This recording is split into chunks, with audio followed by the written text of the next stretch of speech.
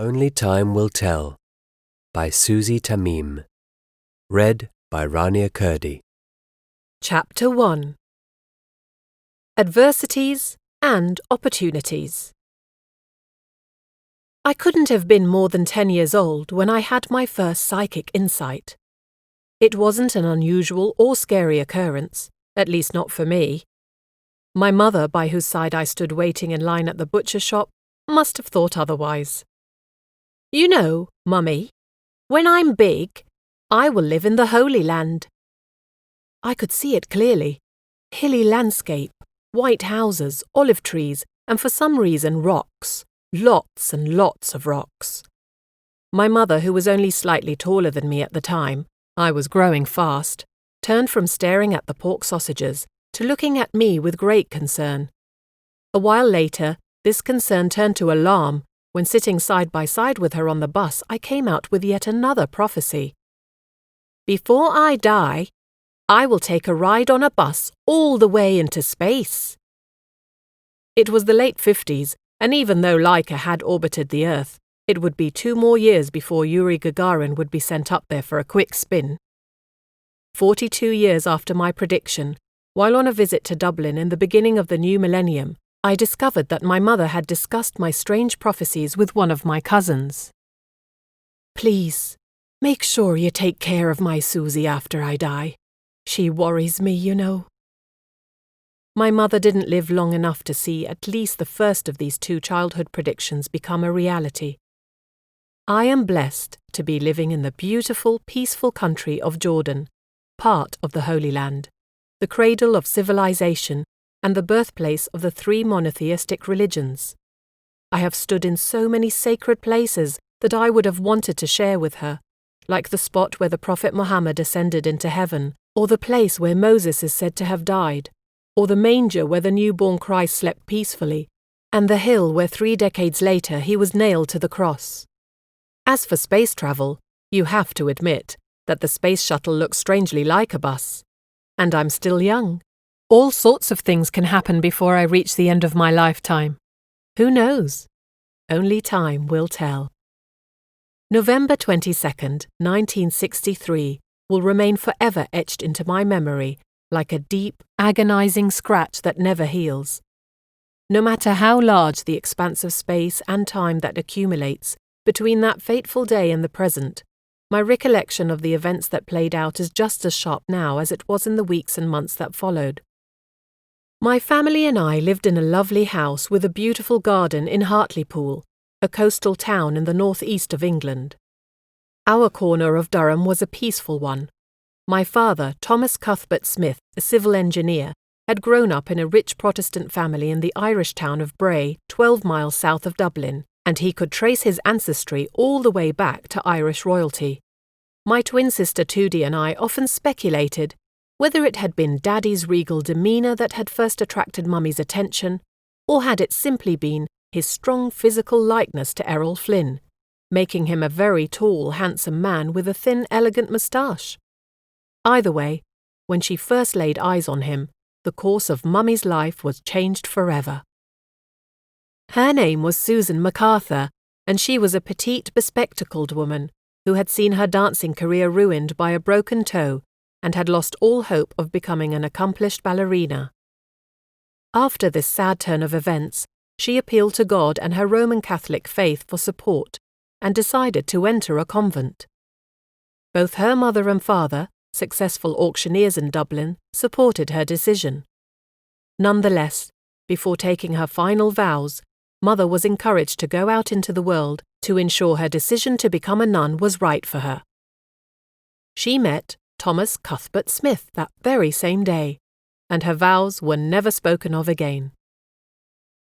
They married in 1939, when my father was 20 and my mother 28. Their parents had serious reservations about the marriage, their disapproval solely based on differences of religion.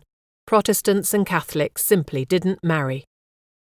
This unfortunate lack of tolerance on their family's behalf resulted in the strange fact that their parents never met, and it eventually led to my mother and father's decision to move to England after we were born.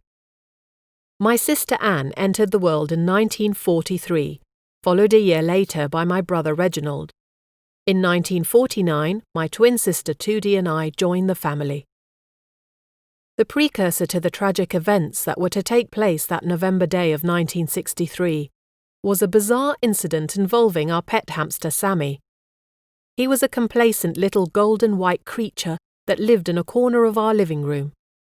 Mother had trained him carefully, and she adored him. That morning, as I had done so often in the past, I opened the door of Sammy's cage to lift him out and was taken by complete surprise when he bit my finger. My natural reflex was to pull back my hand, giving him the unintentional opportunity to escape. Stunned, I watched him make a beeline for the curtain, jump onto it like a rodent possessed, and climb all the way to the ceiling and down again in a flash, only to disappear under the couch. When I finally caught him 20 minutes later and cradled him snugly in the safety of my hands, I could feel his whole body tremble, and it took me quite some time to calm him down. Sammy had clearly sensed that something was wrong in our house. After returning the little creature carefully to his cage and checking the latch twice to make sure it was securely in place, I made no more of the incident and enjoyed a carefree and pleasant day. Later that evening, a particularly cold and wet one in an already wintry Hartlepool, while my parents, my siblings and I were watching television together, snuggled warmly by the coal fire, the shocking news of John F. Kennedy's assassination in Dallas was hurtled at us from the screen, and it left us all understandably breathless. My father was so upset, he cried out in disbelief at what this world was coming to, if even the American president was no longer safe from a hired thug. At such a tender age, I could already feel the injustice and tragedy of what had taken place, and this piece of bad news sadly spoilt some of the innocent happiness that had laced my day. As I sat there, watching my father's annoyance, my mind went back to our hamster's uncharacteristic behaviour that morning, and I thought, perhaps a little dramatically, that it was befitting for a day that had started with Sammy's theatrical behaviour to end with such spectacular, albeit gloomy, events. Unbeknownst to me, the actual tragedy that would draw that November day to its terrible close was still to play itself out. After supper, my mother was busy in the kitchen, when suddenly her legs gave way beneath her and she collapsed onto the tile floor, clutching her chest. Staying calm, Daddy ran to the telephone and called for an ambulance, which mercifully arrived within a few minutes. As the ambulance men strapped her onto the stretcher before rushing her off to hospital, I remember looking at her intensely and feeling a dreadful, cold emptiness settle within me. The sudden certainty that I would never see her alive again. As if she had read my thoughts, she looked at me and said, "Don't worry, Susie. I'll be back home in no time." Unfortunately, Mother would never make good on that promise, for on the way to the hospital she suffered a massive stroke and went into a coma from which she was never to wake up. My father, in a desperate attempt to keep the news of our mother's deteriorating condition from us, told us she refused to let us visit her in the hospital. "She has asked that you all pray for her to get well soon." After 4 agonizing and seemingly endless days, in which we all did as Mummy had asked and prayed with all our hearts for God to heal her and make her come back to us soon, Anne called Tudi and me in from the garden and told us that Daddy wanted to speak to us. We jumped for joy and ran into the house expecting him to bring us the good news of Mummy's recovery. In our childish enthusiasm, we even expected her to be home already, believing she was playing hide and seek with us. We were convinced we'd find her concealed behind the curtains or the wardrobe. We had searched for her everywhere before Daddy finally managed to quiet us down and call us into the bedroom. He pulled us both onto his lap, and while he held us tightly to him, he told us that Mummy was with God in heaven and would not be coming home. "Please, be strong and help each other." The shock of the announcement stunned me into immobility. I sat there, simply unable to move, aware that every breath I drew into my lungs required an effort I wasn't able or even willing to make. My 13-year-old heart felt as if it were breaking in two, and a single thought kept racing through my mind over and over again. Why? Oh, why? Dear God, did you take Mummy away from us? 2 days after our mother's death, on November 29th, Tudi and I marked our 14th birthday. During my entire lifetime, no birthday before or after has been filled with more tragedy and heartache. While we waited for the days to pass and the moment that would see us bury our mother to finally arrive, I stayed in my room, stretched out on the bed or even sitting on the floor in a corner, sobbing my heart out. I could not understand why something so cruel could have happened. Why? I must have asked that question 1,000,000 times, often shouting it out loud, but to this very day the answer hasn't come. On the day of my mother's funeral, I woke up with swollen, sty-covered eyes and I needed help dressing myself. I even had to be led into the church, which made me very sad, for now I would not be able to see my own mother's funeral mass and burial. Sitting next to me, my considerate twin Tudi quietly described everything she observed around us. The church floor, every available space filled with wreaths, most of them made with our mother's favourite flower, the rose, in a myriad of colours, the candles lining the walls, and the crowd, consisting of friends, nuns, neighbours, and classmates. Tudi didn't leave out a single heart-rending detail, and it left us both knowing that we had lost from our lives the most wonderful and caring person who had been loved by so many. The passing of the years could not heal the wound my mother's death had left in my heart, and even today I still find it difficult to accept her untimely departure. Every Sunday, I would go and place roses on her grave and quietly kneel down to pray for her happiness in that place on the other side, wherever it may be. During those intimate moments of prayer, I somehow felt closer to Mummy.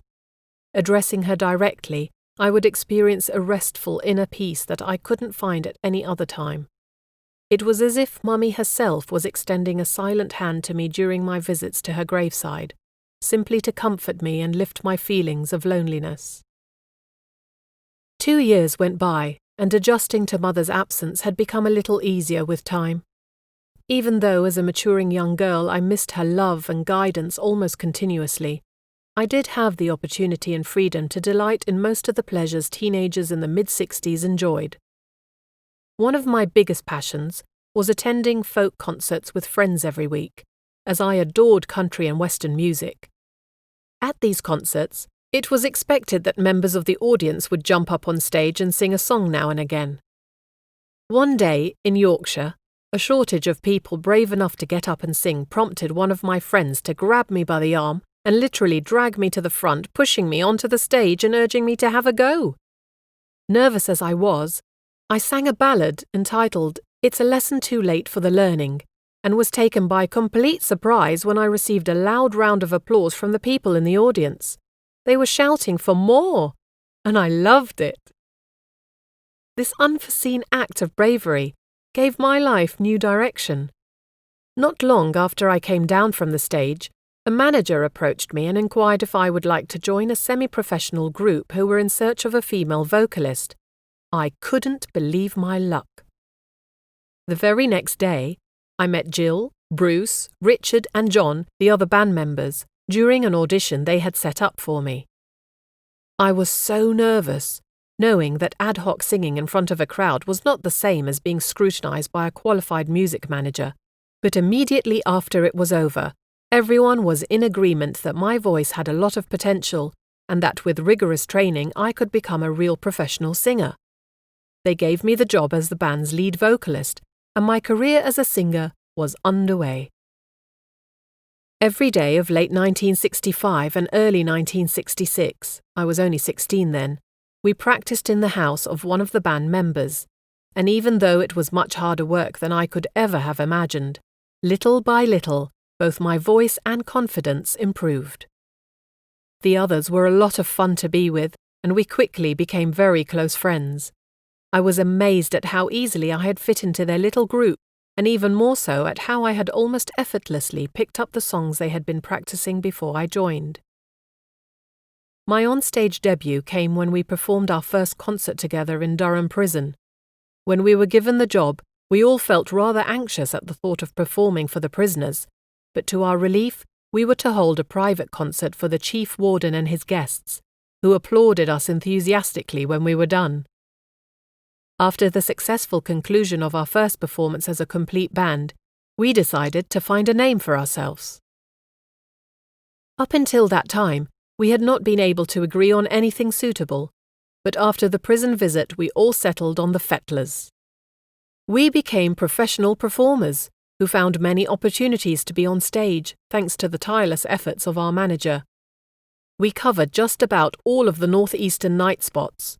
He even managed to get us on the same bill with Cliff Richard and the Shadows and Dave Berry once. My young blissful existence as a budding folk singer was to be temporarily interrupted by another tragic event. About a year after I had been performing regularly with the Fettlers, I decided it was time for me to have a break from my fellow band members one Saturday night, and I went out dancing with my friend Grace at the Fiesta nightclub in Stockton-on-Tees in Yorkshire. I was almost 17 by then and a somewhat overconfident girl, tall and blonde with piercing steel blue eyes and a lily-white complexion. I knew I turned heads everywhere I went. The bus ride from Hartlepool to Stockton-on-Tees took about 40 minutes, and after an evening of great fun, Grace and I left the club only to realise that we were about to miss the last bus. It was close to midnight when we ran to the bus station, and out of breath we saw the bus driving off into the distance. No amount of shouting or waving could persuade the driver to stop for us.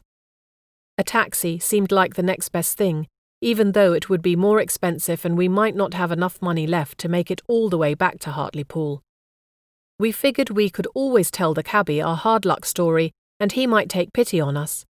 Unfortunately, every taxi that passed was already filled with passengers. What were we going to do now? Recognizing the fact that we had no choice but to walk home, we set off reluctantly. We didn't want to hitchhike because we had seen too many movies about unsuspecting teenagers being hacked to pieces by harmless-looking lunatics. As we walked, Grace and I discussed the very dark country lanes in Wolverston up ahead.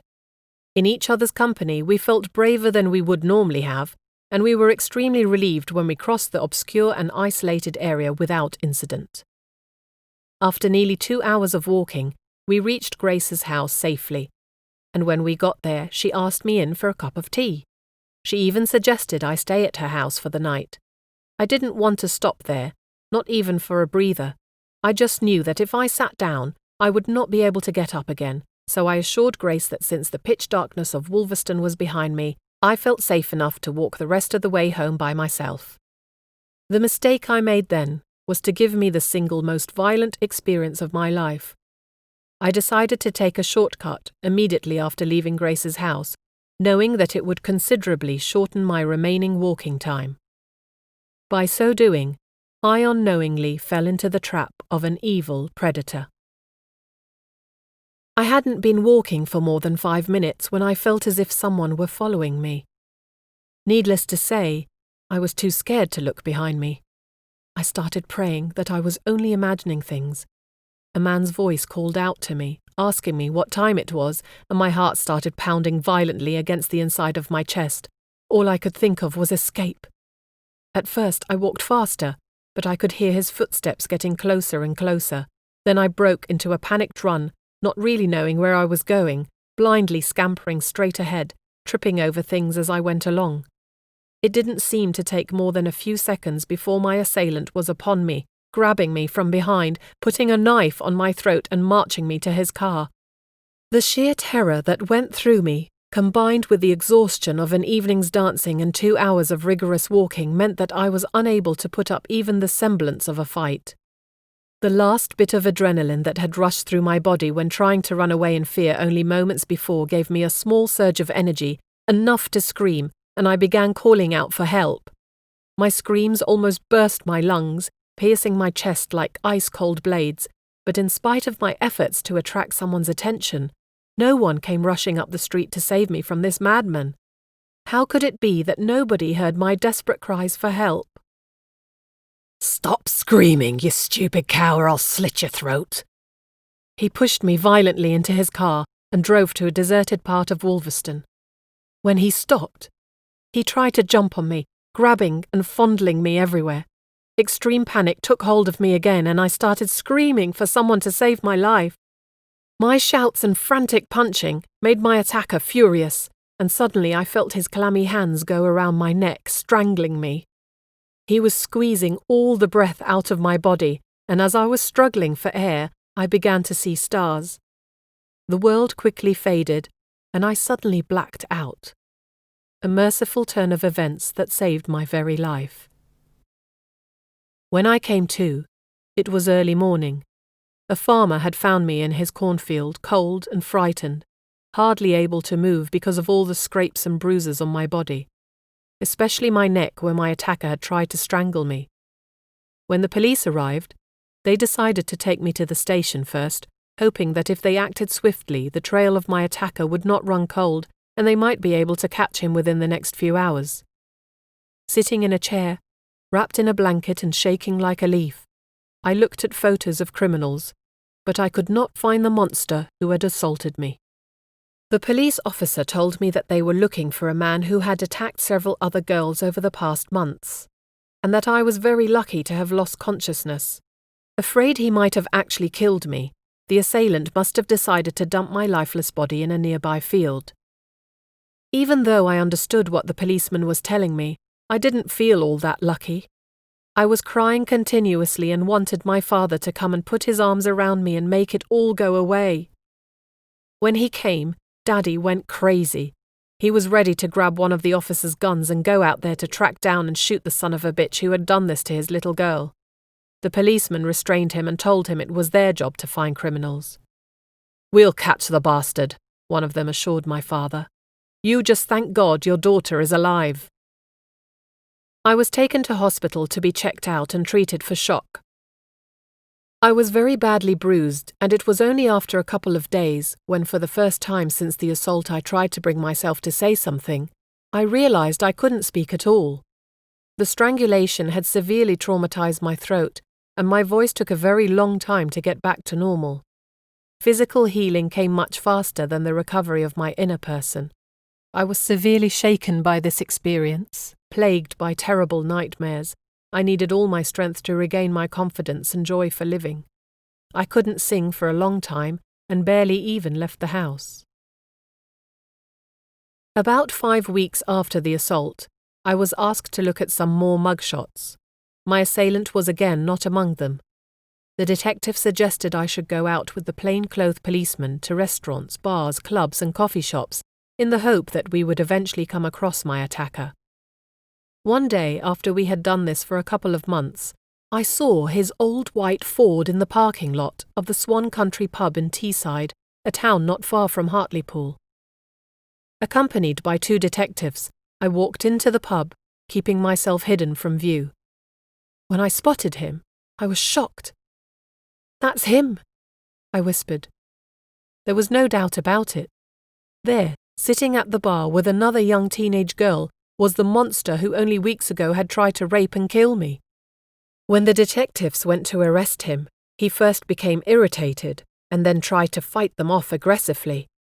They forced him into handcuffs, escorted him to the police car outside and drove him to the station. All the while I had remained well hidden, so that on the day of his capture my assailant never even knew who had led the police to him.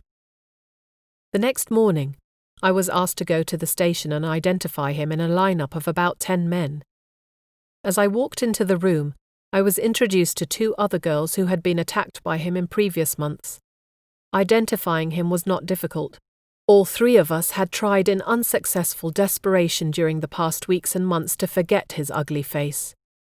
One of the girls lived just up the road from our house, and she had been extremely lucky too.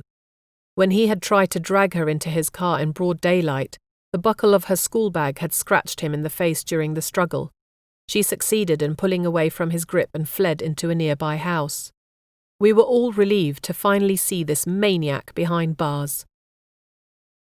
To the dismay of his victims and their families, he was sentenced to only 5 years in prison, hardly sufficient punishment for the crimes he had committed. I couldn't help but feel that our survival had procured him a lighter sentence. His intentions were evil, and he should have been kept in prison for a very long time. I never found out when he was released, but I am sure that with exemplary behaviour he may have gotten out even before his 5 years were up. God was with me that night, but I still pray for all the unfortunate victims of other killers and rapists in the world who were not as fortunate as I was that night in 1966. I am convinced that as a result of this painful period in my life, I have become a stronger and more determined person.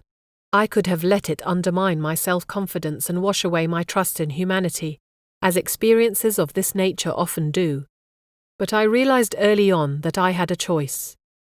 I could either remain his victim forever, or I could move on and draw strength from it. I chose to do the latter.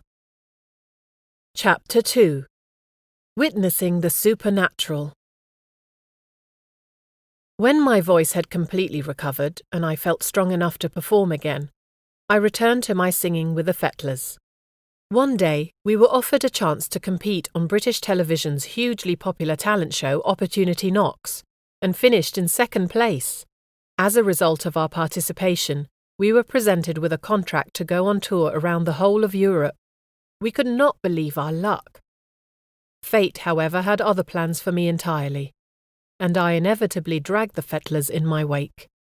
Even before we could sign the agreement, I developed a bad case of laryngitis, and we were forced to decline the amazing offer. We were all devastated, and even though I had no way of knowing it then, I can look back on those days now with the clarity of hindsight and understand that the wheels of my destiny were already being put into motion. After the disappointment had worn off and my laryngitis had healed, we were offered a job to sing in a house called Hartlepool Hall in Durham. The name had a familiar ring to it, and when I remembered once having heard rumours that the place was haunted, I headed straight for the library and did some quick research. I was right. It seems the ghost of the White Lady, who had been killed many years ago in a terrible accident, haunted Hartlepool Hall. The story goes that the White Lady left her house in secret one night to meet a lover of whom her father did not approve. She asked the stable groom to bring round the horse and carriage that would transport her to her rendezvous. Regrettably, the carriage overturned while speeding down the estate's pink path, and she was propelled to her death. I shared this information with the other Fettlers, and they all laughed at me, saying that ghost or no ghost, the show must go on. It was quite clear that not one of them believed a word I said. On the day of our performance, as we were all getting into the car to drive to the venue, Bruce and Richard made a few silly jokes about haunted houses and mysterious white ghosts, but within minutes they seemed to have forgotten the entire story. Hartlepool Hall was set on beautiful grounds, surrounded by breathtaking botanical gardens. When we arrived on the edge of the estate, we drove through big golden gates and up the pink path, which was flanked by a cascade of colourful bushes, shrubs, and flowering trees. As we were driving along this enchanting road, I couldn't help but be reminded of the fact that this was where the White Lady had met her untimely death, and where she was said to still haunt the grounds on moonlit nights. The caretaker who welcomed us and gave us a tour of the house received us at the door. The place looked like a museum, with magnificent glittering chandeliers suspended from the frescoed ceilings and great works of art covering every wall. We were to perform for around 400 police cadets and officers who used Hartlepool Hall for training and ceremonial purposes, and we had the opportunity to rehearse for a little over an hour before our audience arrived. By the time the blue bottles, as they were affectionately called in those days, had filled every available seat in the place, my heart was beating in my throat. I was having cold sweats. At the age of 17, performing live before such a large crowd of policemen was quite intimidating, and my stage fright was so intense that I worried I would not be able to get a single note out of my mouth once I turned on that microphone. How was I going to sing ballads while I was scared of my own audience? My considerate fellow band members suggested we sing some rugby songs first, giving both my voice and the cadets and their officers a chance to warm up to the real music we were to perform later on. The plan worked perfectly. By the time we started singing ballads and folk songs, my tension had completely evaporated, and the audience was deeply involved in our performance. To our surprise, they all seemed to like us very much, and many members of the audience called out loudly and encouragingly. We had again succeeded in giving a winning performance. The concert ended around midnight, and after loading all our instruments and equipment into the boot of the car, we hopped in and started on our drive home. As we slowly pulled away from Hartlepool, Richard, who was driving, suddenly said, "What was that? Did you feel it? I think we have a puncture." He turned around to look at Jill and me in the back and asked us to get out of the car from either side and check the tyres. Unaware that the boys were playing a trick on us, we did as Richard asked, and no sooner were we outside the car than he drove off screeching, leaving Jill and me standing foolishly on the pink path. In anger, we shouted after them to stop and come back, but they did nothing of the sort. There we stood, abandoned and amazed that Bruce, Richard and John could think this was even remotely amusing. Jill and I had no choice but to walk down the pink path on foot. We figured the boys would be waiting for us by the estate's entrance, slapping their thighs, thinking this was all one big riotous joke. At first, we simply walked slowly and apprehensively side by side, noticing with a small amount of gratitude that the moon was full, even though it was casting the long, scary shadows of the trees onto the path. Not a single word was exchanged between us, even though I could take a pretty good guess at what was going through Jill's mind. I knew what I was thinking. Will the ghost show herself? As we progressed slowly towards the exit, the trees seemed to multiply, casting ever darker shadows around us, and the bushes, so lovely earlier that day, were now closing in on us. We were terrified. Suddenly, without even the slightest warning, Jill shouted, "There she is! The White Lady!" I looked up, and what I beheld was a divinely beautiful young woman, long golden hair cascading in ringlets around her ashen face, wearing a long white dress. Totally unable to move, Jill and I froze in our tracks as the smiling apparition approached, unaware of our presence, and just floated straight through us, disappearing into thin air. As soon as she had vanished, our instincts took over and Jill and I started running down the path in a complete out-of-control panic, screaming, "The ghost! We saw the ghost!" Out of breath and almost in shock, we finally arrived at the Golden Gates moments later to find the boys waiting for us, laughing their heads off. Needless to say that when we had finally regained some of our composure and managed to tell the story of what we saw, they didn't believe a word of it, thinking we were trying to pay them back for their prank. "Insane," was Bruce's verdict. "They've gone completely potty, these two." When Jill and I insisted on driving back up to the house to talk to the caretaker, neither Bruce, Richard nor John could convince us otherwise, and they had no choice but to comply with our request. As we recounted to him what had happened, a knowing smile appeared on the caretaker's face. "You didn't imagine what you saw, and you were not the first ones to have bumped into the White Lady either. She's haunted these grounds for hundreds of years. No horse or other animal has since accepted to set foot on the pink path, as if they can somehow sense that something mysterious lives between those trees." Apparently, a policeman had once attempted to ride his horse through the passage, forcing it to go forward, only to be thrown off when the animal reared violently in protest, flinging his rider to the ground and causing him to break his neck. As a result of this ghostly experience, we became enthralled with the afterlife, that unknown and mysterious realm into which Jill and I had been given a brief but compelling glimpse. Even though we never returned to the pink path, our memorable visit to Hartlepool had convinced the Fettler boys, who at first had so fervently made fun of the entire story, that perhaps they had been just a bit too hasty in their unwillingness to accept the possibility of the supernatural. Therefore, as a misplaced but well-meant peace offering to Jill and me, they had agreed that at the end of our rehearsals, whenever we'd have enough of singing the same songs over and over again, we would bring out the Ouija board that Bruce had bought and start experimenting. The first time we had a go, having laid out the board carefully after darkening the room and lighting some candles for dramatic effect, our experiment failed dismally, The more I tried to hush everyone up, the less subdued their giggles became, until eventually their efforts to suppress their true feelings failed entirely, and we all burst out laughing. Even I had to admit that the scene looked somewhat comical and that perhaps we all needed a little extra time to find a more serious approach to these experiments, or at the very least maintain our composure. With continued practice, we finally managed to keep calm, and even though the trials never led to any successful contact with the world beyond, we didn't give up hope that with persistence we might ultimately succeed. Perhaps outwardly we were all pretending to believe that something strange and mysterious might happen one day, but deep down inside, most of us were not actually expecting us to make contact with a spirit.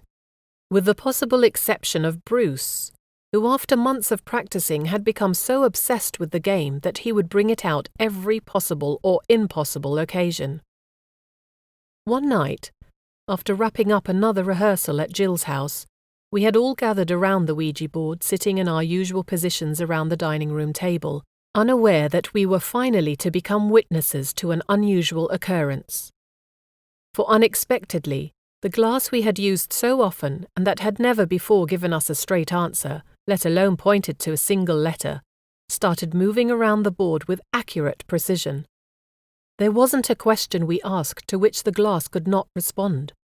What was my mother's middle name? How much change did Bruce have in his pocket? Which colour underwear was Jill wearing? What year had Richard's father died? When I suddenly felt a heavy feeling of dread coming over me. I wanted to jump up and stop playing, but Bruce, who would have none of my cowardice, told me in no uncertain terms that I should stop acting like a child and get on with it.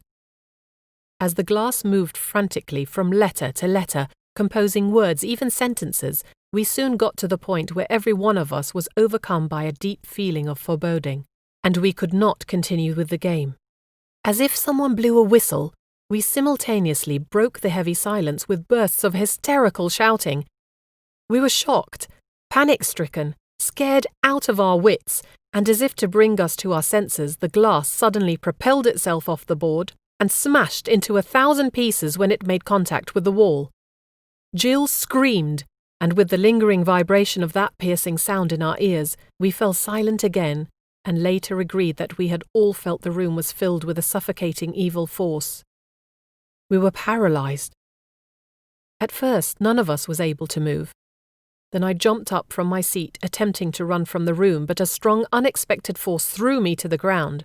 Terrified, I scrambled to my feet, running towards the window with only one thought: escape. When I tried to slide the window open, I was thrown backward across the room, and as I got up, I burst out into tears of desperation and terror. Everyone was petrified, nailed in agony to his or her chair.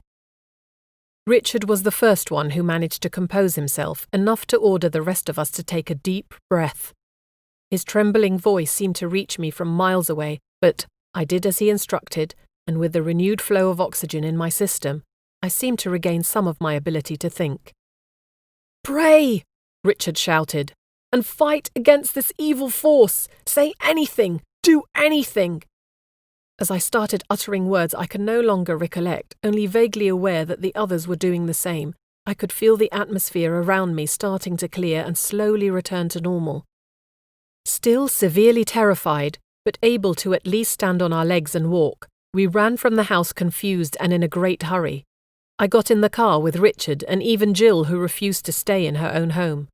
I sat in the passenger seat next to Richard, who was driving, with Jill behind me. All of a sudden, I felt two cold hands grabbing my throat as if to strangle me, bringing back panicked memories of my violent assault. I turned around swiftly, and as I did so, Jill withdrew her hands from my throat and stared at me with a malevolent grin on her face. What a moment to play a practical joke! It was enough to give a person a heart attack. I wanted to hit her for what she had just done, but as I looked at her, she started cackling hysterically, her eyes just about ready to pop out of her head with the dark and evil gaze that was held within them. To bring her to her senses, my hand reached out automatically, completing my earlier thought with a resounding slap across Jill's face. It had no effect on her whatsoever. The noises she produced became increasingly stranger by the second, to the point where we could no longer recognize her voice. What was going on? Had she suddenly become possessed? Richard again took decisive charge of the situation and drove us all straight to the vicarage. Together, Richard and I tried to pull Jill from the car. However, the frightening sounds she emitted brought the priest running outside to find out what was wrong. It took him only one glance at Jill to see what it was. He knew he had to exorcise whatever evil had taken possession of her. He chastised us severely for what we had done. "You should never mingle with forces you don't understand." This whole episode had a deep effect on my friends and me, and needless to say, after Jill had recovered and our emotions had finally settled, we promised one another never to experiment with the dark powers ever again. Take my advice and stay well clear of the unknown, and try not to tamper with forces you don't understand. The Ouija board incident helped me to realize that I would do well to abandon these sinister pursuits if I were ever to lead a normal life. In fact, not soon after I gained this insight, I decided to leave the Fettlers. Everyone who had been there that day suffered long-lasting after effects. Jill used to write to me and recount the horrible dreams she was having. Poor Richard even had to see a psychologist for more than a year after the event. Over time we lost contact, not because we stopped liking each other, but as a result of our growing desire to avoid being reminded of that sinister night around the Ouija board. I abandoned my singing career forever and moved with my father to his hometown of Bray, where he had remarried. My life took on a completely different quality while I lived with my stepmother, Bridie, with whom I got on only moderately well. Most times it was just she and I. Daddy would be off for his job in Yorkshire most of the time, and my relationship with her became progressively more difficult as months went by. Throughout the entire year that I spent in Ireland, my twin Tootie never gave up trying to convince me to come and live with her.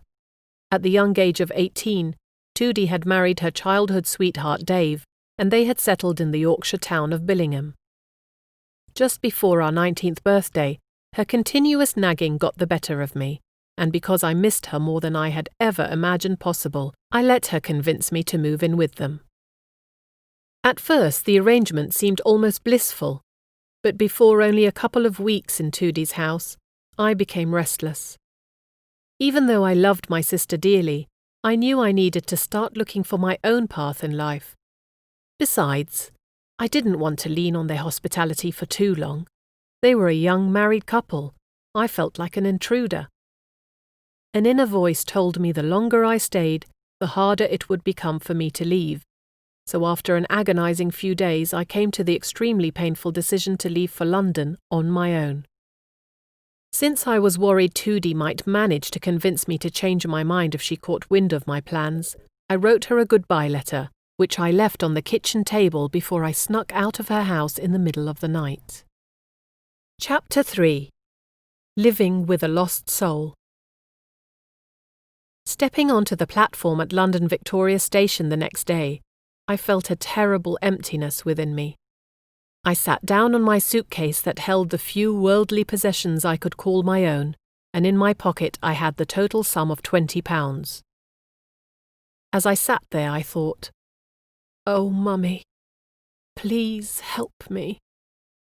You were the one who always told me not to worry, that as one door closes, another will open for me. But where is the open door now?" The moment I had asked myself that question, the thought of my mother seemed to strengthen me a little, and convinced she was with me, I pulled myself together, picked up my suitcase and started walking in the direction of Westminster. Not more than 15 minutes into my walk, I came across a big building called the St. Francis Hostel. When I knocked on the heavy door, a woman opened, and after looking me over from top to bottom, she told me rather abruptly, "Sorry, we're full." I immediately began to cry.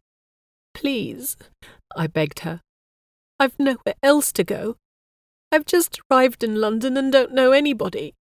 Please help me." The woman took pity on me and asked me to come inside. For £5 a night, she would agree to let me stay. Even though that was too much money, I knew I had no choice but to accept, and I told her I would only be able to stay for 3 nights. I cried myself to sleep in the small bed I was given, praying to my mother to stay by my side. When I woke the next morning and joined the other girls for breakfast in the big hall, I felt as if I had walked into a scene from Oliver Twist.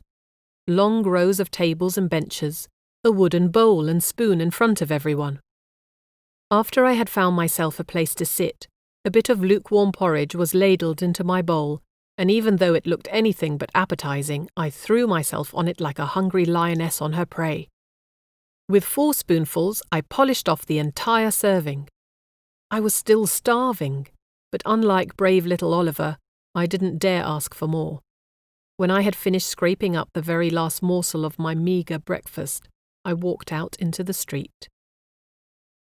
I had been on my feet for what seemed like an eternity when I arrived at Belgrave Square, and something stopped me in my tracks.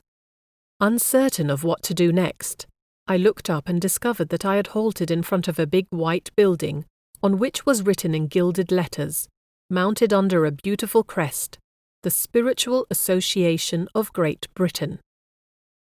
Intrigued by this name, I was overcome by a compelling need to go inside and find out all about the place.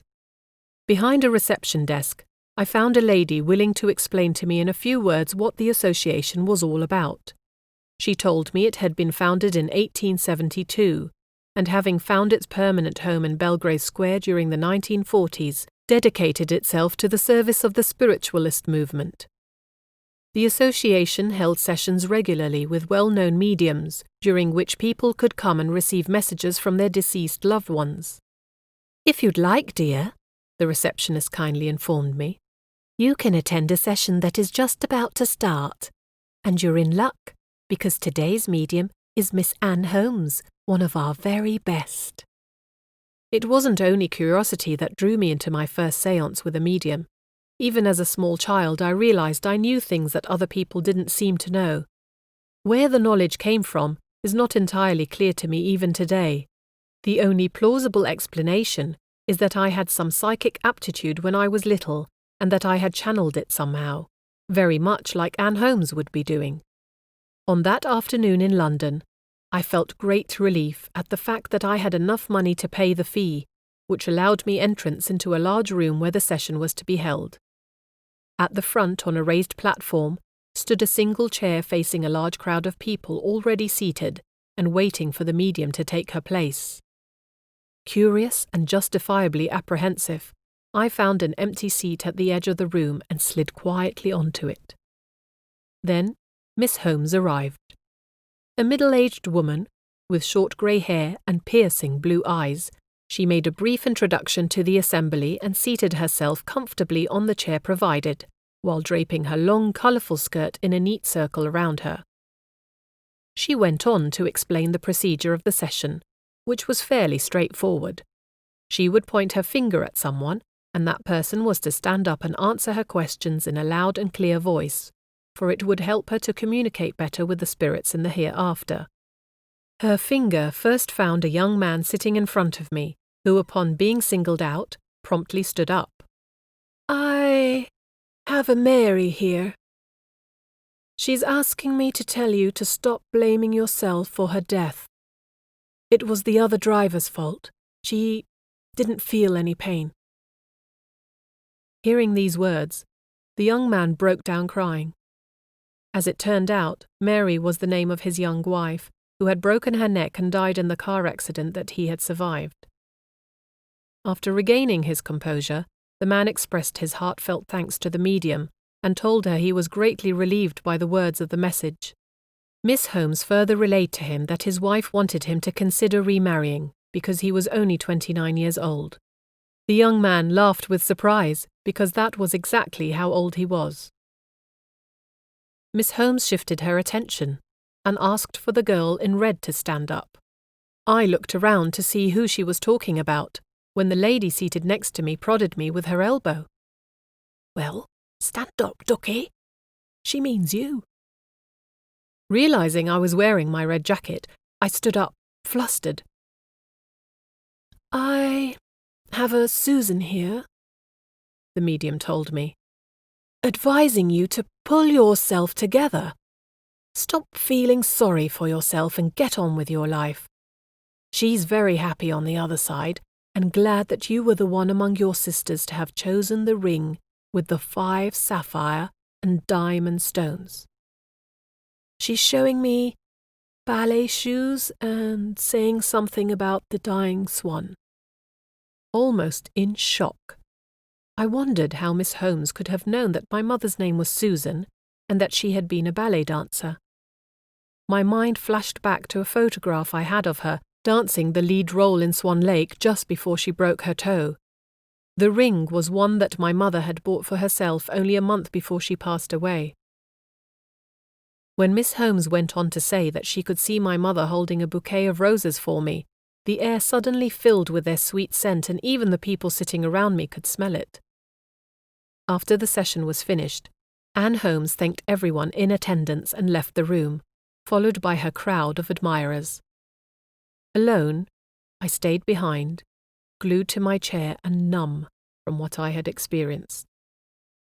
This short message from my dead mother, the first of many I would later receive directly from her, was my first genuine introduction into the psychic world. My mother herself jolted me into action, triggering the next events of my amazing first day in London. But as you will see later in the story, her message did much more than that.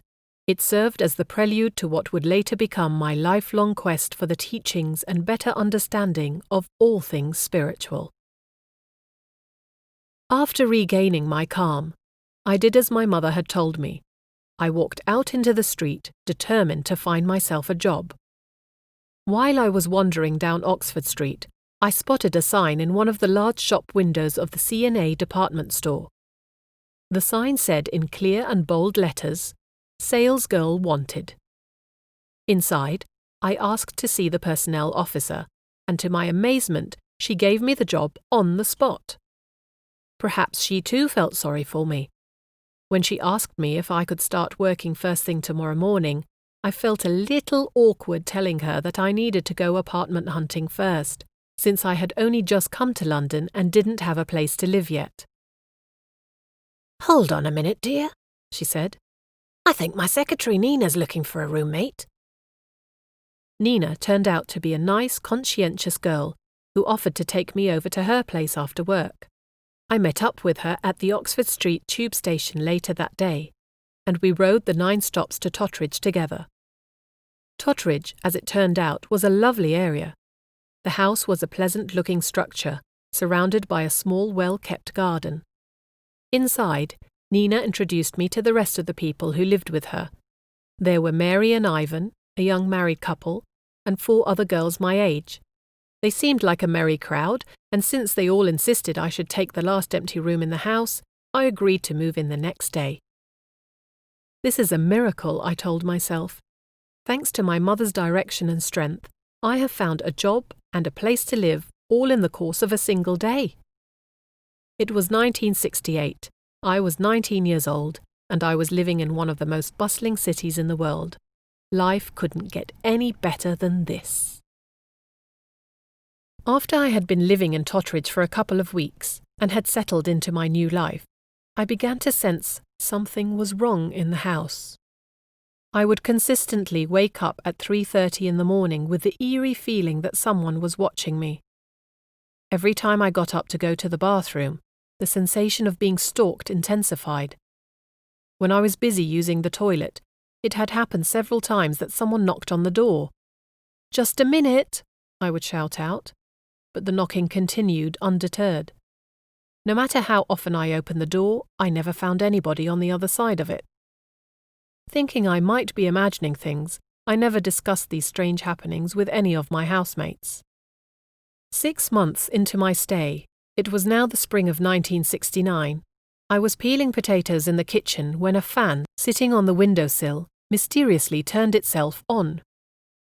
I walked over to turn it off, thinking the appliance might have an electrical short, but after I returned to my chore, the same thing happened again.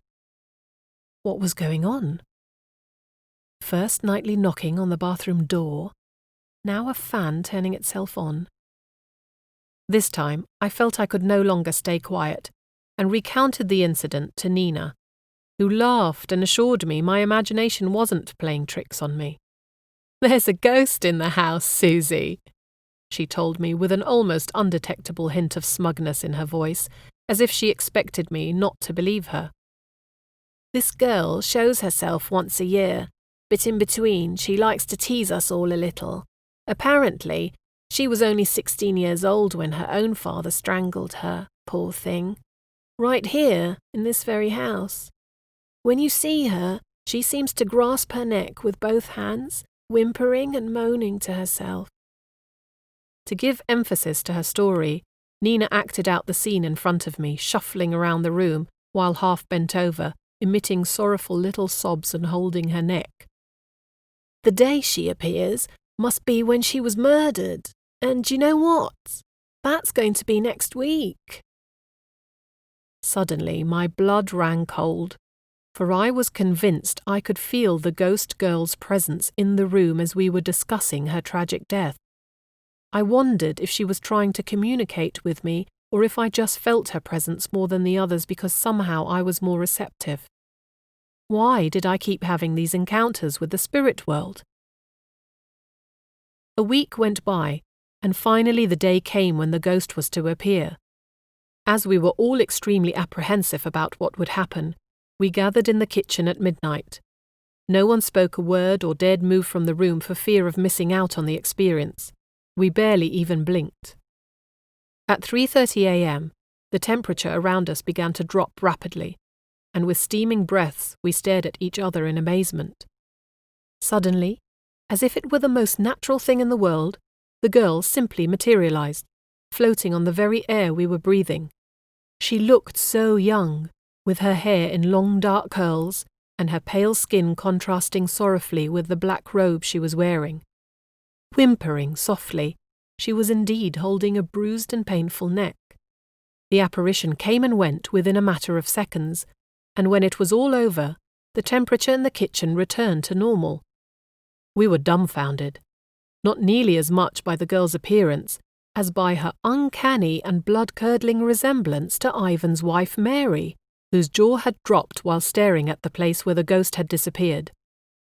We all agreed that it was weird, to say the least, that they had looked as if they could be twins. Mary didn't think it was at all amusing, and tried to forget what she had seen as soon as we left the kitchen and made our way to bed. Staring up at the ceiling of my room, unable to sleep, I was now completely convinced that the supernatural really did exist. Not long after our encounter with the strangled girl, I was awoken one night by strange noises coming from Mary and Ivan's room. It sounded as if someone was choking. Unable to bring myself to knock on their door, but too afraid to stand all by myself in the dark, empty corridor, I woke up the other girls. Finally working up the courage to take action, I raised my hand to bang on the door. Just as my palm was about to make contact with the smooth wooden surface, the door was yanked open by a stunned Ivan, who came charging out of the room in distress. "What's going on in there?" we all asked at once, gathering around Ivan. "You're not going to believe this, but her body went dead cold." Apparently, while he and Mary were having an intimate moment, Mary's face changed into the ghostly vision we had seen in the kitchen, and as if falling into a deep trance, her body became rigid and cold. After one of my friends looked in on Mary and reported that she lay fast asleep on the bed, we brought Ivan into the kitchen, where we succeeded in calming him down with a cup of tea. Just as we were all about to return to our bedrooms, we heard the front door open and close. Strange. As one, we ran out of the kitchen, including Ivan, who had completely recovered from what he now believed must have been a very realistic nightmare. We opened the door and to our surprise saw Mary walking away from the house, barefoot and in her nightgown. She was wandering towards the train station at the end of our road, and when we approached her, we realized she was sleepwalking. "That's odd," commented Ivan. "I can't remember her ever doing that before." Knowing that it's bad to wake up a sleepwalker, we decided to follow her and try to keep her out of harm's way without waking her. She wandered onto the train tracks, where she abruptly sat down and started to rock to and fro, whimpering and moaning softly. I quickly said a silent prayer to thank God for the fact that it was literally the middle of the night and that no trains were coming through our station at such an early hour. After a little while, she got back to her feet and returned to the house. She knew exactly where to go and even managed to get through the front door. "How did she do that?" I asked out loud. "I locked the door when we left to go after her. Did she walk right through it?" We followed her inside, but in our panic to find her, we couldn't see her anywhere at first. Following Ivan up the stairs, almost tripping over each other, we went into her bedroom and there we found her, peacefully asleep on the bed as if nothing had ever happened. She looked so serene, her chest moving calmly up and down with her rhythmic and deep breathing, her complexion a smooth and soft pink. We could not believe this was the woman we had followed to the train tracks and back only minutes ago. Understandably, Ivan was in a state of shock. This time, a cup of tea did nothing to pull him out of his anguish, so we wrapped him in blankets to keep him warm, gave him a sleeping pill, and stayed with him until he fell asleep on the couch. Very early the next morning, just after I had walked into the kitchen for breakfast, Mary came running downstairs and asked where Ivan was. "You were snoring so loudly last night, he came down here and decided to sleep on the couch," I explained.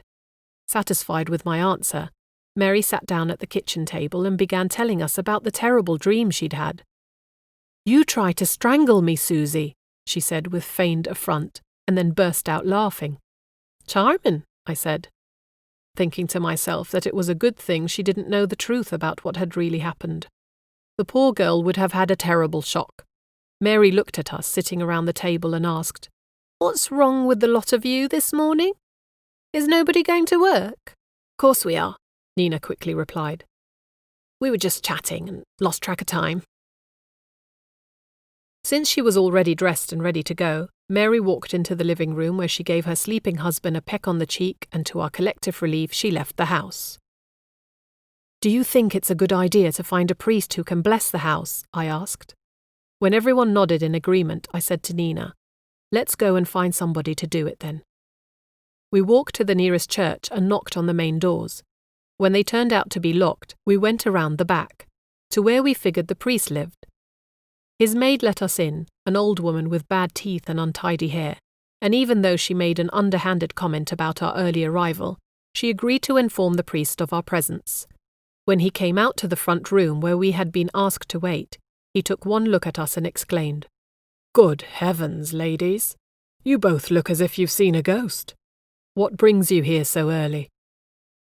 We explained to him as objectively as we could what we had experienced and seen, and to our relief he took everything we told him very seriously. "Do you believe in ghosts, Father?" I asked him. "Oh, absolutely, even though I prefer to call them spirits. You have to understand that because of her terrible death, this poor girl is out on a limb, a lost soul floating without a purpose, drawn to people for help and prayer. Blessing your house will most likely help her to move on." I found it extremely fascinating to watch the priest work his way from room to room, using holy water and incense to cleanse every area. The smell of the incense had a soothing effect on me. I felt it tingle through my whole body and I became so very relaxed. The priest sat down next to Ivan for a while, to comfort him and bless him as well. After he left, we all felt confident that the house had been cleansed of the haunting ghost girl and that her soul had finally been given a chance to rest. We couldn't have been more wrong. The 2 years following the priest's visit, the house appeared perfectly normal. No more mysterious knocking on the bathroom door. No more yearly visits. Not even a single sleepwalking episode or nightmare. But around the time of my 22nd birthday, in late 1971, our ghost was back. Had our optimism simply blinded us from her presence? Had she really been away for more than 2 years and suddenly returned? Who knows? As the weeks and months passed, and after Christmas and New Year were celebrated, winter slowly turned into spring, and I knew I could no longer live in a haunted house.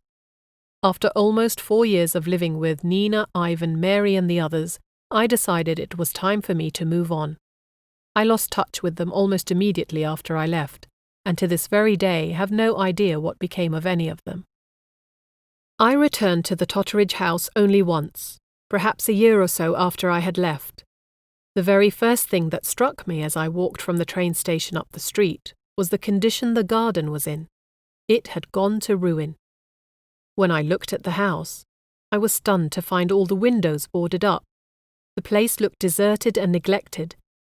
In search of an explanation, I rang the bell of Anne and Johnny, the elderly couple next door. Happy to see me, they invited me in for a cup of coffee, and I was told that after I moved out, all the others soon followed, and that only one family had lived in the house since. "They didn't live here very long, though," Anne said, "because of their daughter, you see. She kept having these terrible nightmares and told her poor mum that a girl kept coming into her room at night, crying and asking her for help. The mum's nerves couldn't handle the thought of living in a haunted house, Susie. You can't hardly blame her now, can you?" After the story of the ghost became known around Totteridge, not a single real estate agent was able to sell or rent the premises ever again. On my way home, I stared up at the house one last time, thinking about the priest who had tried to help the lost soul to find rest. She was not ready to be at peace yet, our ghost girl, and God only knows why. Chapter 4. My Sixth Sense. The location of the flat was perfect, right in the centre of London's main activities, close to both my professional and social scene. I was still holding down my job as a salesgirl at C&A on Oxford Street, but to earn the additional money needed for the payment of my new, markedly more expensive accommodations, I also worked Saturdays at Selfridges and 2 nights a week as a waitress at a crêperie on Bayswater Road. Living on Sloane Street led to all kinds of unexpected pleasures, like jogging around the Serpentine at Hyde Park. Early every morning, I would get up, pull on my tracksuit and go to the park for a run.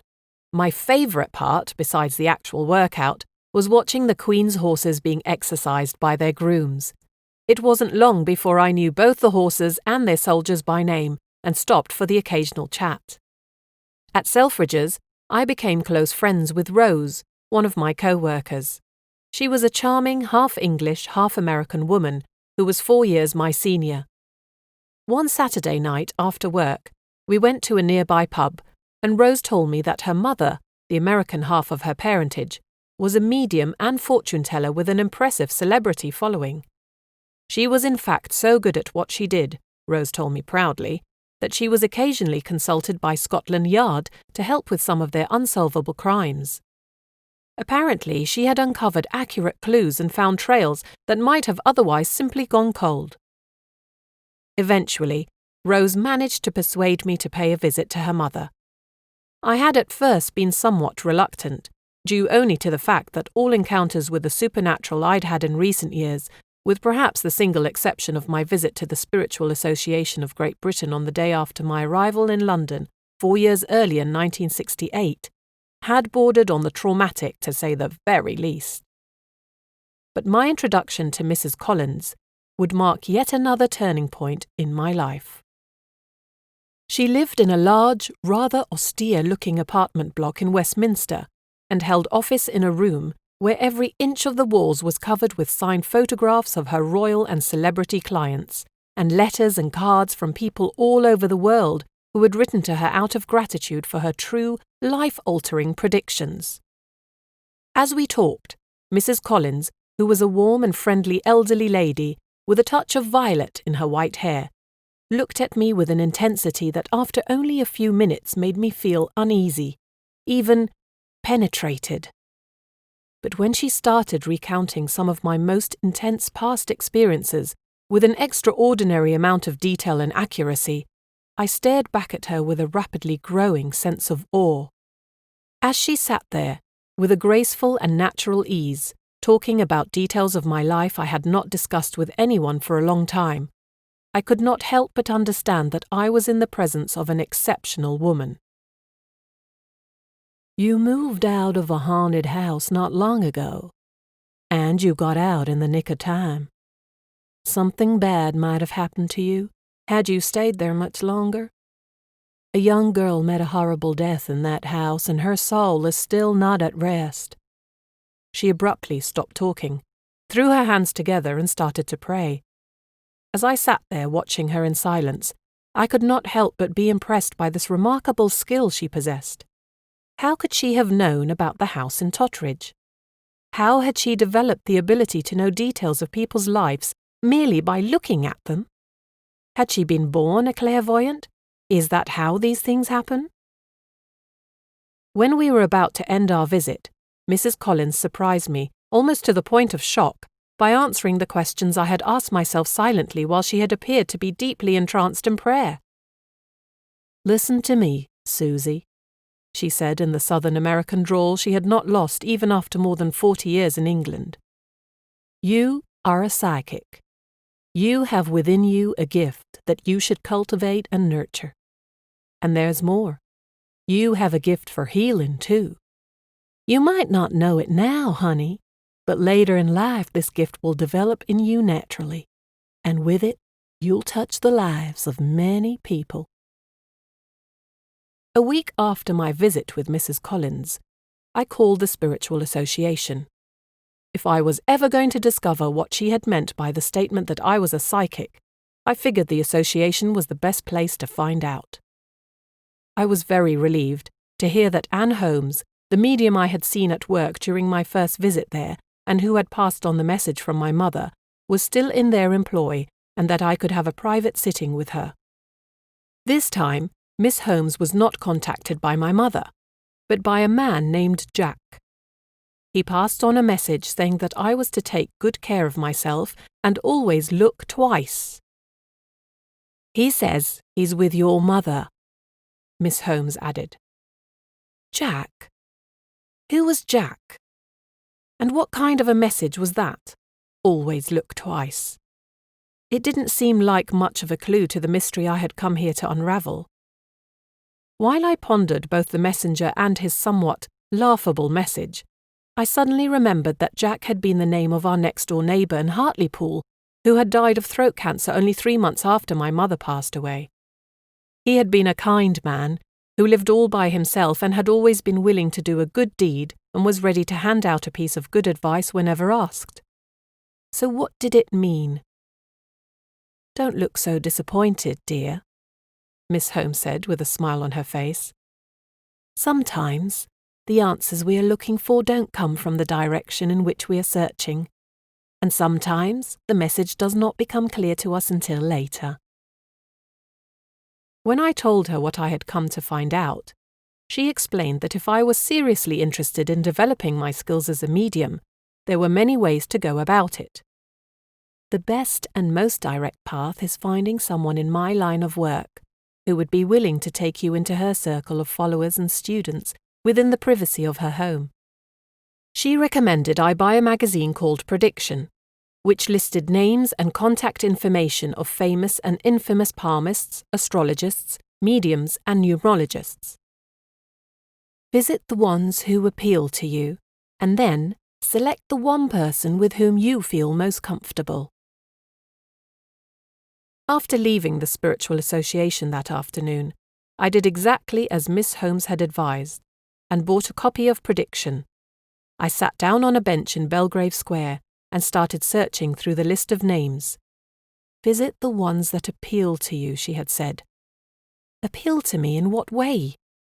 How could I know which ones would appeal to me from just looking at their names? My confusion was starting to take on staggering proportions, and instead of resolving the one question I had set out to answer that day, I was compounding an increasing number of mysteries that might never be resolved. About to give up, I suddenly remembered Jack's message. Always look twice. It couldn't possibly be that simplistic, now could it? But since I had nothing to lose, I leafed back through the pages and started down the listing again, this time letting my finger slowly slide along the long list of names. And there, among the many possibilities, I knew I had found my mentor. It read in cursive letters, Roma Collins, Medium, Westminster.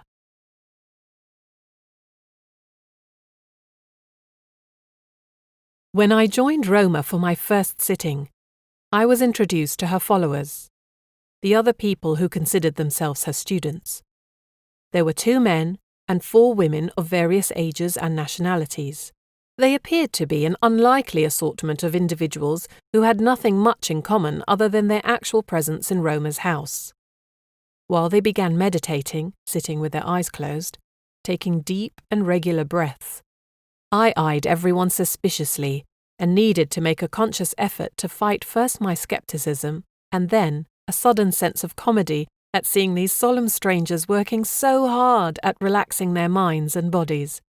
I felt very much out of place. After the session was over, I realized I had done nothing other than observe the others, occasionally closing my eyes to try and find some inner tranquility, without much success, I might add. One of the ladies gave messages to the others, messages she had apparently received from a spirit while meditating. Everyone present applauded her for having had such a successful meditation. That's what learning how to be a medium is all about, Roma said. Would I ever be able to do that, I wondered. Surely not. Before we dispersed, I discovered that Roma did free tarot readings at the end of the sessions for those students who needed her help. Never having had my cards read in my life, I decided to stay. I was mesmerized by how the cards were laid out, how fluently Roma spoke of my life, how things she said seemed to fall into place with events that were happening around me every day. When I returned the next week for my second sitting with Roma and her disciples, it was for the thrill of the cards more than the prospect of channeling messages from the other side. Over the next 5 years, I attended sittings every week, and throughout that entire period, there always remained moments when I thought my visits to Roma's house were a complete waste of time. I had learnt how to meditate and had displayed an astonishing talent for the use of numerology and the tarot cards, but I felt I was not making any headway in developing my clairvoyant skills. I had begun doing card readings for friends and enjoyed that tremendously, but I was now wondering whether things would ever continue to evolve. In hindsight, I realized my special gift was finding its way to the surface, but I didn't actually see that there were signs of better things to come until many years later. I had 2 life-threatening experiences that I believe may have helped pave the way to the discovery of my sixth sense. But until one evening in 1978, when I was almost ready to give up on my spiritual education, I did not truly believe I was intended to become a medium at all. During all the years of my study with Roma Collins, I lived a very active and happy existence in the heart of the British capital. My father and stepmother Bridie had come from Ireland to live in London, soon after I had moved to Sloane Street, and I was pleased to have Daddy nearby. He and Bridie had taken up residence in a penthouse flat on Belgrave Road in Victoria, around the corner from the Spiritual Association, and I visited them regularly, often even staying with them for the weekend or more extended periods of time. It was wonderful to have that feeling of home again. In late 1973, I decided to leave my job at CNA when I was offered a position at the accounting office of Vidal Sassoon in Brook Street, across from the Claridge's Hotel. Even though I didn't have the actual qualifications or degree of an accountant, I had a talent for numbers, which proved valuable in my new employment and would help a great deal in my study of numerology. I simply love number crunching and would stay with Vidal Sassoon until the introduction of computers to their accounting department. When that innovation hit the Brook Street office, the challenge had gone out of my job, and I decided to leave them in order to explore brighter horizons. However, now I am running ahead of my story. In 1974, about a year or so after I had started my sittings with Roma, I woke up from a particularly good night's sleep and walked over to the window to open the curtains. Yes, it was going to be one of those beautiful, bright Sundays. The warm sunlight fell on my skin, and instead of having the urge to jump into my tracksuit and go to the park for a run, I was overcome by a feeling of laziness and decided to spend the day in bed reading a book. Not even the thought of going to church could move me into action, and looking at the clock, it was too late for it anyway. All I needed was some peace and quiet and nothing more than my own company. I threw open the windows of my bedroom after having made a cup of coffee and flung myself onto the bed with a deep sigh of happiness. My bliss lasted until 2 o'clock that afternoon, when the doorbell started ringing continuously as if there were a major emergency. When I jumped out of bed and leaned out of my bedroom window, I saw my friend Alison standing by the front door. "Where's the fire?" I asked. "Or did your finger get stuck to the doorbell?" "Get dressed quickly, you lazy bones," Alison shouted back at me. "Get ready to go for a spin in the new sports car my parents gave me for my birthday. Hurry!" Peace and quiet, did I say? When I got outside, Alison stood by the most fantastic-looking dark green Triumph Spitfire convertible. What a lucky girl she was! Immediately swept into her excitement, I hopped into the passenger's seat and was ready to go. Alison's hair was a complete mess, explained by the fact that the hood of the car was down. What a magnificent machine, even though I had at first been frustrated at the thought of having my quiet Sunday interrupted in such a rude way. By the time Alison pulled away from the sidewalk, my upset was long forgotten. We had been driving for about half an hour when a strange feeling came over me, and a single thought kept repeating itself over and over in my head. Tell her to put the hood up. Tell her to put the hood up. My sense of unease grew to almost alarming proportions in the next 10 minutes. While I was trying to find a way of convincing Alison to put up the hood, while she was clearly enjoying the freedom of the speed of her car and the wind sweeping through her long curly hair, "I'm cold," was all I could come up with, and after insisting several times, throwing my arms around me as if hugging myself for warmth, Alison pulled over by the side of the road and we put the roof back onto the car. Even though I had now obeyed my inner voice, I still had a nagging feeling that all was not well. As we continued our drive, I decided to keep quiet about how I felt, as I figured Alison would most likely just laugh away my concern. When it was approaching tea time, we found a quaint country restaurant and treated ourselves to a hot meal. The scenery was lovely. Seated by the large open windows, we looked out on a summer garden in full bloom. Alison and I chatted for what felt like hours, discussing friends and family, our work and social activities. We eventually decided it was time to return to London. It was early evening by then, and after driving for about half an hour, we hit a stretch of road that was unexpectedly shrouded in thick fog. Alison, overconfident as she was, claimed that she knew these roads like the back of her hand, and appeared to even go faster in these bad conditions. I secretly wished I had never left the comfort of my cosy bed. No sooner had that thought crossed my mind than alarm bells started going off in my head when the car entered a hairpin turn. I froze in my seat, grabbing onto the dashboard and shouted, "Slow down!" When I regained consciousness, the first thing I registered was the sharp sound of a siren nearby. Next, I could hear voices of people saying, "She must be dead. Nobody could survive a crash like that."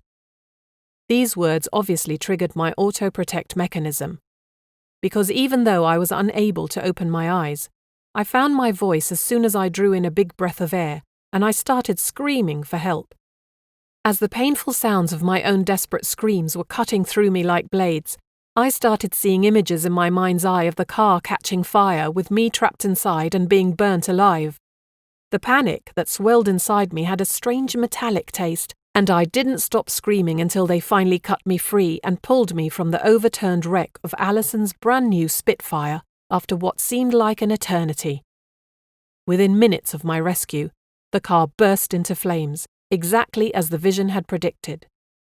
Alison, who had been thrown clear of the car as soon as it started rolling over on the road and who didn't have a scratch on her, sat gloomily beside the ambulance, overlooking the wreckage that moments ago had been her beautiful birthday present.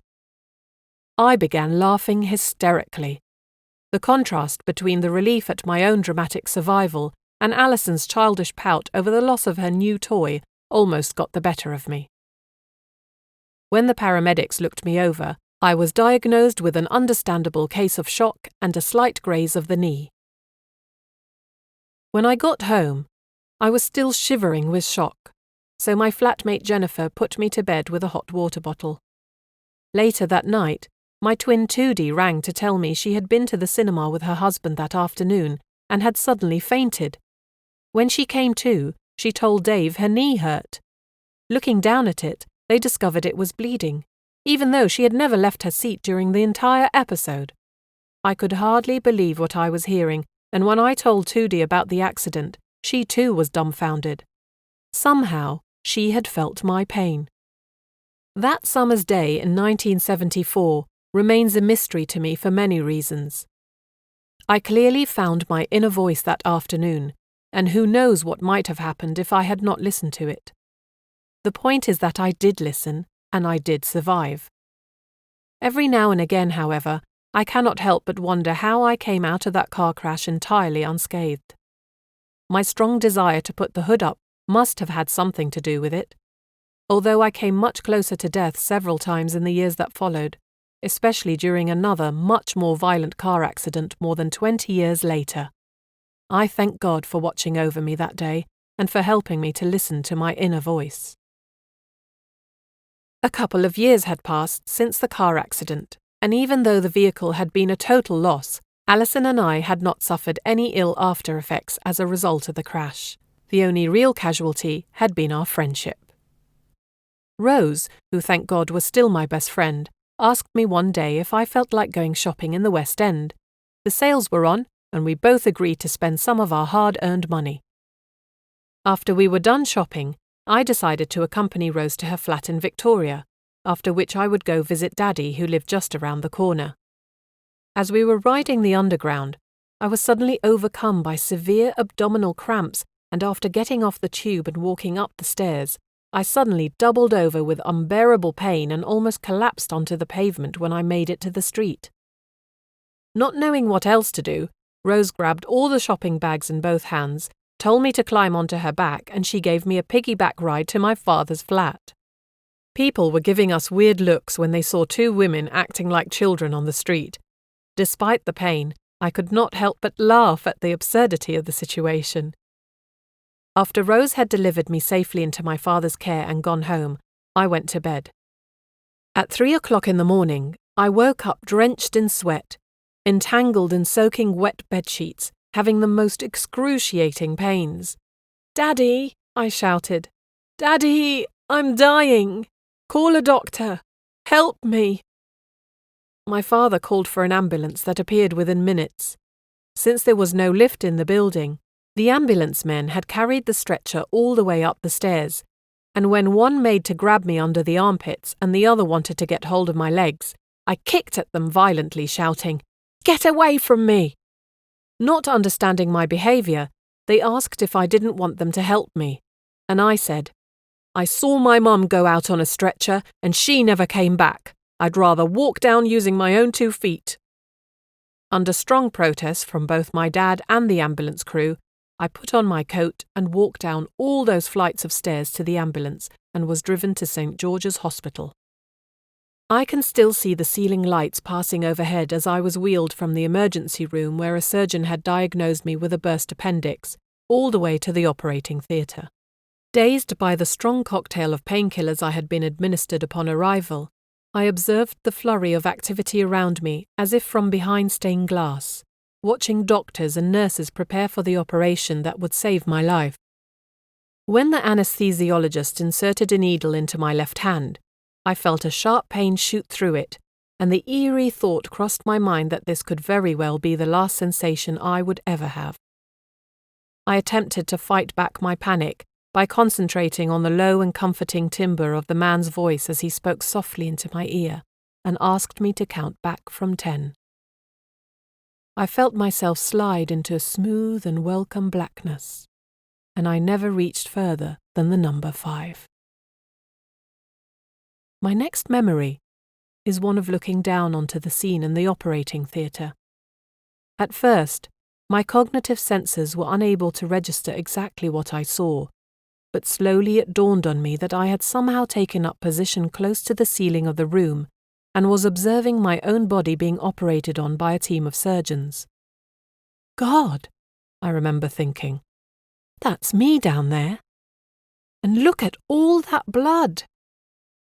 I wasn't frightened really, but I do know I felt uneasy at the redness of my own blood. From a floating position close to the ceiling of the hospital operating room, I was suddenly transported to a dark place with a completely different feel. I was aware of gravity again as I started walking. All I could think of was forward motion. I needed to walk. I was in fact propelled forward by a drawing desire to get a move on. At first I thought I was completely enveloped in darkness, but as I walked, I became aware of a speck of light in front of me. I realized I must be inside a corridor or tunnel, and that spot marked the end of the tunnel in the far distance. Although I tried to focus intensely on reaching that light, I became frustrated with the slowness of my progress. As my eyes began to adjust to the darkness around me, I discovered that the tunnel had niches and little passageways on either side of it, and that crouching behind every corner and inside every crevice were ugly, little gnome-like creatures who growled at me, baring their teeth, sometimes even nipping at my legs and feet. I was scared and tried to hurry up to get away from them, to no avail.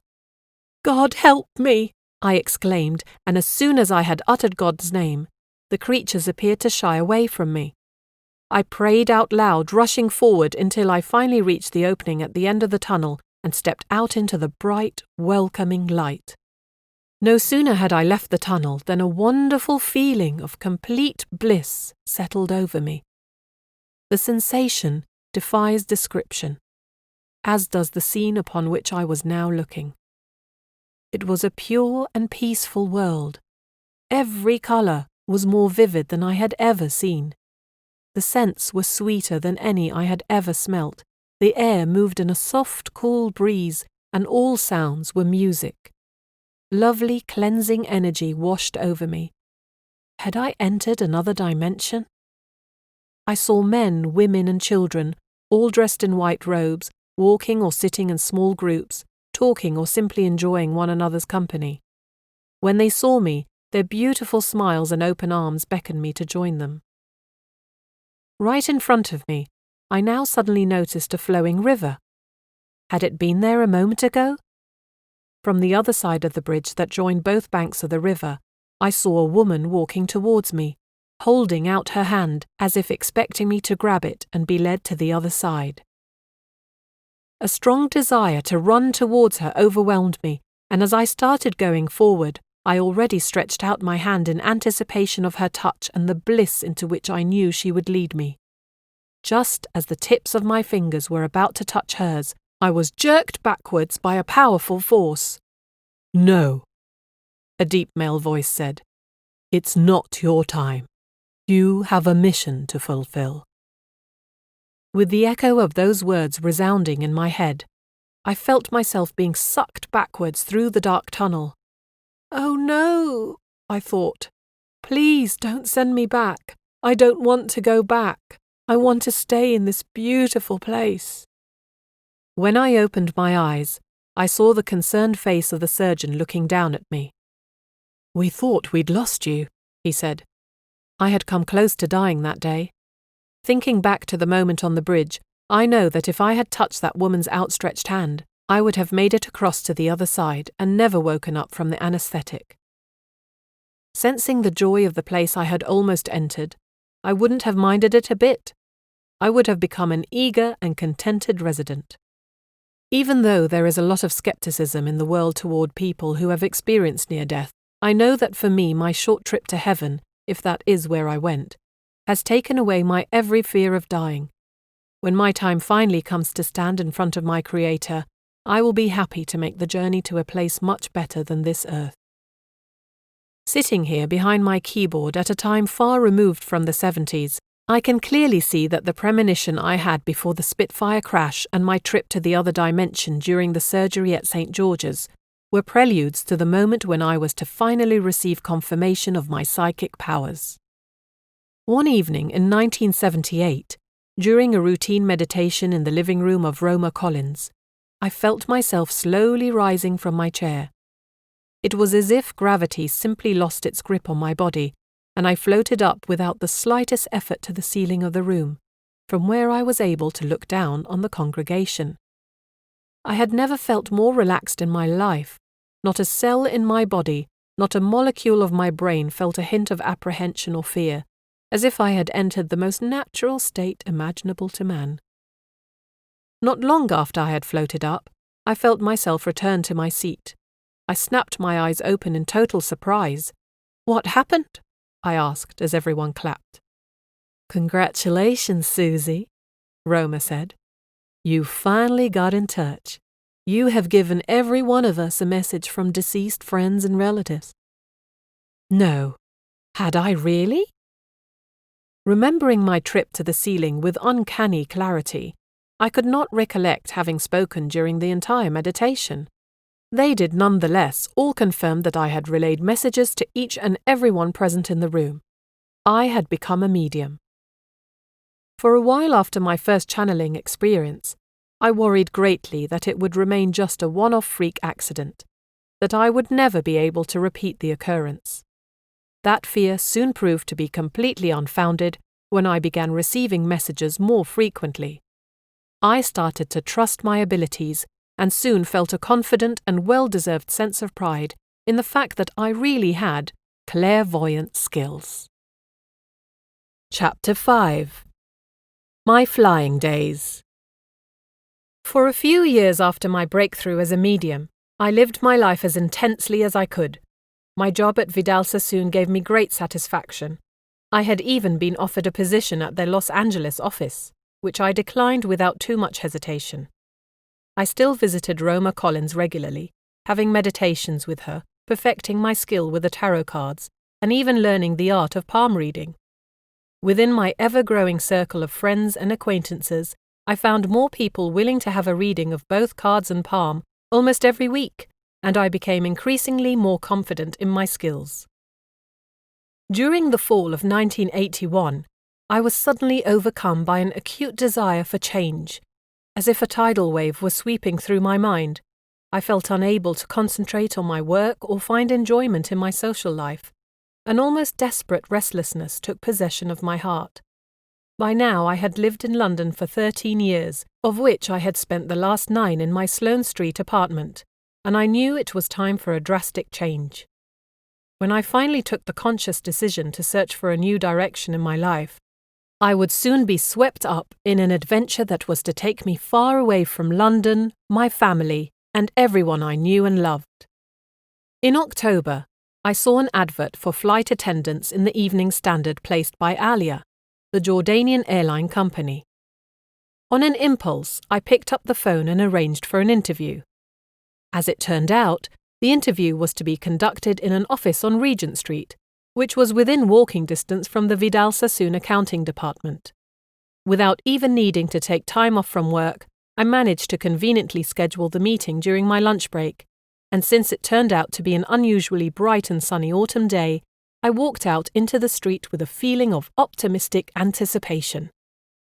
Upon arriving to Regent Street, my heart sank a little, for when I opened the door to the reception area, it was packed with a whole score of other girls who had responded to the same advert.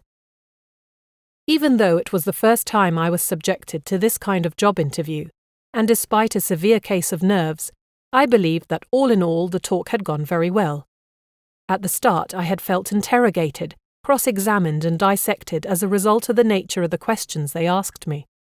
Why do you want to fly? Why do you want to live in the Middle East?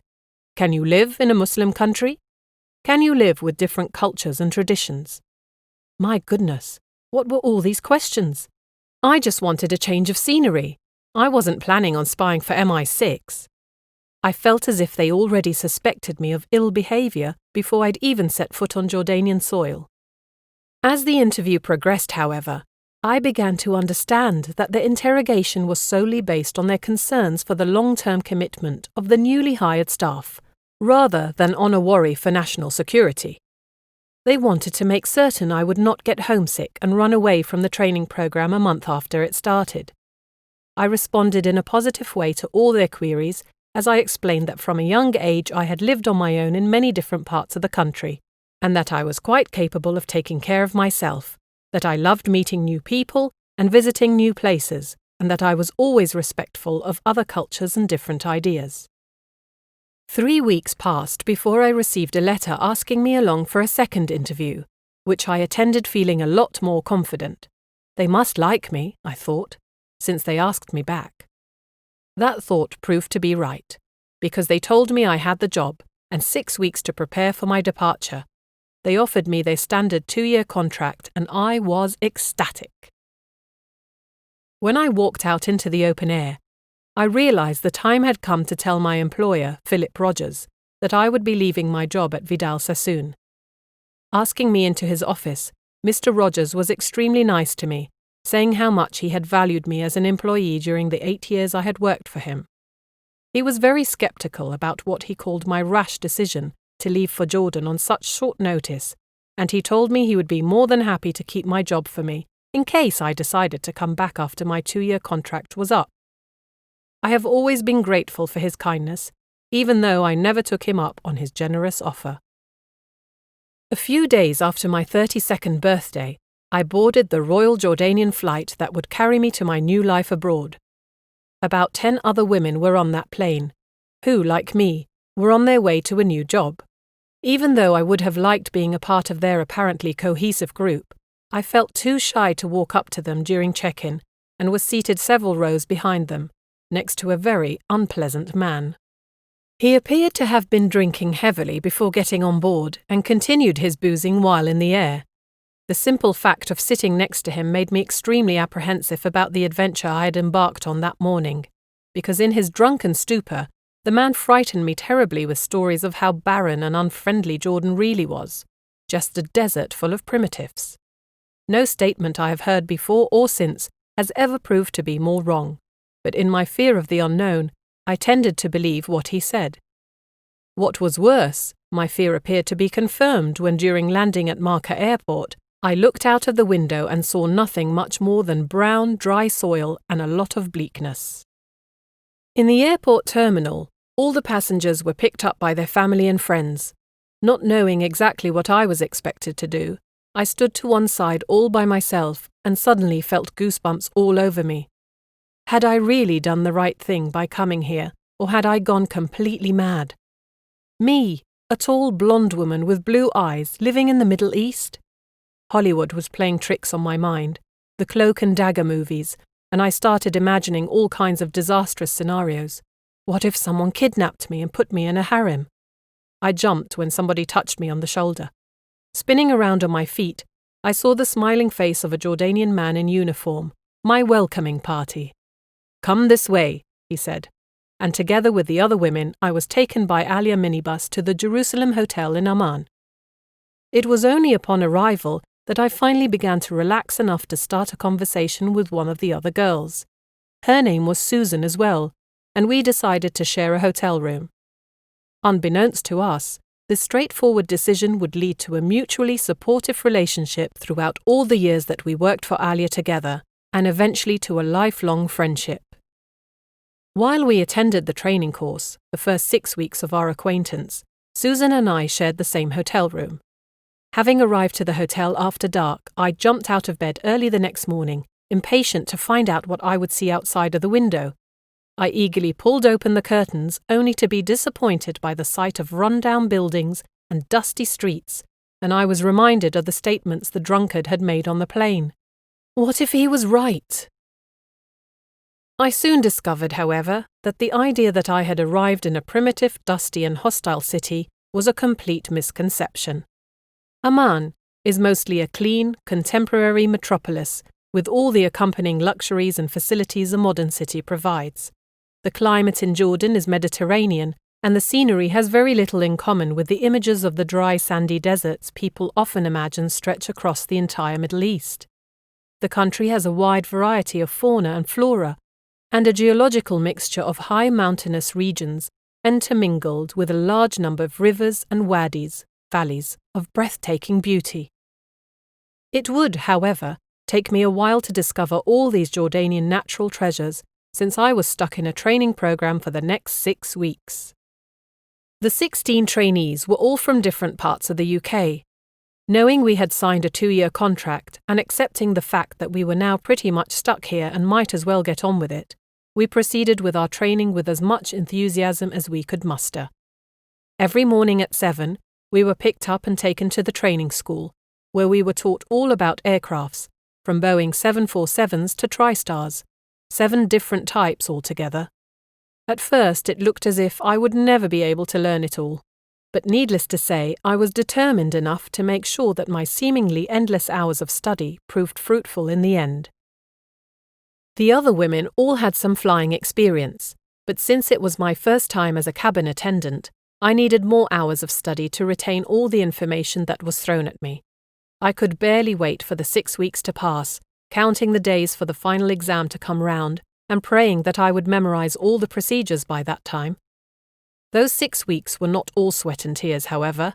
Even though we started the day bright and early and put in long hours of lessons and study, we were still left with enough energy for outings to the nightclub of the Intercontinental Hotel. Night after night we partied, until one day we discovered we were being watched by Alia employees who were sent out especially to keep an eye on us and report on any conspicuous behaviour. We were devastated, and the discovery put a serious dent in our enjoyment. Another thing that had started to upset us after the first week or so at the Jerusalem Hotel was the insufficient amounts of food we were given. After coming home from our nighttime outings, we would very often sneak into the kitchen and convince the workers to give us our breakfasts early, even though they knew quite well we'd be queuing at the morning buffet not too many hours later, holding out our plates with the same amount of hunger. When the time finally came to prove myself, I was so nervous I could barely swallow, knowing that if I failed the exam I would have to undergo the humiliation of being sent back to England. I was so nervous when I sat down that I was visibly shaking and needed to take long, deep breaths in an attempt to calm myself enough to hold a pen. After finishing the test, we were all sent out for a well-earned coffee break and called back into the examination room when the results were in. I passed. As a reward, we were given a 4-day vacation before embarking on our Alia flying careers, and we decided to spend our time in the southern port city of Aqaba, Jordan's beach town on the Red Sea. The combination of our passing score and the sun and beautiful deep blue sea of Aqaba did wonders for our self-confidence. Perhaps this would turn out to be fun after all. My first flight was to one of the Arabian Gulf states, and all I can remember about that day is the infernal heat that hit me in the face when the aircraft doors opened. I had never felt anything so intense in my entire life. It must have been 50 degrees Celsius with 100% humidity. It was unbearable. Thank God not all my flights were like that, and with time I became accustomed to the many different temperatures, atmospheres and sceneries that met me upon arrival. I began to enjoy my work enormously. After graduating from the 6-week course, we were released from the Jerusalem Hotel and expected to find a place to live in the city. The task was daunting because I had no idea where I would end up and whether the choice of abode would turn out to be a safe and reasonable one. To find permanent accommodations, I teamed up with my best friend Susan and another girl of our group called Sharon. Sharon was a jovial person who worshipped the sun, and you could be sure to find her basking in it whenever she was not flying. Living in Amman was like a dream come true for her. As a team of 3, we were lucky to find a nice apartment in Udayna, one of Amman's uptown residential areas just around the corner from the Amra Hotel. Susan and I often worked the same roster and were put on the same flights together. Since I was tall and she was short, people soon began to refer to us as Big Sue and Little Sue, and that's how we became known to all Alia employees and many of its clients. To this very day, people remember who we are, and even refer to us by that name at times. Susan and I were inseparable, both on the flights and off, not in the least because we shared a passion for the same leisure activity, which we could now practice to our heart's content in different cities around the world: shopping. After flying as a junior for a year, doing short-distance flights, I was promoted to the senior cabin crew staff and began doing long-haul flights as a first-class cabin attendant, affectionately known as a Yahella. My very first long-haul flight was to Bangkok, a 7-day trip. We would simply fly there and back, with all those free days in between, just like a holiday, I thought. On the flight, I worked with an Asian hostess called Ratana, who told me about a famous astrologer in Bangkok, and she asked me if I would like to come along with her and meet him. She told me he was a very old man who once had leprosy and was apparently cured by faith healers. He received visitors from all over the world and was renowned for his kindness, as he was always helping the sick and poor. Naturally, the picture Ratana painted of him fascinated me, and I agreed to go with her. The morning after our arrival in Thailand, we set off to see him. When we arrived to the area of Bangkok where his house was located, we were shocked by both the dilapidation of the neighbourhood and the sheer number of people who were already there waiting to consult him. We stood in the blistering, humid heat for over 2 hours, snarled at by stray dogs, shoved from side to side by passing traffic, stared at by the scores of people walking by in the street, and just as we began wondering if it wouldn't be wiser to turn back and give up, we were ushered into a dark and ancient little room, where someone beckoned us to sit next to the astrologer, who was seated on a rug on the floor. After a short moment of silence, during which he observed both Ratana and me with great care, the man asked for the date, time, and place of my birth. Using that information, he told me that I was a psychic, that I had healing hands, and that I would go live and settle down in a country different from my own. To my surprise, he even told me the nationality and initials of my future husband: Jordanian, and A.F.T. "You have a twin sister," he said, "and your father will die on your birthday. You are on a mission in this life, and one day you will write a book." This last bit of information made me laugh, considering that I wasn't much of a writer and couldn't put more than half a page of words together while writing a letter to Tudi or my father. "People will make fun of you," he continued, "but you have to believe in yourself, and you'll see that over the years, these people will all come to you for guidance through readings or healings." As we were walking out of the place, I thought, only time will tell. Life in Amman soon became a routine for us, and Susan, Sharon and I decided to save up for a real bigger-than-life vacation in an exotic and faraway destination. The airline allowed us one free long-distance ticket a year, and by the time our first 12 months in Jordan were up, we had booked ourselves a 3-week holiday package in Mombasa, Kenya. In November 1982, we took off on our adventure. Upon arrival, we checked into one of the 5-star hotels on the beach, and it was absolutely beautiful. Sharon could not have been happier. She was sunbathing all day long. Susan and I loved the relaxation on the beach almost as much as she did. We soon discovered that if we wanted to have a good spot by the sea, we needed to get up bright and early to reserve our beach beds before the hordes of Scandinavian tourists woke up from their nighttime drinking, long enough to make it down to the water, where they would pass out again for the next several hours. We were never more entertained than the time when a young Swahili warrior with braided hair and a tattoo-covered face courted Sharon. He had a lean, beautiful body and was an attractive man, clad in tiny shorts and wearing a mass of coloured beads. To complete his image, he was armed with a bow and a pouch of arrows, casually flung over his shoulder. He spent what seemed like hours talking to Sharon in broken English, while Susan and I watched on in amusement. One morning, as if it was the most natural thing in the world, he proposed marriage to her and went on to explain how rich he was. He had a house of his own and many goats, which according to local custom was a sign of great wealth. Sharon felt so sorry for the guy and had a difficult time finding the right way of letting him down. she managed to eventually convince him she was not the right woman for him by lying that she already had a husband. Grudgingly, the warrior acknowledged his defeat and turned his back on Sharon in search of more victorious battles. The marriage proposal incident is but one of the many anecdotes I could tell about our stay in Kenya.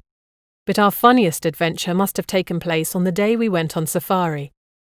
Everything was included in our holiday package: full board, water skiing, surfing, a diving course, snorkeling, and we really had no complaints whatsoever other than perhaps the weight we were gaining as a result of all the lavish meals. We decided we needed to see Africa in its most natural form. At 5 o'clock one morning, we were picked up from our hotel in an open jeep, and like genuinely ignorant tourists, we were dressed in open tops and shorts and froze half to death within the first hour of the ride. We were tossed around the jeep like ice cubes in a cocktail shaker and spotted one single solitary gazelle. Another 2 hours later, we saw an elephant and a couple of zebras, thus concluding our grand expedition.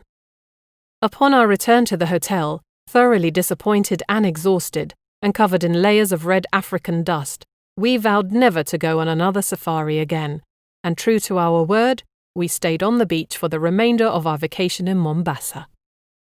Like all good things, our holiday came to an end, and we returned to Amman with loads of stories and mountains of photographs to show for our trip. Not long after our return to Jordan, Sharon was offered the position of chief flight attendant for a Turkish airline company, and knowing opportunities like these don't come along often, she didn't need to be persuaded to take the job. Naturally, we stayed in close contact with her. She would write to Susan and me often, always concluding her letters with a plea for us to leave our jobs with Alia and come and work with her in Turkey. To be perfectly honest, the idea never really tempted either one of us. During the Christmas period of 1983, after Susan and I had just signed a new contract with Alia, now that our first 2-year agreement was up, we met with Sharon in the north of England. It was the first time we had seen her in a year, and while chatting over a pint of beer that first evening in a lovely country pub, we reminisced about our time spent living together in Amman. We laughed so much our cheeks hurt. Susan's parents had been generous enough to let us all stay with them in their lovely home in Wigan, Manchester. One morning, Sharon asked me if I would read her cards, a skill I had of course carefully maintained while living in Jordan. After making ourselves comfortable at the dining room table, I began looking at the tarot cards. The opening was not very good at all. In fact, I hated what I saw. Mass catastrophe all around her. What on earth could I tell her? That I was staring at her death in a most terrible calamity? My stunned silence made her very suspicious, and she cajoled me into telling her what I could see. I played it down by warning her to beware of accidents. When that very same evening Sharon stood by her cards I kissed her farewell, I simply knew that I would never see her again. 2 months later, after coming home from a flight to Aqaba, I found a letter from Sharon in my mailbox. When I had finished reading it, I was suddenly overwhelmed by a desperate need to hear her voice. Her tarot reading had sat uneasy with me ever since that day in December, and even though I had managed to live with a constant feeling of foreboding, I had never given up on trying unsuccessfully to put my finger on the time and place of her accident. When I picked up the phone and dialed her number, all the international lines between Jordan and Turkey were busy, and when they stayed busy for the next hour while I tried to ring her over and over again, I knew it was too late and that her time had already come. Sharon died when her plane crashed into a mountain in Cyprus. Being chief attendant, flying was no longer part of her job description, but for a reason that remains a mystery to all who knew her, Sharon insisted on being on that ill-fated flight to Cyprus that day. Her unexplained decision sent her to the horrible death I had seen in her cards. For a very long time, I beat myself up about what had happened. Could I not have changed her fate by telling her what I had seen? Had I not been under an obligation to inform her of the truth, no matter how difficult? Could I have saved her? A million coulds, shoulds, and ifs were haunting me day and night, and in the end I had to draw the only logical conclusion I could bring myself to accept. Our destiny is in the hands of God. When I sent my condolences to her parents, I included a book entitled Messages from the Spirit World, written by the renowned British medium Doris Stokes. I was convinced this book could bring some comfort in the midst of such unbearable grief by giving Sharon's parents a small window into the spirit world, very much like it had been for me, I explained to them, when I received the message from my mother in Belgrave Square back in 1968.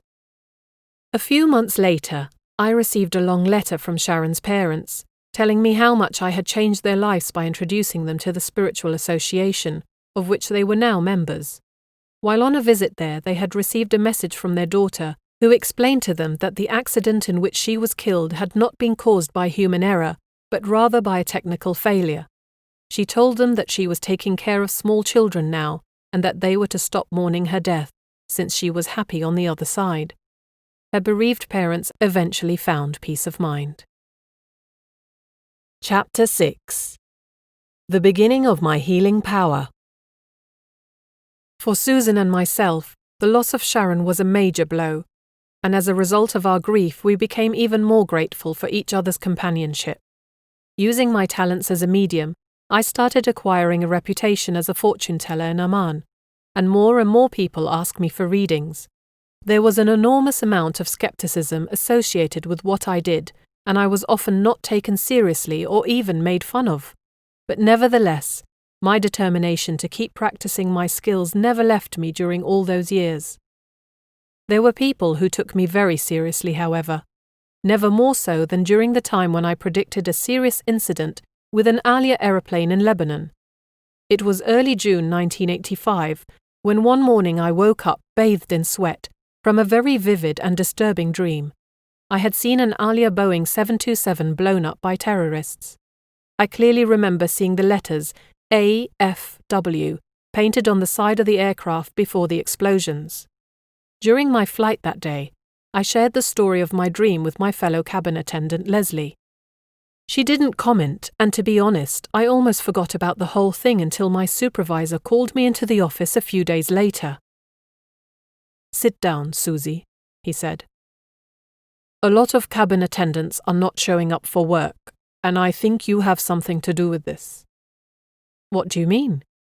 "You told Leslie about an aircraft being blown up, and it looks like a lot of people are taking you seriously." I started laughing.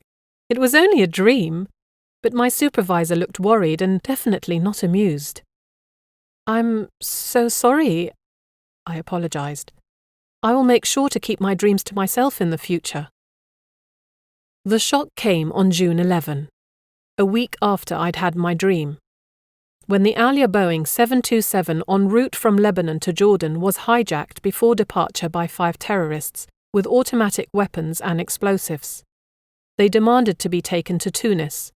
After many attempts to first meet their demands and later force them into surrender, the Lebanese authorities managed to convince the hijackers early the next morning, June 12, to release the crew of 9, the 8 security officers, and the 65 passengers on board. After the terrorists complied with that request, they blew up the plane. I watched in amazement as the events unfolded on television. I was stunned, because the images were exactly as they had been in my dream, down to the last detail. The aircraft registration number was JYAFW. Not long after these events took place, I was asked to work for the Arab Wings charter flights for a period of 3 months. Arab Wings operated small jets for business people and VIPs out of Marka Airport, and I was happy with the temporary change. One of my first flights took me to Kuwait, where we were instructed to pick up a VIP passenger. I was very curious to find out who it would be, and was pleasantly surprised when none other than Peter Jennings, the ABC News anchor, boarded the plane. He had been in the area to report on the hijacking and was doing some other stories around the Middle East before returning to his job in New York.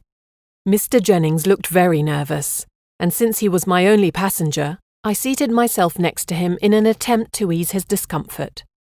Before departure, he confided in me that takeoffs and landings scared him tremendously, even after all the travelling he'd already done in his life, and I tried to keep the conversation going to distract him from all the shaking the small aeroplane experienced during takeoff. Just remember, Mr. Jennings, that more people get killed in road accidents than in plane crashes." When that didn't seem to calm him, I asked if I could look at his palm. Surprised, he stretched out his arm and I looked at the lines in his hand. "You'll marry 3 times, did you know that?" That made him laugh. "I had no idea," he said. "And please, don't tell my wife. I'm only married to the second one at the moment." I debated whether I should tell him the story of my dream and premonition, and in the end I decided to tell him everything. He thought it was very interesting. Whether he believed me or not, I have no idea. Following our departure, I resumed my service on board, and after landing in Amman, he thanked me for entertaining him during the flight. He handed me his business card. "Pass by the ABC studio next time you're in New York, Susie, and I'll show you how we make the news." When I finished my 3 months with Arab Wings, I was pleased to find out that there was a New York flight scheduled on my roster for that month. I convinced another flight attendant to accompany me, and in the autumn of 1985, we walked into the ABC News studio and announced we were there to visit Peter Jennings. His secretary came out to greet us, and she showed us around the place. We stood next to Mr. Jennings in the makeup room while he was being prepared to go on air, and we watched how that evening's news was read and broadcast. Remembering the story about my dream, he later showed us all the ABC News footage of the June hijacking in Lebanon. It was a great learning experience. The next time I had a major psychic episode was in June 1986, while transiting through Paris on a flight to Sierra Leone. The airline company was on the verge of changing its name from Alia to the now familiar Royal Jordanian, and all through that trip I was working with an Irish flight attendant called Annette. During the layover, we shared the same hotel room, and while we were there I had a bizarre dream in which Annette was dressed in black clothes and I was pulling her away from a big explosion. When I woke up, I felt unwell, and throughout the entire morning I could not shed the feeling that something terrible was about to happen. The fact that it was Friday the 13th only made me more uneasy. Before getting on board our flight at Orly that day, Annette and I strolled through the airport and bought some duty-free items together. We then sat down in one of the many coffee shops for some light refreshments. Later, while walking towards our aircraft, I suddenly realized I had forgotten my handbag on the floor by the table, so I rushed back to the cafeteria with Annette on my heels, and when I got there, I was pleasantly surprised to find my bag exactly where I had left it.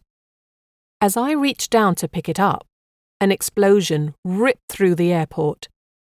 Dazed and shocked, I suddenly felt Annette dragging me away. "Quick! We have to get out of here!" she shouted. "There might be another explosion any minute."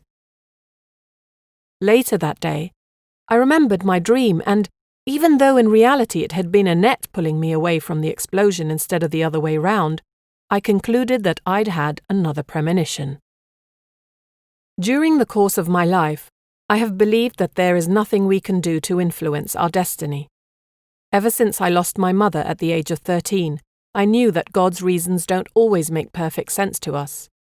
But once, not long after the Orly explosion, He had a hand in my fate that I understood better than any other incident that had ever happened to me. He spared me from an agonizing experience and opened my eyes to my own future.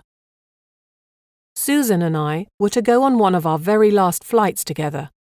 She had been offered a well-paid desk job with British Airways in Amman and would continue working at their office next to the Intercontinental Hotel for several years. We would live together for more than a year after she stopped flying, up until her marriage in 1988, and we remained very close friends even after we no longer lived in the same apartment. Scheduled to go on a flight to Lebanon together, we were waiting to be picked up at 3 a.m. when suddenly the telephone rang. It was the RJ in-flight scheduling department, notifying us of a change in our roster. They were planning to let 2 newer flight attendants take our place on the Boeing 727 to Beirut, and we would be put on the Boeing 747 Jumbo that would go to Jeddah that morning. Since the pickup times were the same for both flights, Susan and I didn't really mind the switch. So off to Saudi Arabia we went, and upon our return to base at 11 that morning, we discovered that everyone at the airport was in a state of panic. The entire atmosphere around us was tense and gloomy. "You are two very lucky girls," people at the scheduling department told us when we inquired what was going on. "The flight to Lebanon has been hijacked and is still on the ground in Beirut." The ordeal the passengers and crew of that aircraft had to endure for the next 48 hours was a terrible one. The hijackers were very brutal in their handling of the security men on board and tortured one of the stewards who happened to be Lebanese. When I went to bed that night, I thanked God for saving me from this agonizing experience. God showed me another sign not long after the hijacking. Every month, all RJ flight attendants were given 3 days rest, and at some point, Maria, an Austrian girlfriend of mine, and I decided we wanted to have a special day out. Trying to come up with an exciting plan, Maria suggested we'd ask her boyfriend Ferdinand to take us for a drive to the desert in Wadi Rum, to the beautiful location where the Hollywood movie Lawrence of Arabia had been filmed many years ago. Ferdinand, also an Austrian national, worked at Ragadan Palace, one of the residences of the now-late King Hussein. He borrowed a jeep from the carpool at work and picked us up bright and early on Thursday morning. After we had stocked up on food, Pepsi and water, we took off on our drive south. All down the long stretch of highway, we laughed and joked around, and by the time we finally reached Rum Village, the small Bedouin community on the edge of the enormous expanse of desert that reaches all the way to the border between Jordan and Saudi Arabia, we were in such a cheerful mood. After nearly 2 hours of driving deeper and deeper into the desert, it finally began to dawn on me that perhaps we were lost. Did this guy know where he was going? How could anyone find his way around this place? It was nothing but sand, rocks, and mountains. While the music was playing loudly and Maria and Ferdinand were singing along enthusiastically with the song blasting from the speakers, I was suddenly overcome by a need for silence, as if someone sitting next to me attempted to whisper something in my ear. I wanted to shout to everyone to shut up and turn off that blasted radio. "Stop the car!" I yelled. "Stop, right now!"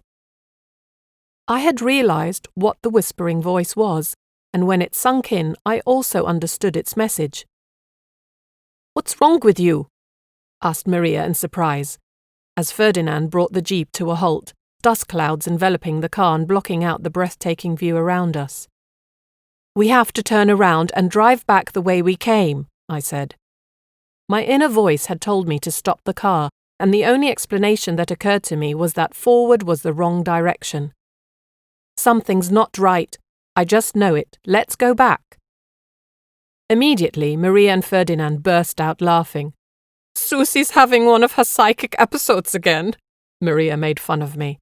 "Seeing ghosts in the desert in broad daylight?" I could have screamed with frustration. "Fine," I shouted. "Have it your way." I got out into the blistering heat, slamming the door shut so hard it made the windows rattle. "I'm not getting back into that car until you promise to drive back." To my surprise, they just took off, slowly driving away from me. And while I looked around me in the hope of finding a spot of shade, I simply sat down on a rock and watched the car disappear into the distance. They would have to come back for me eventually. I just hoped I wouldn't have to spend hours sitting in the burning sun, waiting for them to come to their senses. I could see a rocky overhang not too far away from me, along the track where they had driven, but I couldn't bring my body to move in that direction. It was as if an invisible barrier was preventing me from walking that way. What was going on?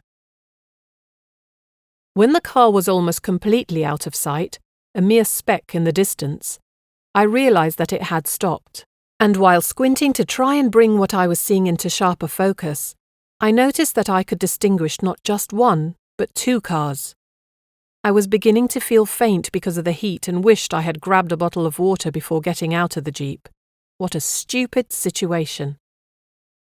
To my relief, I then realized that the 2 jeeps were driving back towards my location, leaving a wake of dust clouds behind them.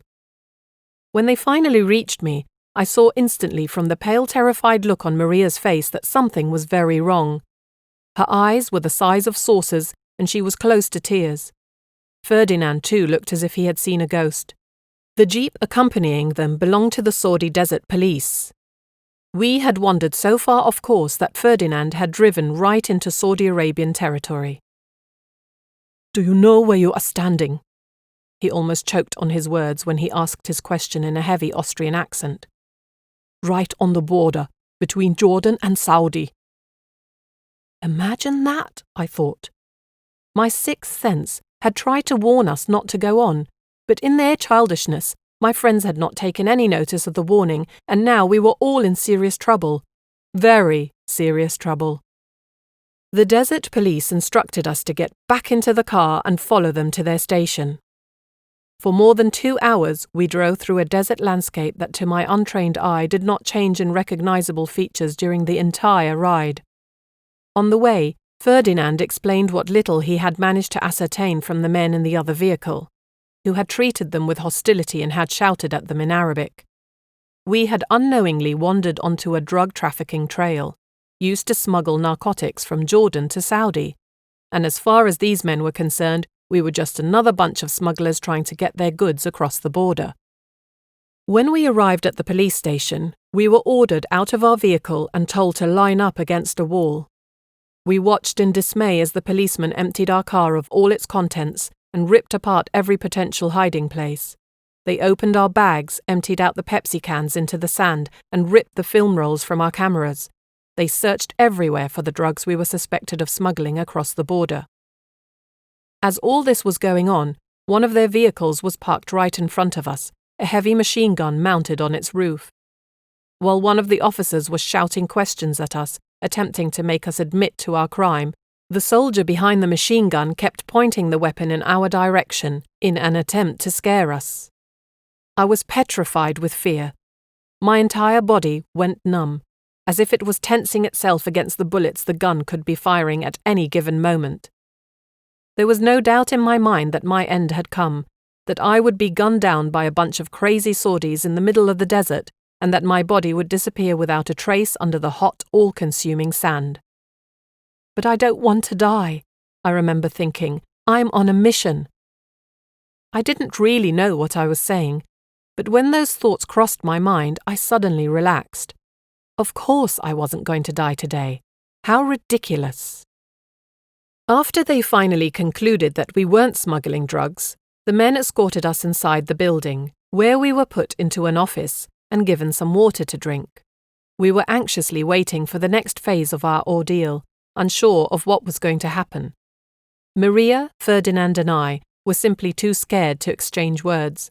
There were 2 guards in the room with us, but I could read in their eyes the fear and confusion I too was feeling. The room was cool, which was a small blessing, and as I sat there, I watched darkness fall over the desert landscape outside the window. We were stuck here. No matter who would come through that door, he would not be able to get us back to Amman by tonight. The man who entered the room was the district police chief, who had been contacted when we were found at the border and had decided to come and interrogate us personally. To my relief, he spoke very good English, and I felt a spark of hope lighting itself inside of me. First he addressed Ferdinand, because he was the only man of our group, but he soon came to the realization that I was the real spokesperson, and he shifted his attention to me. With the use of my sense of humor, which appeared to appeal to the chief of police, and some well-timed comments about Ferdinand's employer, I succeeded, thank God, in convincing him of the absurdity of the charges against us, and he agreed to allow Ferdinand a phone call to his superior at Ragadan Palace. To our dismay, the man at the other end of the line said that he would be more than willing to assist, but since it was the weekend, nothing could be done either that night or the following day. We'd have to stay put until at least Saturday morning, when a resolution to our predicament would be found. Help. The details of those 2 nights and a Friday in a Saudi prison is something I am more than willing to spare any reader, because it was not one of the more pleasant experiences of my life. Late into the first evening of our imprisonment, I had succeeded in convincing our captors to give me back my handbag, where I always kept a deck of playing cards for those dull moments between flights, sitting in lounges and airport terminals trying to pass the time. Imagining they were my tarot cards, I desperately tried to understand what was happening to me, laying the cards over and over again.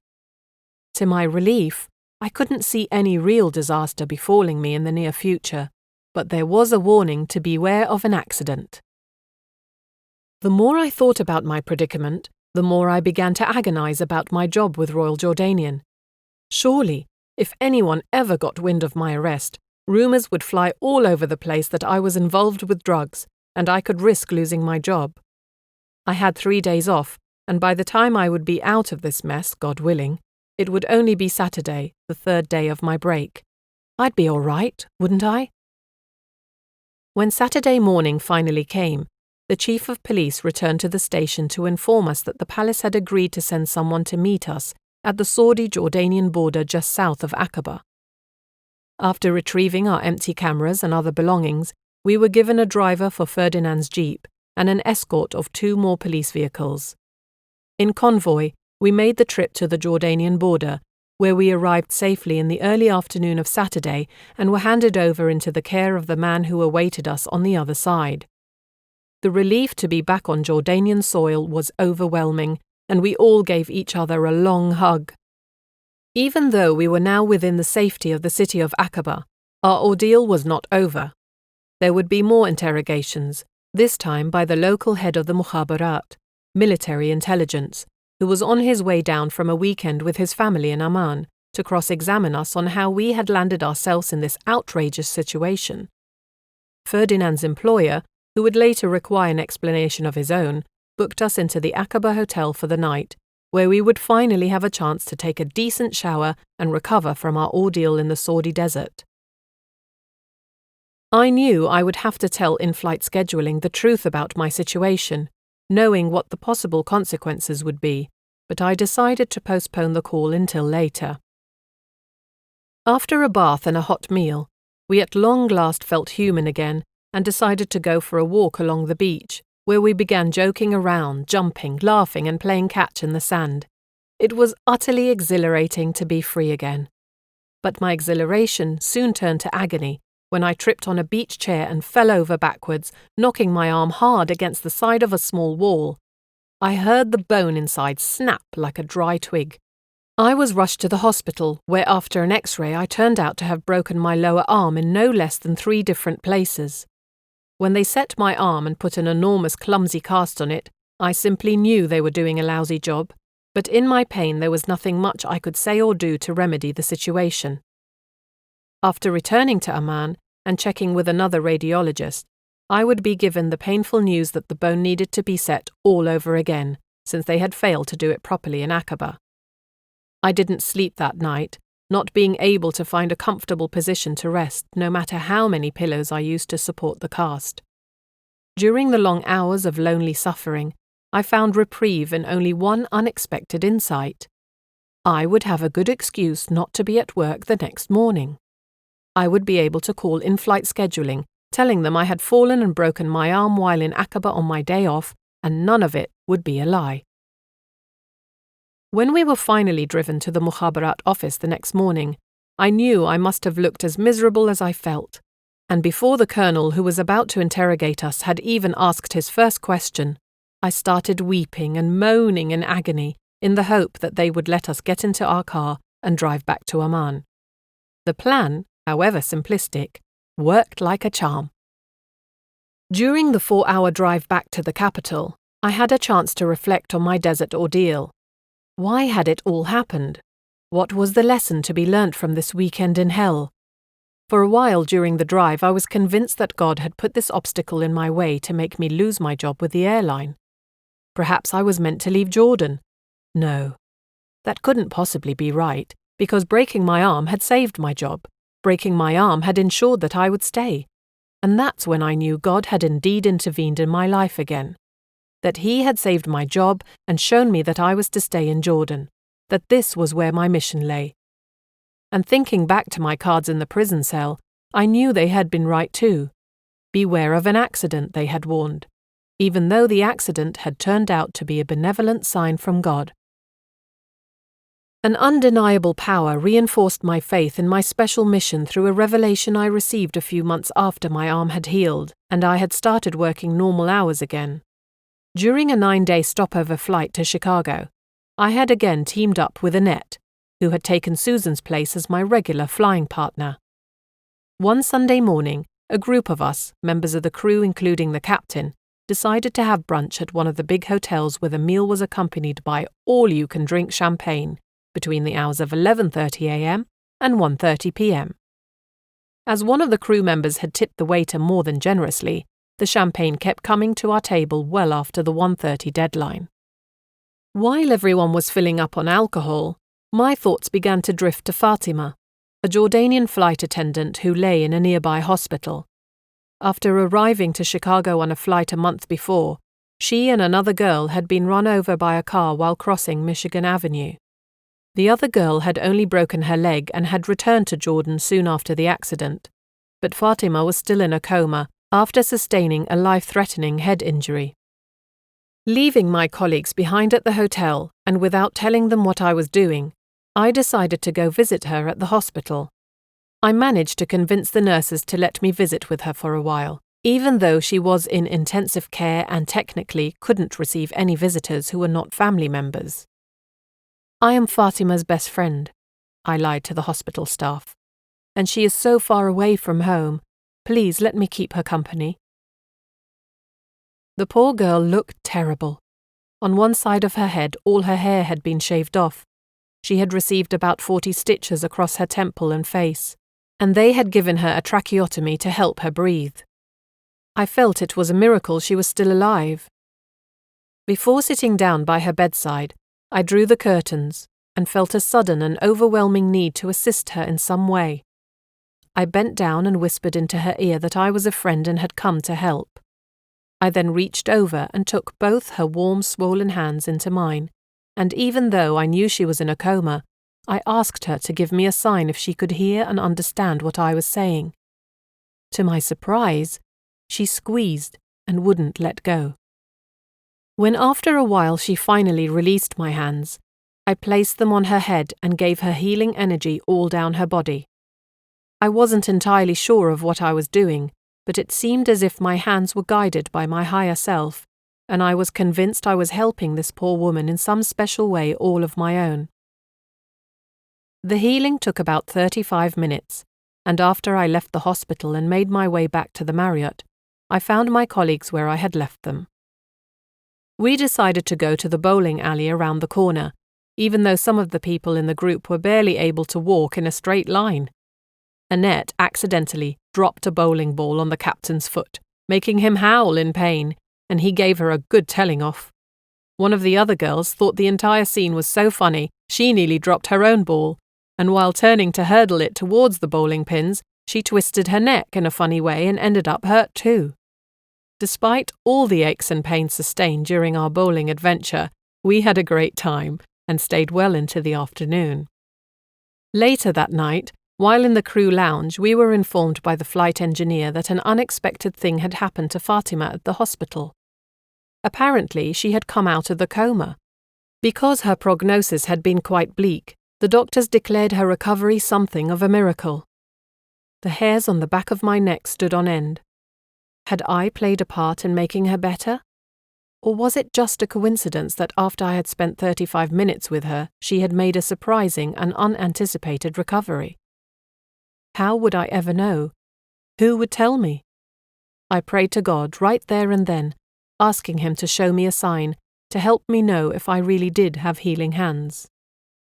By the end of our stay in Chicago, we were all ready to return to base, and after all the partying we had done for 9 days, what a motley crew we were.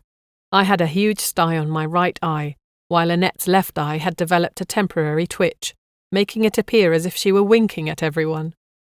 The captain's foot was still very sore, and he practically limped onto the plane, and the first officer had a bandaged sprained wrist.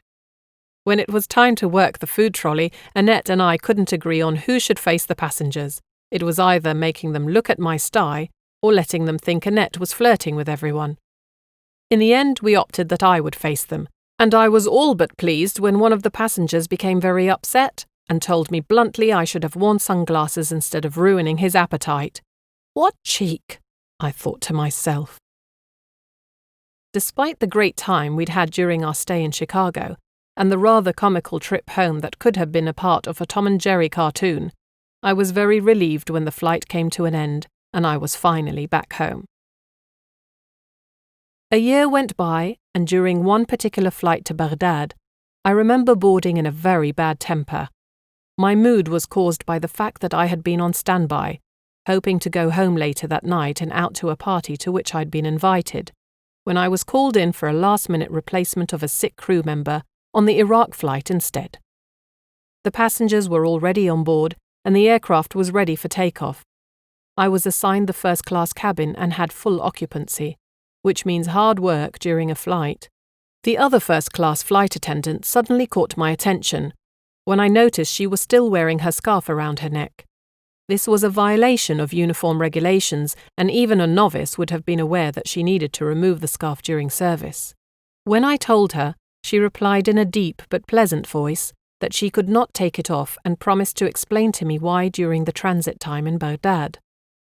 She turned out to be a very easygoing girl, and we got along very well during the remainder of the flight. After landing in the Iraqi capital, we found ourselves sitting in the lounge chatting. She told me that a year and a half ago, she had been involved in a near-fatal car accident in Chicago and had stayed in hospital for 6 months. She had been in a coma all that time and had been considered a lost cause, so her recovery had been declared something of a miracle. The scarf, she said, is to cover up the tracheotomy scar I have on my throat. I was stunned into silence. This was Fatima, the girl I had given healing to in a Chicago hospital room the year before. I had not recognized her with a full head of long black hair. As I watched her during the return flight serving passengers with a beautiful smile on her face, I knew that God had given me my sign. It had taken a year, but it had come in the end, and it gave me renewed faith in God and the confidence to finally start believing in the potential of my healing abilities. Chapter 7. The Death of My Father. During the summer of 1987, I was invited to the Jordan Valley home, affectionately called a farm even though it has very little to do with the actual growing of crops or raising of livestock, of Firas and his English girlfriend Linda, who loved organising barbecues on weekends. For many months now, they had been trying to have me over to their place, and every Friday I was forced to excuse myself because of my flying schedule. When sometime in August I finally succeeded in swapping a trip with another flight attendant and freeing myself for the day, I was delighted to visit the farm I had heard so much about. It was a real paradise, with a crystal-clear swimming pool, bordered by palm trees, tennis court, and perfectly trimmed lawns with lavish flowers everywhere. They even had a number of motorbikes to keep the guests amused during their visits. The Jordan Valley is situated along the northern edge of the Great Rift Valley, north of the Dead Sea, and contains a diverse mix of plant and animal life. It is an agricultural area divided between Jordan, the occupied West Bank, and Israel. With thousands of years of human history behind it, the Jordan Valley is one of the greenest and most important regions of Jordan. Susan, who was still my roommate, but not for much longer since she was about to marry Mazen, her Jordanian boyfriend of many years, had been invited too. As we sat on the lawn on this scorching hot day, drinking ice-cold beers and chatting, I was very pleased with how relaxed and at peace I felt, enjoying a special day off with friends. Soon the mouth-watering aroma of barbecued meat came wafting towards us, and I suddenly felt hungrier than I had in years. At that moment, Firas walked over and sat down next to me, and after he told me one of his many jokes, he asked if I could read his palm. I promised him I would if he promised to finish cooking the meat first. I can't read palms on an empty stomach, I joked. Please do it now, Susie. Firas insisted in a semi-serious tone of voice, but again I told him I needed something to eat first. When the meal was served, it was presented in the usual hospitable Jordanian way, with enough food to feed the number of guests in attendance several times over. With Arabic music playing in the background, beer flowing generously at the table, and everyone laughing and having a good time, I forgot completely about Firas's request for a reading. In hindsight, I wonder if it had slipped his mind as well.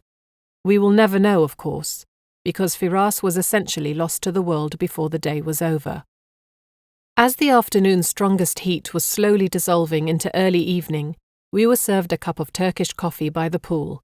Firas and 3 of his guests decided to go for a walk around the property, but being too lazy after such a heavy meal, I decided to stay behind. I stretched out on the lawn and let the breeze caress me slowly into sleep. I was awoken by Linda, who shook me violently, crying totally out of control. "Come, quickly! Firas has had a terrible accident with his motorbike." Apparently, he had lost control of the bike while taking a spin and was thrown off at high speed. He lay unconscious on the ground and was bleeding from the nose and ears. The minute I saw him, I knew he had sustained severe head injuries. The panic around me was so intense that it took all of my strength to get everyone to calm down. "We need to call an ambulance," I said, knowing how that wouldn't be an easy thing to do, given the remote location of the farm and the already prehistoric ambulance services in Jordan. Usually, people would just put an accident victim on the back seat of their car and drive them to hospital themselves. But considering the potentially life-threatening nature of Firas's injuries, we all agreed it would be much better for him to be moved by ambulance. What a foolish decision that would prove to be. The ambulance came, and Firas was given a neck brace, put on a stretcher and rushed to the Khalidi hospital in Amman, an hour's drive away. Linda accompanied her boyfriend inside the ambulance, and the guests followed behind in their own cars. During the frenzied drive back to the capital, the ambulance was involved in a minor collision with another car, and not having time to waste on the scene with a critically injured patient in the back, the driver decided not to stop for too long and rush on. When we finally arrived at the hospital, Linda was on the verge of collapse. Firas fell off the stretcher during the accident and hit his head again as he fell to the ground. Imagine the tragedy. Firas fell into a deep coma, and for 2 long and agonizing weeks, there was absolutely no change in his condition. It was as if he had been frozen in time, motionless and totally non-responsive. At 11 o'clock one evening, as I sat at home watching TV, I was overcome by the feeling that something was very wrong. Earlier during the day, I had spoken to Linda, who had told me there was still no improvement. Not being able to put my finger on what my sense of discomfort was exactly, I drank a cup of tea and went to bed, only to be woken up at 1:30 in the morning by an alarming buzz in my head that told me Firas was dead. I was about to pick up the phone to call Linda, but decided against it at the last moment. Early the next morning, I did make the call, and when I ascertained that she had not been contacted by the hospital in the middle of the night, I assumed Firas was all right. At 9, I walked into the Khalidi hospital with Linda, and we were told by one of the nurses that Firas's heart had stopped at 11 the previous night, but that the doctors had managed to revive him at 1:30. He had suffered a massive stroke. There was so much damage to his brain tissue that he had been put on full life support. When I walked into the room with Linda and saw the man lying in the hospital bed before me, in my heart I sensed it was not the Firas we all knew and loved. His body had been vacated at 1:30 that morning, just as I had felt happen when I was woken up from deep sleep, and he was now being kept alive by artificial means only. I gave him a blessing with holy water, and sitting by his bedside, I prayed that his end would come soon to put a stop to this senseless suffering. Even though I was outwardly calm and composed as I sat there, I felt very confused and shocked on the inside. Why had I so vividly experienced the moments of his heart failure and death? What did it mean? The answers didn't come. As the morning turned into afternoon, I inevitably asked myself the question if I should have read his palms on that fateful day when he had insisted so much. Could I have prevented the accident from happening? Again, I had no choice but to conclude that our destiny is ultimately in the hands of God, and that Firas's unlucky fate was sealed the second he was put in the back of the ambulance. But this time, my acceptance of this simple truth didn't come with the same ease as it had after the tragic accident that killed Sharon, and I was to suffer greatly before I found peace of mind again. The next year was 1988, my 7th year in Jordan. That year would witness a major determining event in my life, involving the man whom I was to marry. While on a flight to Frankfurt, a few months after the death of Firas, I got an uncanny feeling that I had to phone the Spiritual Association in Belgrave Square to make an appointment with one of their mediums. I needed help with the soul-searching question of why I would have been given the gift of clairvoyance with which I could have saved the lives of 2 of my closest friends, when in fact I had done nothing to prevent their deaths. Considering the nature of my problem, the association recommended I see a man called David Young in Earl's Court, who was considered one of the best mediums in London at that time. When I phoned him up, I arranged for an appointment at his home the following week, since I would be working on a flight to London that day. With the help of the medium, I hoped to receive a message that would give me some relief from the insecurity and confusion I was experiencing. Things turned out quite differently. After I had been shown into the room where the session was to take place, I seated myself at the table and waited patiently for the medium to appear. He turned out to be a tall, effeminate man, with great clairvoyant skills and very little tact. When I heard his footsteps coming down the corridor behind me, his entrance through the open door was preceded by his sharp, piercing voice shouting, "Who do you think you are? Who do you think you are?" Was he talking to me? As he entered the room, repeating his statement yet again, I knew he must have been addressing me since I was the only person in his presence. "Who do you think you are? If you don't learn to accept a person for who he is, irrespective of religion, colour, or race, you will never marry and find happiness in your life." He told me directly to my face. "You are too fussy." Baffled by his unexpected outburst, I told him I had not come here to be shouted at, but instead of calming down, the man continued his tirade, and after 2 more minutes of undergoing his hissing, I could take no more and ran out of his house in tears, without even paying for the session. What was that all about? I had come to find help, and instead I had been insulted. What lesson could I possibly learn from that? A little after the new year, in early 1988, Susan and her fiancé Mazen invited me out for dinner. Susan said she wanted me to meet one of their Jordanian friends. I couldn't believe it. She was trying to fix me up with an Arab. I would never date a Jordanian man, I thought. No way. I know what they are like. I'd never go out with a Muslim. Are you crazy? I was sure he would be arrogant and selfish. As the evening of the dinner approached, I began feeling apprehensive and even reluctant to go. The more Susan insisted he was a charming, intelligent man, the more I wanted to stay at home. But then, with a sudden flash of clarity, I understood what the medium in Earl's Court had meant. I was inflexible and completely prejudiced against people different from myself. Was I really that intolerant? Well, I would just have to prove that medium wrong. When Susan, Mazen and I walked into the restaurant together, where my blind date was already seated at our table, I looked at his kind face and instantly realized I knew him. I don't mean that I had seen him during a flight or at a party somewhere.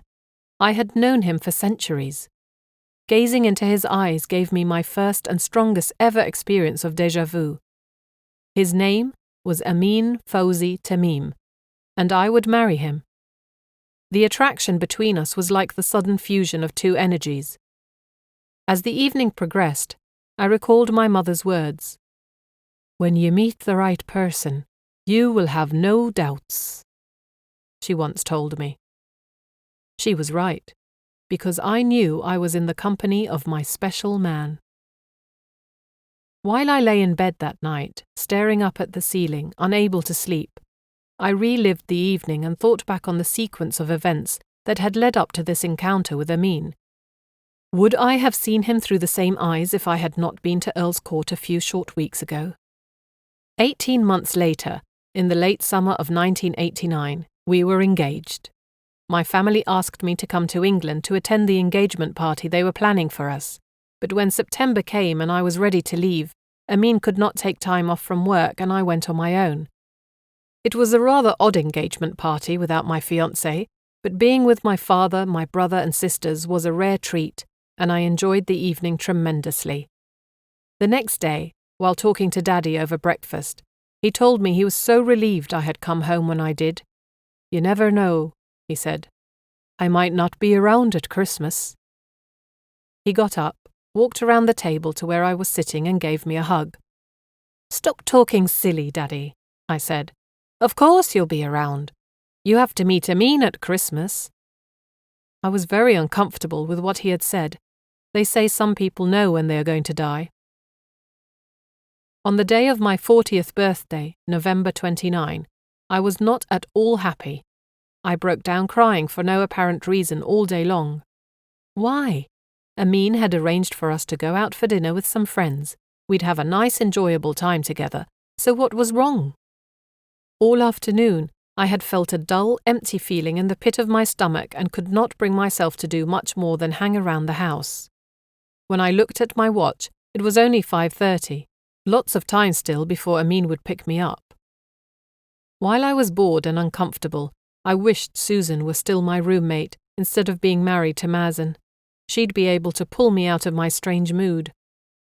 After I had been lying on the couch reading a magazine for what seemed like forever, I looked at my watch again. Still 5:30. Oh no! My watch had stopped. When I ran to the kitchen to look at the clock by the window, I almost screamed with frustration, because it was actually 7 o'clock already, and Amin would be downstairs in half an hour. When we walked into the restaurant, all my friends were there. "Surprise!" they shouted as one when I came in through the door. The entire place was packed with people I knew. Everywhere I turned, I recognized faces. How sweet of them, I thought, to show up for my birthday. What was meant to be a fun-filled and enjoyable evening soon turned into torture for me, when in the middle of the main course I began feeling extremely unwell. By 11 I had to excuse myself, begging everyone to stay and continue their evening together, and I asked Amin to take me home. All the other guests decided to move on to a nearby nightclub, except for Susan and Mazen, who accompanied us to my apartment for coffee. A little after midnight, I was finally alone and feeling more miserable than ever. 2 hours later, loud banging on my front door woke me from a shallow and restless sleep. "Who's there?" I shouted, stumbling through the darkness of the living room. It was Mazen, and his presence frightened me greatly. What was he doing there at 2 a.m? "What's wrong?" I asked, after I'd let him in. "Susie, sit down," he said. "Your sister Tudi called us half an hour ago." Tudi? Why would she call Susan at midnight? I'd rung her in the morning to wish her a happy birthday and everything was fine then. I knew she had Susan's number in case of an emergency and I couldn't be reached while on a flight, but I was not working today. Tudi knew that. "It's your father, Susie," Mazen said. "He died of a heart attack." "When?" I asked. "When did this happen?" I just had to know. The dull feeling in my stomach was back and I knew, as clear as day and night is night, what Mazen would say next. At 5:30 in the afternoon.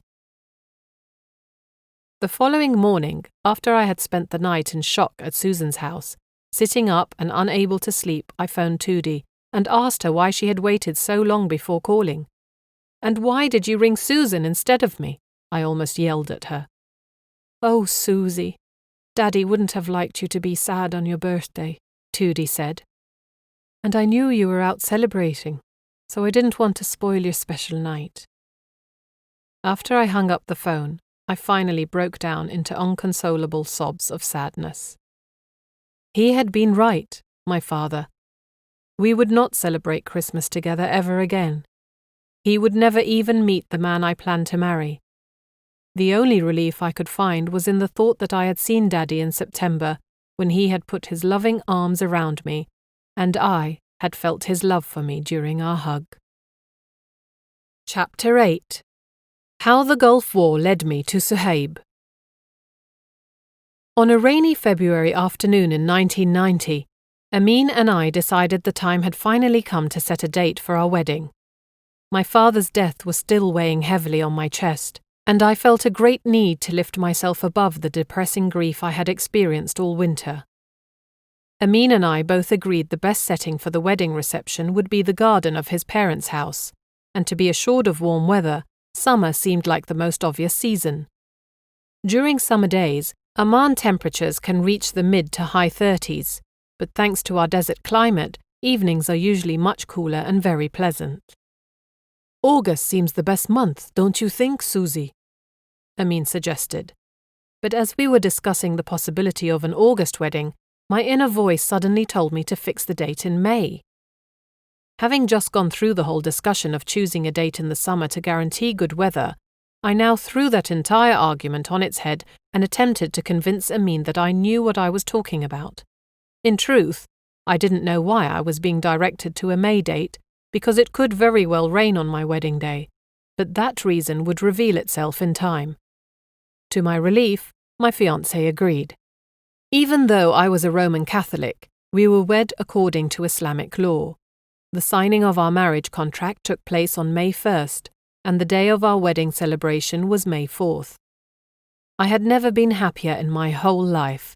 The day turned out to be magnificent and brilliant, bathed in sunshine and cooled by a playful spring breeze. Our wedding reception in my in-laws' garden couldn't have been more flawless, and the dinner, which took place in the ballroom of the Marriott Hotel, was perfection as well. My twin Tudi and her husband Dave had come from Billingham to celebrate with us. Surrounded by all my friends and all the members of my new Jordanian family, I danced the night away and forevermore to be known as Susie Tamim. As I fell into the arms of my husband that night in the royal suite of the Marriott Hotel, I remembered the words of the old fortune teller in Bangkok, who had so many years ago accurately predicted my father's death on my birthday and my husband's initials, A.F.T., Amin Fawzi Tamim. After my wedding, I asked my boss at Royal Jordanian if I could be given a challenging office job, something a little more earthbound, to replace my duties as a flight attendant. By now I had worked with the airline for almost 9 years, and I was confident I could secure a new position that would reflect both my skill and seniority within the organization. Unfortunately, things turned out quite differently, and after I dragged myself into an unhospitable and dreary office environment every day, where my lack of knowledge of the Arabic language was an obvious handicap, I resigned by simply not showing up for work one day. It was perhaps a sad ending to a career that had given me great satisfaction over the years, and had introduced me to hundreds of people and taken me to numerous beautiful and exciting locations around the world. But as you will see, my life was to take on a different direction altogether, and I would finally find myself on the path of discovering my true mission in Jordan. On August 2nd, 1990, Amin and I were invited to his parents' house for lunch. It was a typical hot summer day, and after a heavy meal, we all sat as far back as the couches of the living room would allow us, in the hope of finding some relief from our overloaded stomachs. Some of us even dozed off in the early afternoon heat.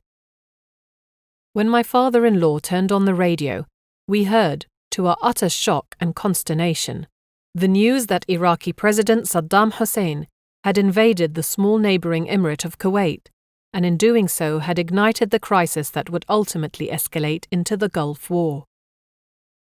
Well, I thought with something closely resembling remorseful delight, which is the only way of describing the conflicting emotions that went through me at the onset of this period of extreme turmoil in the Middle East. At least now I know why I couldn't get married in August. Most foreign nationals and expatriates in Jordan were advised to leave the country, if only on a temporary basis. However, I believed that my place was with my husband. While scores of people actually did depart for safer ground, I was very thankful to see that many of the foreign women married to Jordanians chose to stay. We met regularly at the centre of the Al Hussein Society for the Rehabilitation of the Physically Handicapped, where we were kindly allowed free use of one of their rooms. The tensions of the looming war was compelling us to exercise an unusual amount of caution when in public, and we felt that under the circumstances, meeting at the Al Hussein Society was better than holding weekly gatherings in one of the big hotels in town. The meetings provided us with the opportunity to vent our frustrations and share our fears with each other. We called ourselves the Local Support Group and began inviting women of all nationalities to join us in helping the less fortunate. While keeping a low profile, we attempted to identify areas of need in our immediate surroundings and made ourselves useful during the difficult months leading up to the Gulf War, by collecting money as well as food and clothing, which we distributed to poor and needy families in and around Amman. Just before the outbreak of the war in January 1991, 7 members of the local support group, including myself, formed a welfare committee.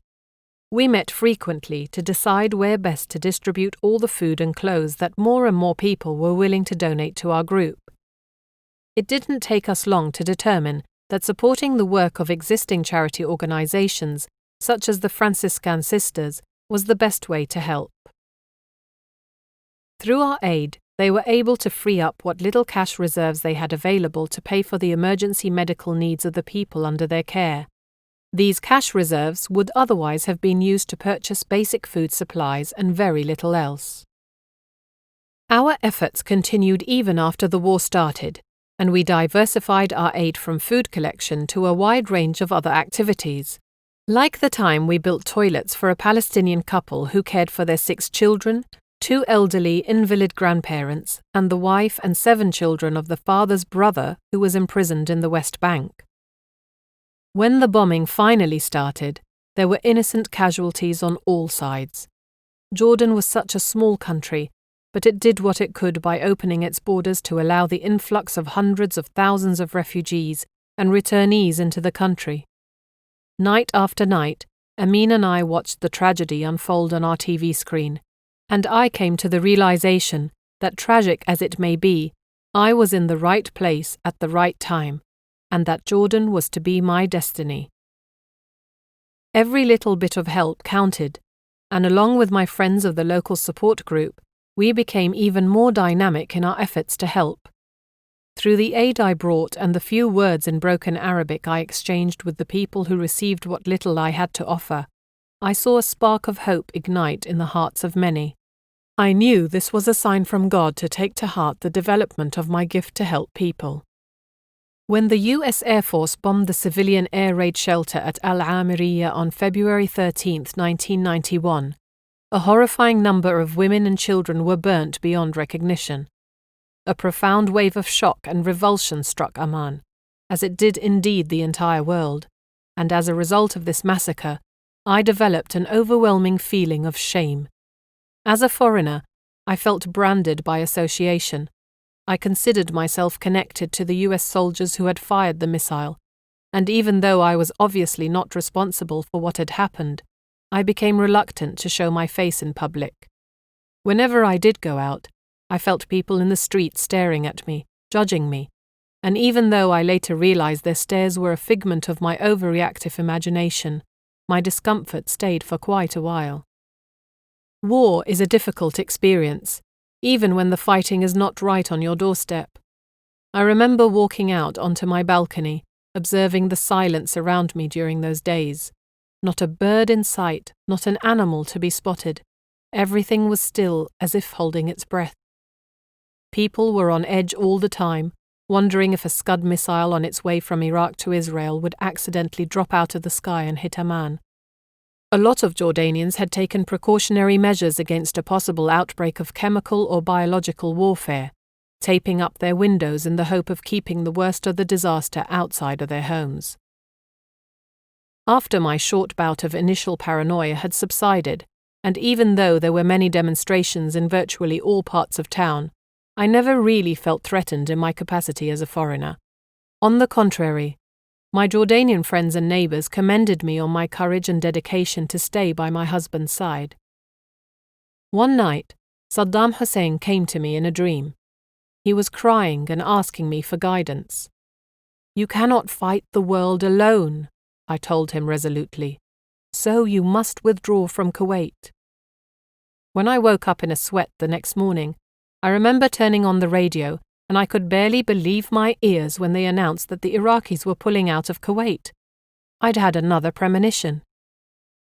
During the war, my tarot cards had once again been my closest and dearest allies and companions. Over the months, I had come to the realization that my inner powers of concentration were becoming more astute, and as I looked at the pictures on my trusted cards, I sensed the presence within me of a comfortable resignation and understanding. When after the end of the fighting in Kuwait, life in Amman was once again taking on a more normal pace, the British ladies of Amman resumed their monthly meetings at the Umrah Hotel. Carol, a friend of mine who was a member of their organising committee, asked me if I would mind being the guest speaker for their next meeting, to talk of my clairvoyance, the tarot cards and palmistry. Understanding my reluctance to speak in front of large crowds, Carol assured me that no more than 10 women would be present in the room. Most of the members were still abroad, making arrangements to return to Jordan now that the war was over. As a result of her insistence, I agreed. My lecture was extremely well received, and this gave me the courage to hold similar talks for the Scandinavian, German, and French ladies' social gatherings. When I was invited to speak to the American women of Amman at the Marriott Hotel in June, the number of people present in the room unpleasantly surprised me. At least 100 faces stared at me as I was dragged onto the podium by a very forceful Carol, who, as my constant companion, introduced me at the meetings. I was terrified. My knees were knocking and my throat had gone so dry I wondered how I would ever get a sound out of my mouth. After I stumbled through the first few minutes of my speech, I began to relax a little, when I noticed that, with the exception of the usual number of skeptics, I again had a very captive audience. At the end of the morning, while everyone was exiting the hall, a woman walked up to me and introduced herself to me as Dr. Shirley. She told me how fascinated she had been by my talk, and went on to inform me that she knew of a top healer who was in town from America to do some much-needed work within the local community. Her name was Roberta Roth, and Dr. Shirley thought it might be a good idea for me to meet with her. I rang Mrs. Roth at her hotel a few days later, and she told me she would be delighted to receive me and have a chat. When I arrived at the door of her hotel room, accompanied by Annette, whose curiosity to meet a real-life spiritual healer had gotten the better of her, I was warmly received by Mrs. Roth, who shook my hand as I walked in. Annette, however, did not receive equal treatment and was ignored throughout the entire visit. Not a handshake, word, or even a glance was exchanged. Roberta Roth and I talked for hours, during this our first of several long conversations, and what a fascinating person she was. As a practicing and recognized healer, she ran her own private consulting and training center in Oregon, and also conducted international seminars on planetary peace and healing, another reason for her presence in Jordan. An important part of her practice was to create a safe environment for people to explore their inner landscape in an attempt to understand their own powers. Through experience, she told me, individuals become familiar with their own male and female energies to feel their own wholeness, to achieve balance and personal harmony in their lives. She had also come to Jordan and the West Bank to do healing, and informed me that her higher self was telling her I was a healer too. "Believe in yourself, Susie," she said, "and start by healing children. They are more spiritual and have no sin. You have been given a gift from God, and you should develop it. I can see your beautiful blue aura around you, and blue is the color of healing." Isn't it funny, I thought, that I have been told so many times that one day I will be a healer? Am I really on a mission? Out of plain curiosity, and to shut up Annette, who wouldn't let go of the question, I asked Roberta during our second, and this time private, get-together, why she had refused to shake my friend's hand. She was surrounded by bad energy. was the answer. Caused by all the stress and anger in her life. I couldn't come close to her for fear of being contaminated. After you left, I cleansed myself in a bath with dead sea salts and bicarbonate of soda. It was something I never forgot, and a habit I would find myself practicing for the very same reasons not too far into the future. During our conversations, Roberta told me that within the next 25 years or so, the Middle East would become the meeting point for all healing and the safest place to live on this planet. Of course, I thought to myself later, this is after all the Holy Land, from which the 3 monotheistic religions have sprung. I know her statements to be true, but only time will tell. Several months later, in December 1991, I received a phone call from Dr. Shirley, who told me that she had written to Roberta Roth with an appeal for help on behalf of a very sick boy who had nearly drowned in a water tank in June. Roberta had kindly replied to Shirley with the advice to contact me. "You have to give healing to the boy," Shirley said. In my panic, I became angry. "How dare she tell you to contact me?" I shouted. "I am no healer." I slammed down the receiver. Instant regret overpowered me and something told me to call Shirley back, even though I had absolutely no confidence whatsoever in my ability to give healing. "I want to see the boy," I told her. The next morning at 8, Shirley picked me up for what would become the first drive of a decade-long weekly pilgrimage to the house of Suhaib. The boy was only 3 years old, and while playing in his mother's kitchen in June, he had climbed up onto a chair, clambered onto the counter and had fallen, unobserved, through the open window into a big tank of water outside. Nobody knew how long he had been in the water, but by the time they finally found him, he had drowned. His parents rushed him to a nearby hospital, where Suhaib was revived but remained in a coma for the next 4 months. After a long period of constant worry and uncertainty, the doctors finally informed his parents that Suhaib had sustained massive brain damage during the drowning, and that there was nothing else that could be done for him in the hospital. They decided to take their son home where he would be able to die surrounded by the people who loved him most. Refugees of the Gulf War, Suhaib's parents had fled Kuwait only a year earlier, being forced to leave behind all the possessions they had worked so hard to acquire through years of labor in a foreign country. Now they were about to lose one of their beloved children. How tragic, I said, to be forced to move to Jordan in order to meet with such misfortune. After another 2 months of anxious waiting by his bedside, after which Suhaib had surprised everyone by still being alive, albeit without the slightest sign of improvement to his condition, his parents began to believe that God might have other plans for their son. It was raining heavily when we drove into Suwayleh, a small town just outside of Amman. With the influx of hundreds of thousands of Palestinian refugees and Jordanian returnees during the Gulf crisis, Jordan's resources were severely strained, and overcrowding in and around the big cities was a common occurrence. Suwayleh was no exception. Dr. Shirley and I entered Suhaib's home on the rooftop of an over-full block of flats, and the first thing I noticed was the ice-cold temperature. The winter in Jordan can be surprisingly chilly, especially during January and February. We have cold spells with several days of heavy snowfall that paralyzes towns and cities and brings out all the children into the streets. The highest point in Amman, a city built on 7 hills, lies at an altitude of 900 meters above sea level, a guarantee for snow. When we were led into the room where the boy lay, I was relieved to feel it was warmer in there, though the only source of warmth was a small paraffin heater in the corner. When I first set eyes on Suhaib, I got a terrible shock.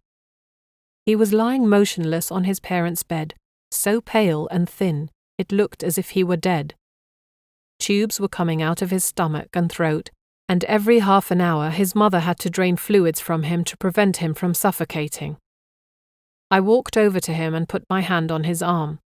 He was cold and rigid to the touch. As I stood there observing him, all the hairs on my body suddenly stood on end, and I experienced another strong feeling of recognition. I had done this before. Close to tears because of this sudden realization, I forced myself to pull it together for the benefit of Suhaib's parents, who were closely observing my every move. I asked for a chair and sat down by the bed and began praying to God for guidance. The first thing I did was lay my hands on the boy's head, and through sheer willpower and determination, I slowly worked my way down his entire body to his feet. Suhaib's first healing session lasted a good hour. The visits exhausted me thoroughly, but I forced myself to go to Suhaib's house every week. With renewed faith in my abilities and myself, I believed I could give one morning a week for the sake of this young child. Dr. Shirley was my driver and companion during the visits, and as a result, we became close friends. She supported me and helped me get through the rough times, when the criticism of others threatened to get the better of me. I never doubted my faith in God, though, and with the help of Suhaib, I was starting to believe that he had bestowed upon me the powerful gift of healing hands. I was determined to continue to heal this boy for as long as it would take. After 9 months of weekly sessions, I could see small changes in Suhaib. He looked more alive, his cheeks had some colour, and now and then his frail little body would twitch slightly. Sometimes while healing Suhaib, I sensed the presence of a spirit guide, urging me on. An incredible tingling sensation would flow through my whole body, giving me a wonderful feeling of peace and serenity. Even though it was hard to tell if Suhaib could feel it too, I sincerely hoped he did.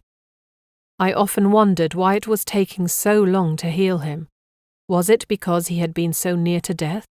Was he trapped in the tunnel, not knowing which way to go? Or was it karma?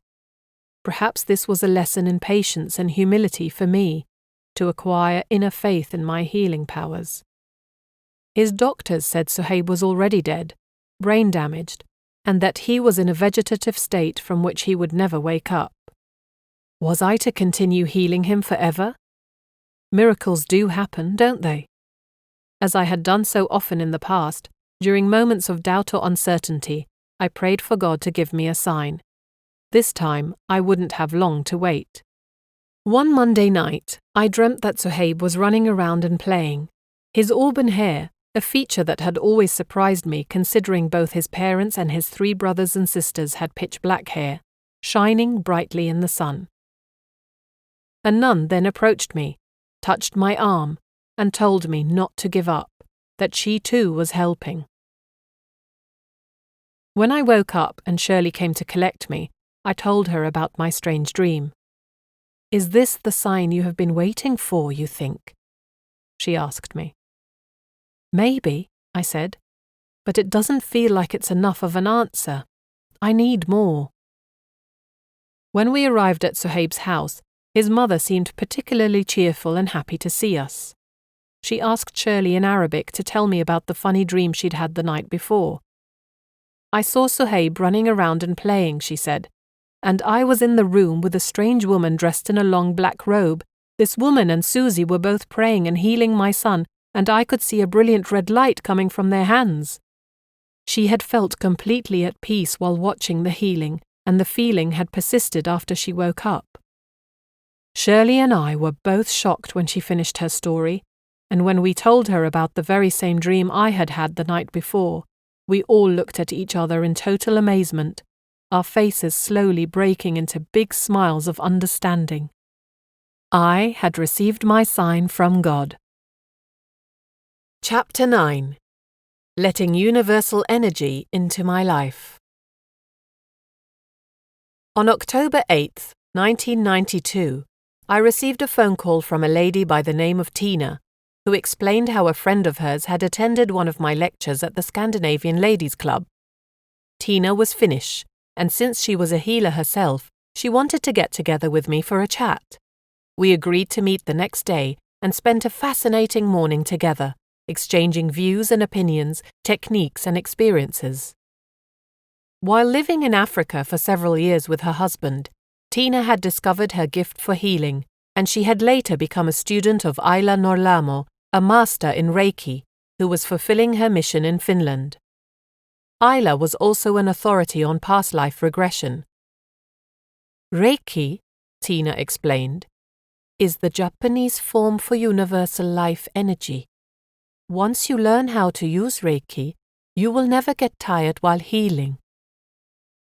It was the first time I ever heard of Reiki, and I was very interested in the technique, because after a session with Suhaib, I always felt utterly exhausted and drained of all my strength. I didn't realize it then, but Reiki would become a whole new way of life for me, and it would open the door to the path of my destiny. Tina promised to contact Isla Norlamo on my behalf and to invite her to Jordan. After some correspondence and phone calls back and forth, she agreed to come to Amman right after Christmas. What a lovely lady she turned out to be. Isla greeted me with open arms and gave me a strong hug, even though I was still a complete stranger to her at that point. But not for much longer, however. Dr. Shirley and I started the lessons for our first degree in Reiki the very same day Isla arrived. She told us that Reiki has nothing to do with spiritualism or the occult in any way. It has nothing to do with calling up ghosts, spirits, or demons, nor is it concerned with hypnosis. In Reiki, Isla said, the treatment used is made up solely of a neutral but concentrated form of cosmic energy. Our first session consisted mainly of a history lesson, the story of Dr. Mikao Usui, who has been credited with the rediscovery of Reiki, an ancient Japanese method of healing lost to the world many centuries ago. Dr. Usui, who was living in a monastery in Kyoto, Japan, in the late 18th and early 19th century, not only rediscovered Reiki, but also was responsible for its worldwide revival. After he spoke with the head of the monastery, Dr. Usui was given permission to set off to the holy mountain of Kurama. There he intended to fast and meditate in solitude for 21 days, in the hope of gaining knowledge and answers. Upon his arrival on the mountain top, he placed 21 stones in front of him and used them as a calendar, removing one for each day that passed. Nothing unusual happened until the last day. It was still quite dark when he saw a shining light come towards him at great speed.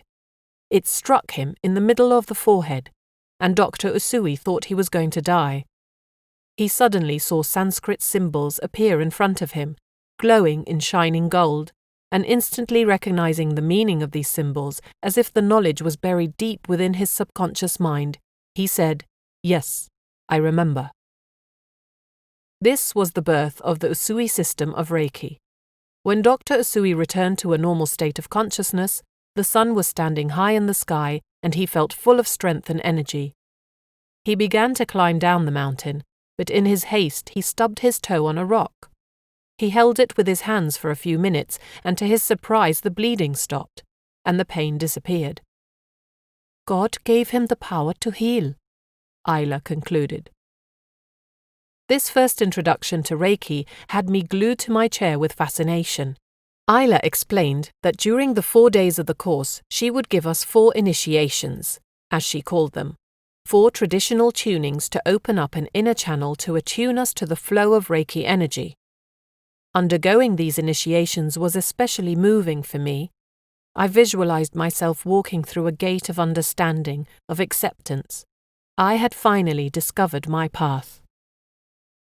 When the initiations were over, Reiki energy became flowing through my hands, and I learnt the different ways of placing them on a person's body for the healing energy to have maximum effect.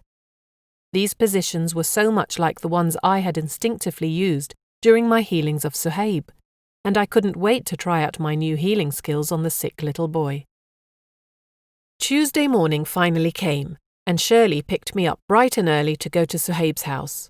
Now that she had taken the Reiki course with me, she was able to assist during the healings, where before she had only been an observer. Since we spent the same amount of time with Suhaib, we gave him a double dose of healing. After that first session, I felt like a whole new person. Gone was the feeling of extreme fatigue I had always experienced after every visit. I no longer felt drained, and there was no more need for cleansing baths with Dead Sea salts and bicarbonate of soda to take away all the dead energy I had picked up from Suhaib. Thanks to Reiki, My channels were more open than ever before, and I knew that from now on they would stay unobstructed for the flow of energy to pour unhindered through my hands into Suhaib's frail little body. From that day, Reiki became a significant part of my life, as it gave me the inner strength and physical stamina I needed to do God's work. The following Tuesday, we took Isla along with us to assist in Suhaib's healing.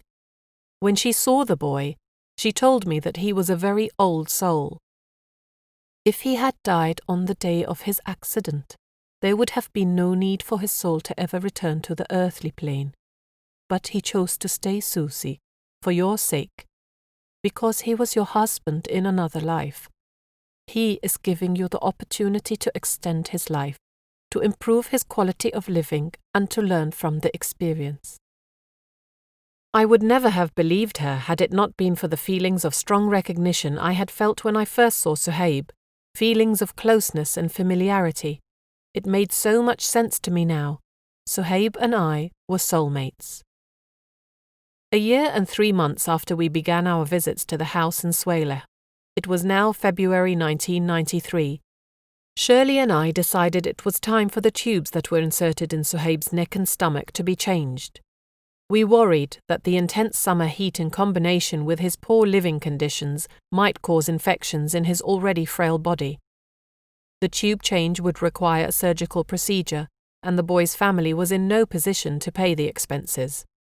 Shirley and I paid for the ambulance ride to the hospital, and a friend from the local support group had managed to make arrangements for the surgery. She had found a sympathetic surgeon who performed the procedure of removing and replacing Suhaib's tubes completely for free. What a strong boy he is, I thought to myself. Again I wondered, as I had done during every single healing, what he was feeling or thinking, or whether he was in pain. Several times in the past I had seen tears roll down his cheeks while I was healing him. Was he angry, or was he just telling me he knew I was there? It's a miracle Suhaib is alive, I told his mother. In April, I received a letter from my master Isla, in which she informed me that I was ready for my second degree in Reiki. She arrived in Jordan on May 9th, and Shirley and I immediately started our course. It took 2 days to cover the assignments of the second degree, which enabled me to send absentee healing. Many people react incredulously when I tell them Reiki can be passed on to others over long distances. It seems almost ridiculous and too unbelievable to be real. But why, in our day and age, should it surprise or even amaze us? Think about it. We all know from the use of radio and television that waves can be sent through the atmosphere and become audible or visible once they have been picked up at the other end by the right kind of receiver. Every single one of us is familiar with the wireless form of transmission. Thanks to investigative methods developed by modern medical technology, we know today that our brain produces frequencies, which differ according to brain activity. Our thoughts are nothing other than vibratory patterns, transmitted by our brain. Like radio waves, they can be picked up by the right kind of receiver. Many people have become acquainted with the phenomenon of telepathy without even being aware of it. How often do you think of something happening to a member of your family who lives far away, and then it turns out to be true? If this can happen with thoughts, then why can it not happen with the healing energy of Reiki? We know, however, that not every thought we send out automatically reaches its intended recipient. And likewise, it is not sufficient to just send some Reiki in our thoughts. Instead, we have to use a very specific and ancient technique that works as perfectly as calling someone on the telephone. When we make a phone call, it doesn't matter if a professor, a grandmother, or a little boy makes the call, as long as the correct number is dialed. At the other end, the phone will ring. Although the practice of using the telephone has nothing to do with black magic, what would a person from the Middle Ages think? Wouldn't he assume it is magic? And yet the laws of physics which enable us to make a phone call today were also in existence during the Middle Ages, but had simply not yet been discovered or put to use. In much the same way, natural laws also exist today that enable us to transfer life energy over a long distance, and even though these laws have not yet been recorded or proven by modern-day science, they do exist. In fact, they have always existed, and there have always been people who were aware of them.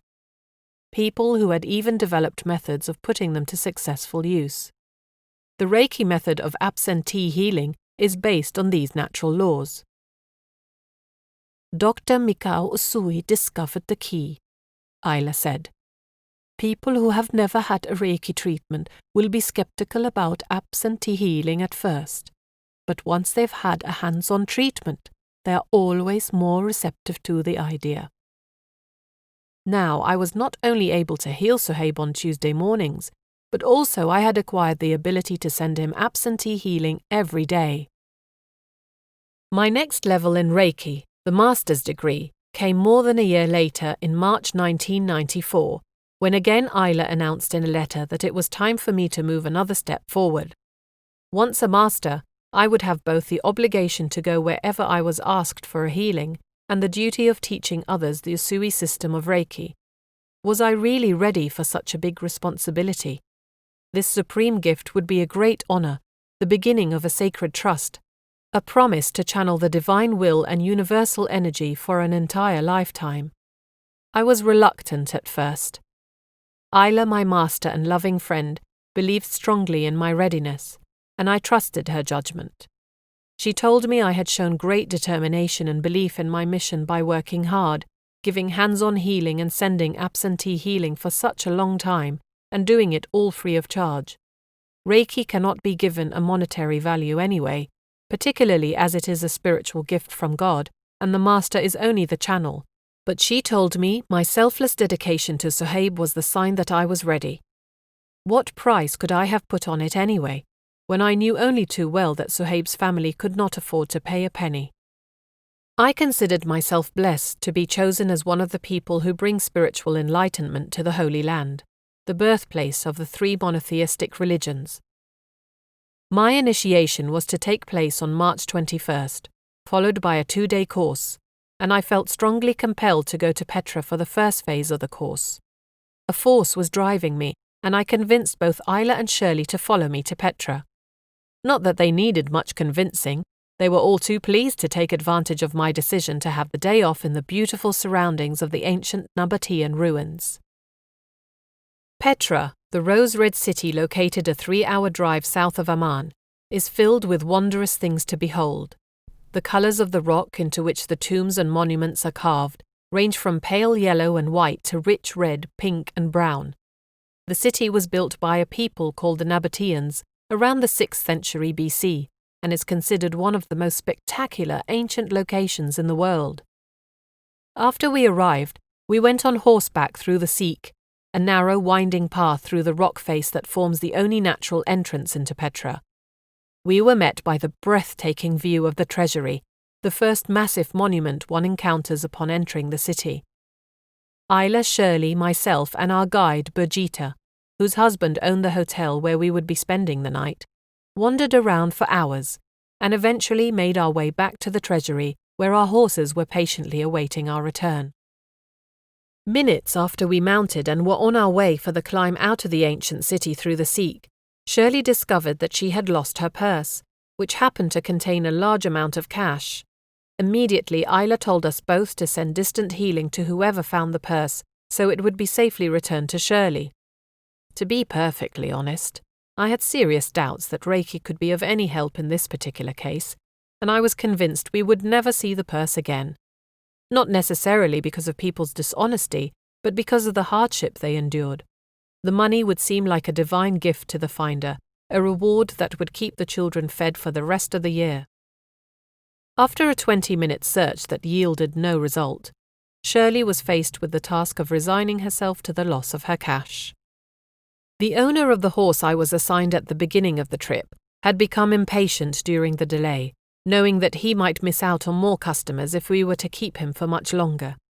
His anxiety appeared to affect the horse, and as I mounted again, ready for the return ride, the horse suddenly pulled himself free from his owner, who was only casually holding on to the reins, and broke into a gallop the likes of which I have never seen, let alone experienced, before or since. The next 15 minutes were some of the most spectacular and scary I have ever lived. The stallion galloped at full speed, zigzagging his way through the groups of people walking along the Seek, skillfully avoiding stone obstacles and other horses in his way.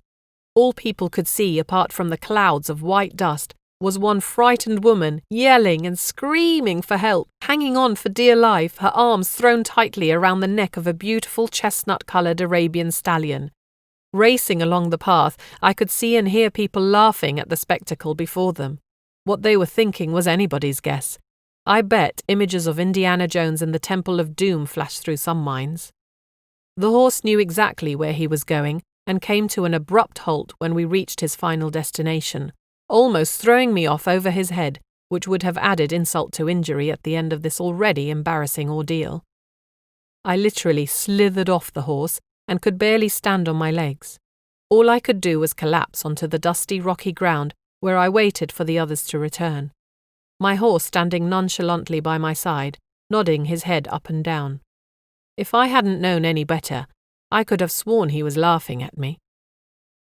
A little while later my friends arrived, and Birgitta advised Shirley to report the loss of the purse to the police station, located near the entrance of Petra. As Shirley and I walked through the door of the station, I noticed an old man sitting on a chair nearby, playing with prayer beads. His abaya, traditional Arabic robe, seemed extremely white, and the man stood out simply because he looked so clean and spotless compared to everyone else around him. While I took a seat and waited for Shirley to finish with her report of the stolen purse, I was strongly aware of the energy emanating from him, and I couldn't help staring. I even felt my body starting to lean in his direction several times, as if I was being drawn into his energy field, and I had to readjust my position on the chair several times. It was quite embarrassing. Who was he? He couldn't have been a guide who trudges on foot back and forth through the dusty Seek all day long, guiding his horse. Much to our relief, Shirley's purse had already been found and turned into the police station. When the officer handed it over to her and she made a quick inspection of its content, Shirley found that everything was there, all the money, down to the last piastre. How extraordinary! How was it possible that the purse had found its way to the police station even before we did? Who brought it in? Shirley asked, wanting to thank that person for his honesty and offer him a reward for his kindness. It came as no surprise to me when she was told the man in the white abaya had found the purse. He refused the reward and merely smiled at us when we thanked him for what he had done. After we walked out, I gave Isla a quick summary of what had happened inside the station. She remained silent, and the same smile I had just seen on the old man's face moved across her face.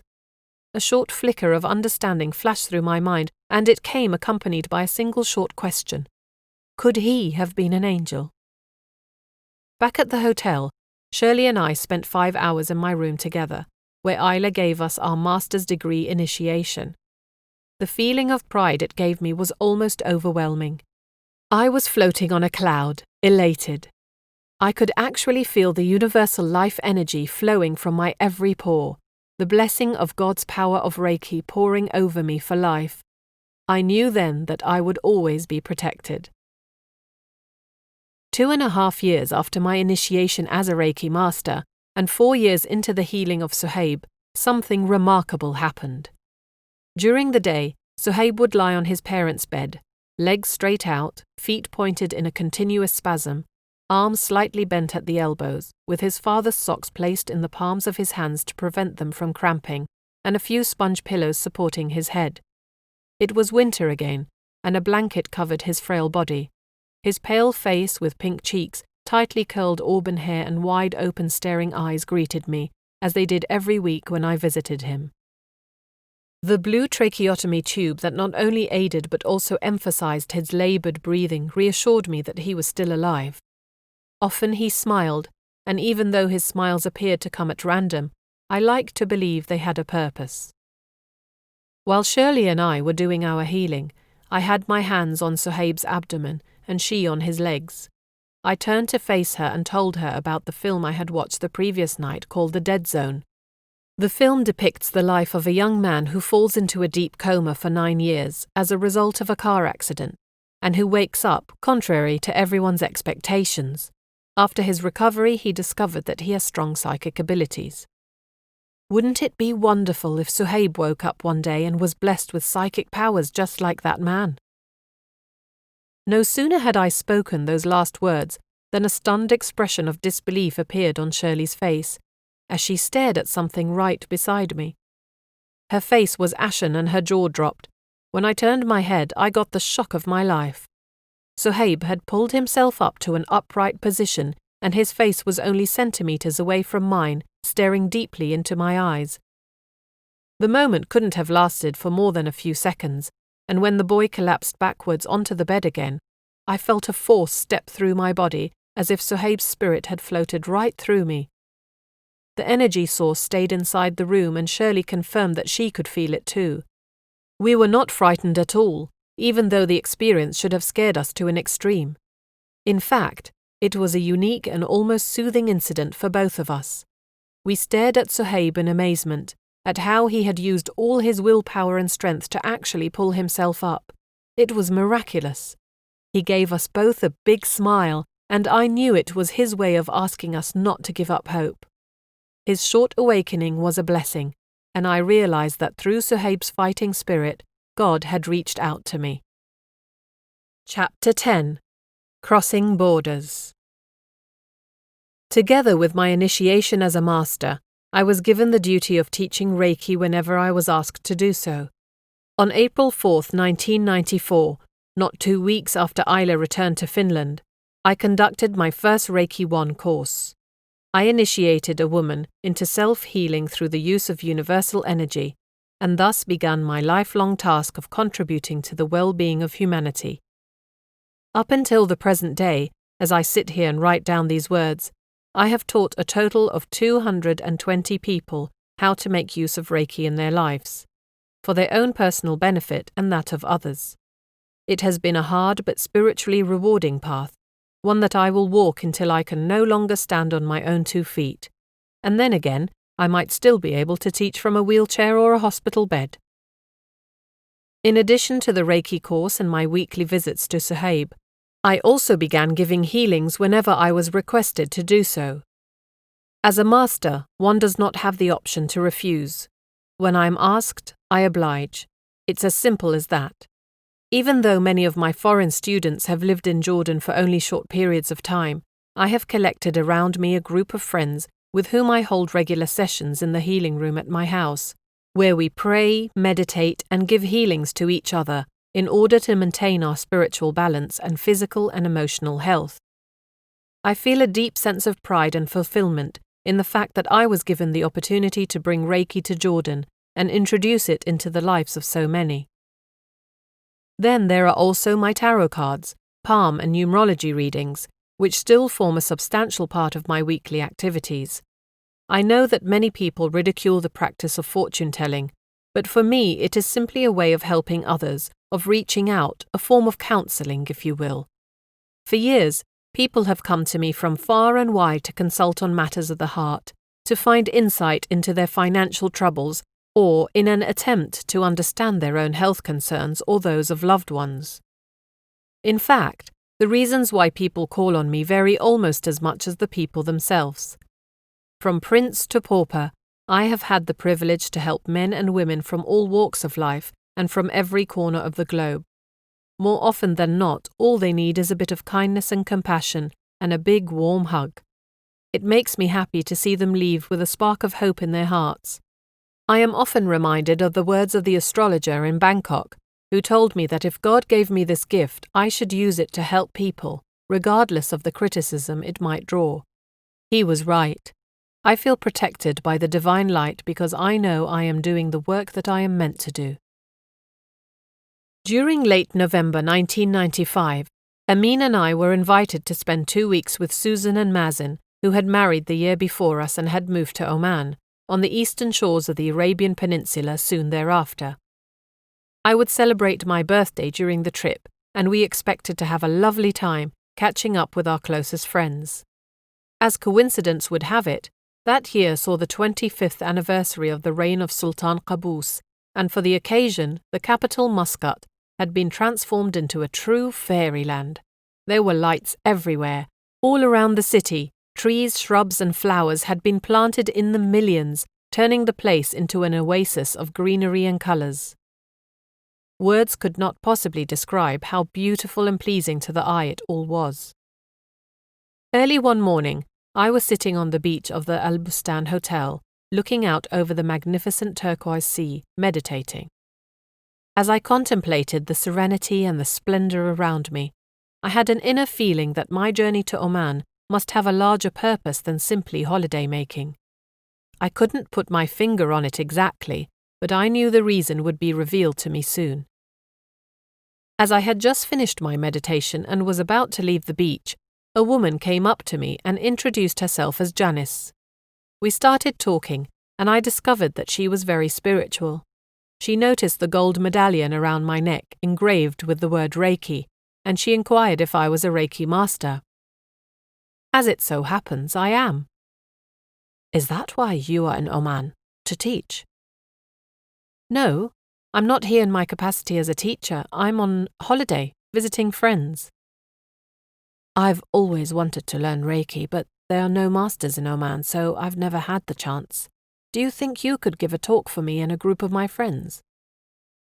Naturally, I could not refuse, and a few days later I gave a lecture on Reiki, attended by about 30 people. Afterwards, many of them came up to me and told me they'd be interested in taking a course, and that's how the real reason for my stay in Muscat was revealed. The very next morning, I began the first Reiki 1 course ever given in Oman. By the end of my trip, I would have initiated a total number of 14 students. One of them during the first course was an Irish woman called Valerie, who was trained in reflexology, and we became good friends. During the second day of the second course, one of my other students, Eileen, arrived late in class. I scolded her little for being late, since now I would have to repeat myself. Eileen apologized profusely for her tardiness and explained that she had just come from the hospital because of an emergency. When she left her house in the morning and was on her way to class, she had found a boy covered in blood crawling along the road. She had put him into her car and rushed him to hospital, where they discovered he had a deep knife wound to the neck. He had lost massive amounts of blood, but the doctors had managed to save his life during surgery. However, his throat was so badly mangled that he might never be able to speak again. During her wait at the hospital, the police told Eileen the boy's story. Apparently, what had happened was that an Indian family, the mother, a daughter of 8, and a 12-year-old son, Gupta, had been knifed down by their Indian servant for unexplained reasons. Gupta, badly wounded and bleeding heavily, had managed to escape through a window and had crawled onto the road. The servant, weighed down by the cruelty of his own actions, had turned himself into the police within half an hour of his crime, by which time Eileen had already found Gupta and rushed him to a nearby hospital. When she finished telling us the story, I excused myself from the room, went into the kitchen and channeled Reiki to Gupta, asking God to heal him where he needed to be healed. The next day, Eileen arrived at the door with a big smile on her face. She made a beeline for me, hugged me, and said that a miracle had happened. Gupta is talking, and the doctors are surprised and amazed at his extraordinary recovery. Goodness, Susie, your Reiki is powerful stuff. That day, I dedicated a large part of the morning to explaining to my students that Gupta's healing was not my doing, but that it was the work of God. I had merely been the tool through which God reached out to this young boy and healed his wounds. Never take credit for a healing, because it is done through the power of universal energy. When I returned to Susan's house that night, I thanked God for allowing me the opportunity, through his merciful healing of Gupta, to teach this very important aspect of Reiki to my students. To this very day, the 12-year-old Indian boy from Muscat makes an appearance in every one of my Reiki 1 courses, because his story is an excellent illustration of a miraculous healing. By now, I had decided to extend my stay in Oman by another couple of weeks and had started my third Reiki 1 workshop in mid-December. One of the people who signed up for this course was Leslie, a woman I had met during a visit to Muscat, and I was extremely pleased to see her again under the present circumstances. Leslie suffered from motor neuron disease, a crippling affliction that leads to weakness and wasting of the muscles. One of the world's most famous sufferers of MND is perhaps Stephen Hawking, and I was convinced that in view of her worsening symptoms, Reiki could help her improve her quality of life. But even though Leslie had signed up for the course voluntarily, she had done so mainly because I was the teacher and was very skeptical. When we discussed her motivation, she told me she'd need a convincing sign that this would really work for her. When I became a Reiki Master, Isla had presented me with a lovely gift, a pack of 55 angel cards. On every one of these cards is written a quality: trust, beauty, purification, and enthusiasm, for example, that can provide spiritual insight into your life at any given moment. When asked to pick a card from the pack, the quality or angel that emerges is the one that will be your inner companion for that day, to support your growth and bring understanding and direction. My master would always ask me to pick 3 cards, and the combination of the 3 angels that surfaced would spell out a powerful message for that particular day. The pack of cards Isla had given me was bought in Finland, and therefore the angel names were printed in Finnish. Isla had handwritten the English translation on all the cards, and that's how I have used them ever since. Every morning before the start of the lesson, I put the pack of cards on the table and asked each of my students to pick 3 cards. To my surprise, one of the students picked a card without translation. How odd! I had never seen this card before, and none of my students had ever picked it from the pack before either. Since it was clearly one of the 55 angels, I felt a small pang of embarrassment for not knowing what the meaning of this one particular card was. My higher self came to my aid quite forcefully, and I wrote, "Expect a miracle to happen," on the card. After that, I returned it to the pack and fanned the cards out across the table one more time. Pascal, another student, picked that card when it was her turn to choose. She laughed and said she looked forward to witnessing a miracle. The next day, Leslie let us know that she would be late for class. John, the son of one of her friends, had been taken violently ill and needed to be rushed to hospital. His parents were away on a trip, and the boy was screaming in agony. When they arrived at the emergency room, the poor child was diagnosed with torsion of the testicles, which required immediate surgery. But there was one major obstacle. The hospital could not proceed with the operation until after his parents had given their written consent. It was a devastating blow for Leslie, who couldn't bear to see the boy in so much excruciating pain. The staff was unwavering in its decision to follow hospital procedure, even after Leslie's repeated begging and pleading for help and understanding. By the time she came into class, she was a nervous wreck and collapsed onto the floor the moment she walked through the door. The stress had brought on a violent attack of her ailment, and I decided to give her Reiki. While Leslie was receiving treatment from her fellow students, I channeled absentee healing to John in the hospital and prayed to God to release the poor boy from his suffering. After an hour-long hands-on healing, Leslie felt better, completely revitalized in fact, and she thanked us all. When the others left the room to have some coffee in the kitchen, I asked Leslie to stay behind so I could talk to her. "Why me, Susie?" She broke down crying. "I'm sick myself, and yet it seems that all I am asked to do is help others. Even last week, I had to take care of the mother of a French girlfriend of mine who had flown to France on business. The mother was supposed to join her daughter in Paris after a week, but fell down and broke her arm and collarbone while I was taking her to the airport. She ended up having to stay with me for another week, and she only spoke French." I took Leslie into my arms and gave her a comforting hug. "All things happen for a reason, darling. So be patient and you will eventually understand everything, believe me." When Leslie arrived in class the next day, the last one of this course, she had a big smile on her face. What a transformation from the miserable woman I had held in my arms the day before. "I've just come from the hospital, and they won't need to operate on John after all." It appeared that his condition had reversed itself inexplicably, and his doctor was dumbfounded. "It's because of my angel card!" Pascal suddenly exclaimed. "You see," I told Leslie after her final initiation, "now I can answer your question as to why you had to go through this ordeal with John. God was showing you that miracles do happen. Stop worrying about your disease and about death, because it is clear that God has chosen you to take this Reiki course so that you can heal yourself every day. Please have faith in Him and believe in yourself. The power of positive thinking works wonders. Leslie simply smiled and gave me a long, warm hug.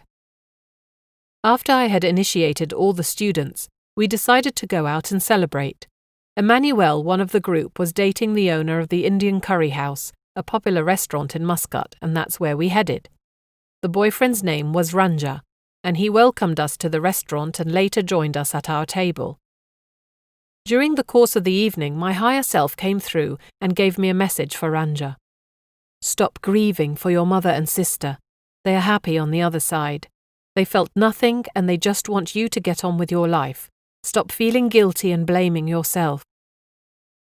Ranja sat back in a state of shock and asked me how I knew about the car accident in which his mother and sister had died. Can I do your Reiki course as well? Would it help me to get over my grief? When I assured him it would most definitely help, he signed up for the next series of classes.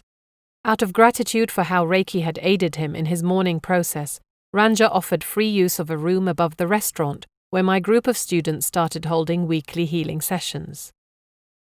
During a subsequent visit to Amman, I would learn that 10 of my students still work together as a group on a weekly basis, giving clients Reiki relaxation therapy in the room above the curry house. This particular visit was the result of a letter I received from Valerie in September 1996, inviting me to come and give more Reiki 1 courses to an even larger group of interested people. After a month-long wait for the visa, I departed Amman for Muscat in early October. The weather in Oman during that time of year was at its most enjoyable, and after a week of relaxing and settling in, I asked Valerie to organize a get-together with all my former Reiki students before embarking on the first of a series of teaching courses. It was important for me to see them again and find out how they were getting on. The gathering took place at the home of Emmanuel, who had gone out of her way to make me feel welcome. It was wonderful to see everyone again, to listen to each person's experiences and to learn how much each of them had progressed. I was very proud. It was well after midnight by the time most of the guests had left, and when I was about to get up and say my goodbyes, there was a tap on the door. Andrea, one of my students who had not been present all evening, walked into the house. Having attended a dinner party somewhere else, she was on her way home and decided to pop in and say a quick hello. We chatted for nearly an hour. Andrea told me all her news and described a recent trip to Australia, where she had taken a course in yoga. After she left, the time had come again for me to say goodbye to my hostess, but again I was interrupted by a knock on the door. There stood Andrea yet again, this time announcing that her car wouldn't start. She'd left the lights on and her battery had gone flat. Emmanuel offered to take her home, but suddenly I remembered that the power of universal energy can penetrate anything, even plaster of Paris and steel. Listen, why don't we try to recharge the battery using Reiki? Everyone burst out laughing. When they noticed I was serious, they were willing to give it a try. I told Andrea to get behind the wheel and try to start the car again. Nothing happened. We opened the bonnet, and I instructed everyone to join me in putting her hands on the battery. The position was awkward, but the laughs were hilarious and we managed to stay in position for 3/4 of an hour. A good thing we were working under cover of darkness, because the sight of 5 women fondling a battery might have upset even the most casual of passers-by. The heat emanating from my hands became almost unbearable. I'd never felt anything like it before. I said a silent prayer. Please God, don't let me down. If it is our divine right to recharge this battery, then let it work. It would be a valuable lesson for these students to learn. When Andrea turned the ignition again, the car started.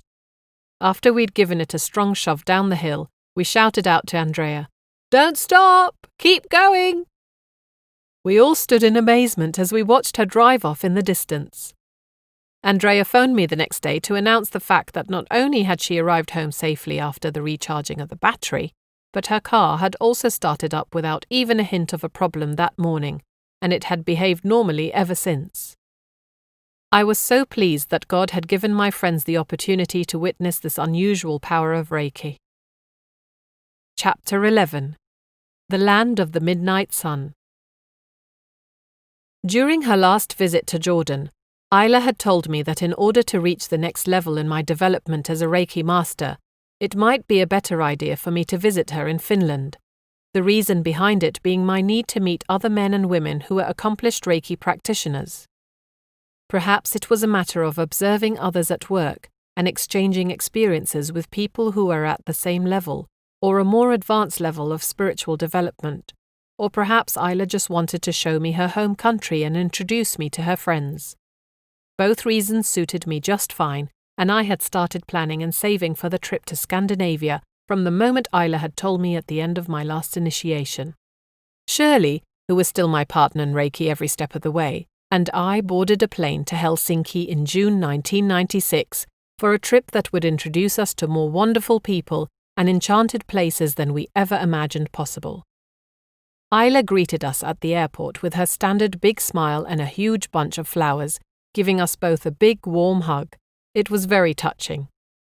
She introduced us to Ulla, another Reiki Master, who most kindly offered to act as our driver during our stay in Finland.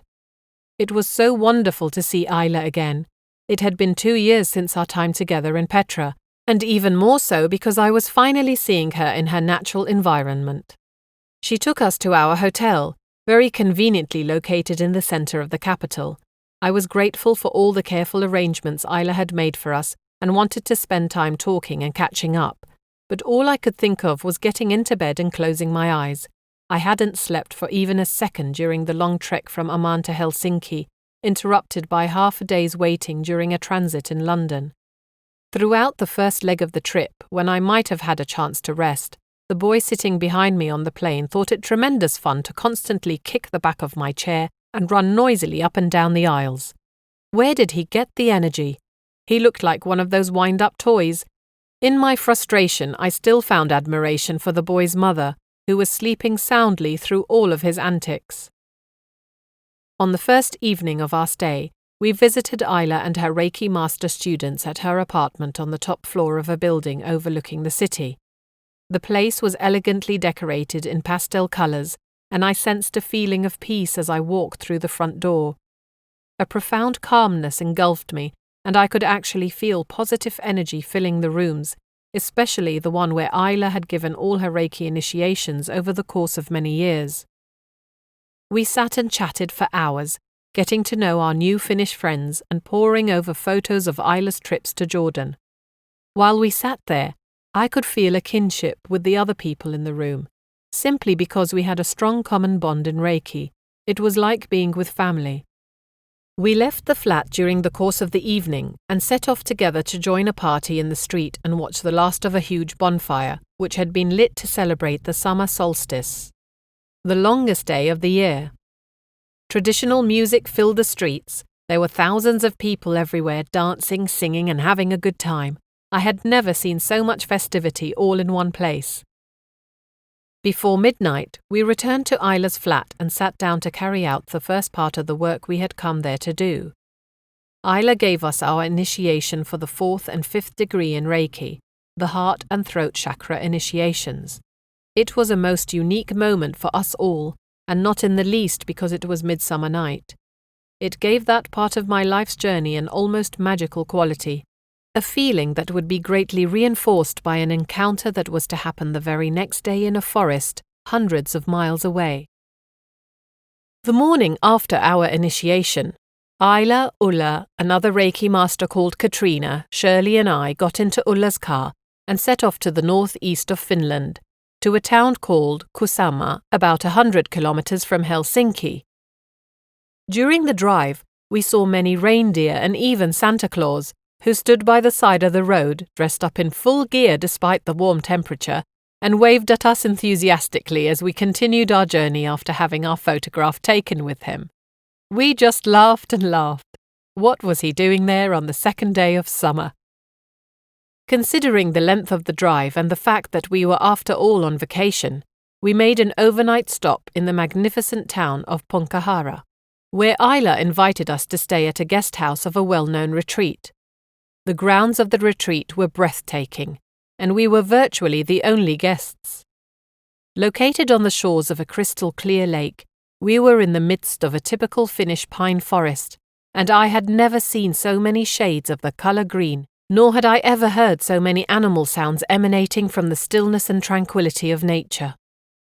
After checking into our rooms, Isla decided to have a rest, and Ulla, Katrina, Shirley and I couldn't suppress our enthusiasm and decided to have a sauna first. After the long drive, the effect of the sauna followed by a jump into the ice-cold lake was a revitalizing experience. How refreshing! Feeling thoroughly invigorated, Katrina and I dressed and went for a walk along the deserted paths around the lake. Or were they really deserted? After a while, we both became conscious of someone watching us. We looked around several times, but couldn't detect anyone, for as far as we could tell, we were completely alone on the path. The feeling of being watched stayed with us, and even though we both commented on the fact that it wasn't a frightening sensation, we were curious as to where the impression was coming from. Suddenly, we heard the sound of children's laughter behind us. We simultaneously turned on our heels and peered into the forest. From the corner of my eye, I caught a glimpse of what looked like a small child. It moved so fast I didn't have a chance to take a proper look. Then others appeared, darting in between the trees as if floating on air. By now Katrina was seeing them too, and to my relief she realized immediately what they were: nature spirits. I had never heard of nature spirits before in my life, but here I stood in the middle of a Scandinavian forest, staring in wonderment at small translucent figures playing hide-and-seek with me between the trees. It was quite something. Throughout my life, I have never been a skeptical person, but on that 22nd of June I came close to disbelieving what my eyes were clearly telling me. Nature spirits? They were beautiful and funny, and after several minutes they disappeared into the darkness of the woods and were gone from my life forever. Isla gave me a big smile the next morning when I told her about what we had encountered during our walk in the grounds. Ja, she said in her thick, endearing Finnish accent. I saw them too while looking out of my window this morning. It's all so wonderful. After breakfast, we continued our journey to Kusama and arrived at the hotel a little before 6 that afternoon. We met up with another one of Isla's Reiki Master students, Ira. She greeted us with a lovely gift of amethyst crystals. We were given the tour of Kusama town, one of Finland's most popular year-round holiday destinations, known for its natural beauty and spectacular ski slopes. Forests reached as far as the eye could see, against a backdrop split by lakes, rivers and rapids. The next morning, Ira had arranged to take us on a long hike to the waterfalls. It was a warm summer's day, and in Finland that means one thing: mosquitoes. Fortunately, Katrina and I came well prepared with a mosquito hat, an unattractive contraption that hid my face effectively behind a net. To my surprise, the others seemed unaffected by the scores of insects that swarmed around us, while I was swatting away bugs continuously. We reached the top of the falls by midday and stopped for lunch. I was stunned to see how organized the whole area looked, ingeniously equipped with wooden picnic tables and benches, garbage bins, and even a well-ordered pile of pre-cut logs of timber, ready to be used for a barbecue or fire by anyone passing by.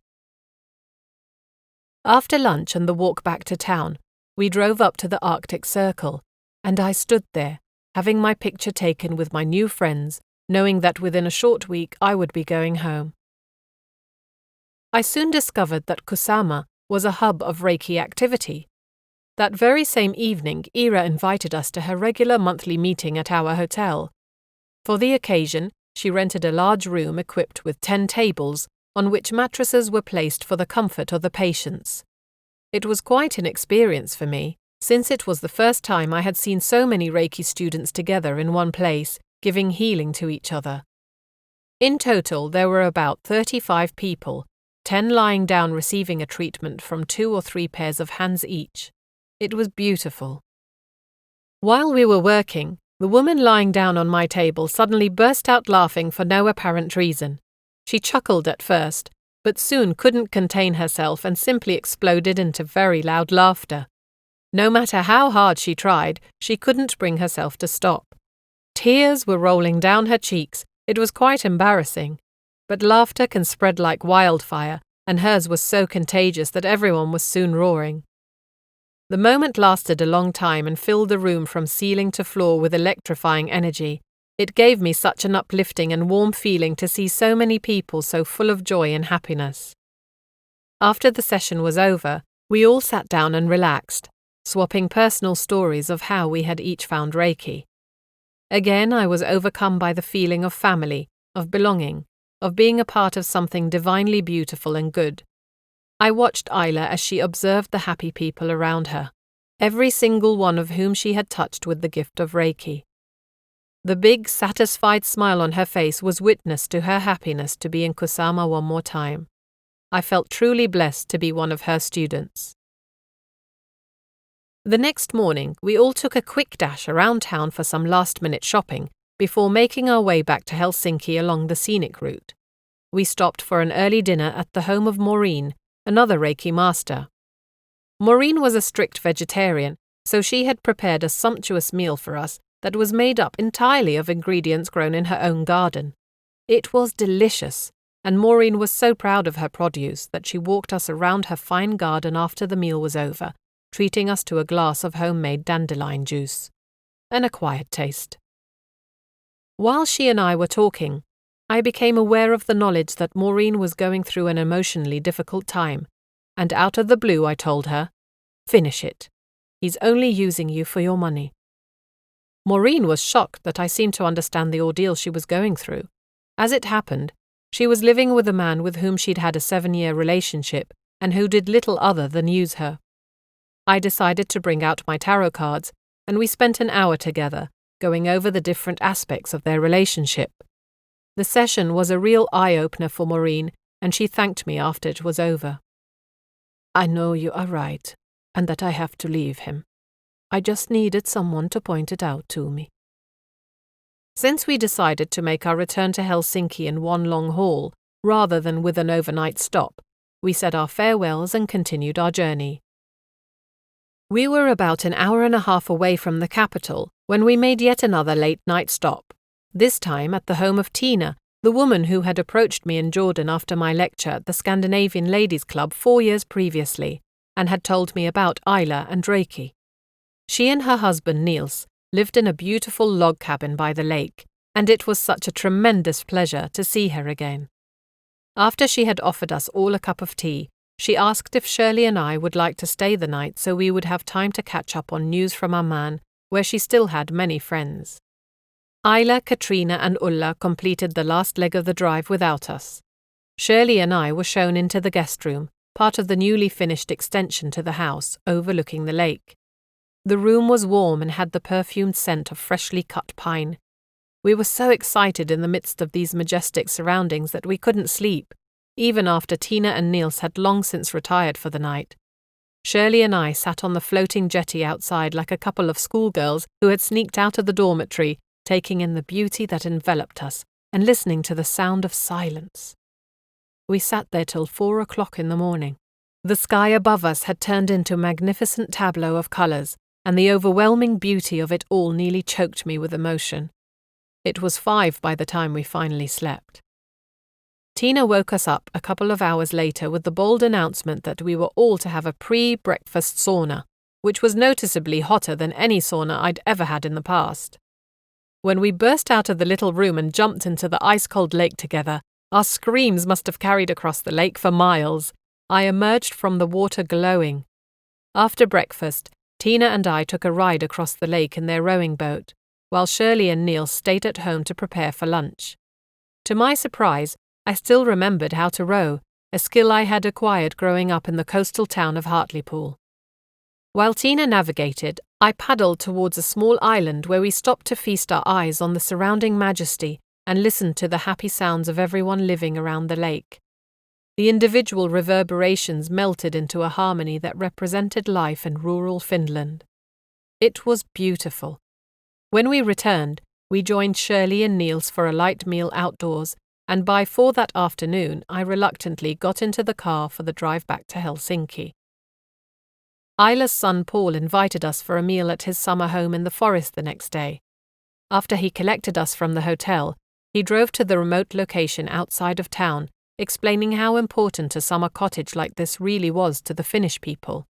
Anyone who could possibly afford it owned a place where during the summer optimum enjoyment and benefit could be extracted from the sunlight that was so absent from their lives for so many months out of the year. Winter in Finland is spent in darkness, something I can scarcely imagine. How depressing. After lunch, Shirley and I took a walk through fields of strawberries. The wild flowers were in full bloom and we saw every shade and colour of the rainbow. The air was so fresh and clean that I tried to fill up my lungs to overflowing in the hope of storing up some of that natural splendour that I was breathing in. My intimate encounters with nature in Finland will forever remain in my memory as near magical moments. So often we take nature for granted as a result of the pressures of everyday life, but not during that month of June in 1996. Not while I walked among the wild flowers and pine trees of Scandinavia. The morning of the 30th, we began our lessons for the 6th level of Reiki. At the end of this course, I would become a Grand Master. The next few days, Shirley and I were completely immersed in study. There was so much to learn. These long hours and my final days in Finland were spent in Isla's flat listening to my teacher, absorbing her wisdom, further expanding my ever-evolving understanding of universal energy. When Isla at last gave me my final initiation, I felt I had completed an important phase of my spiritual development. My growing desire to help people had been strongly reinforced, and as a Grand Master, I would find within me the strength and skill to go out into the world and help make it a better place. Promoting better spiritual understanding would from now on become part of my mission as well, to teach people how to learn to live together in greater peace and harmony, and ultimately, to aid and support the well-being of Mother Earth herself.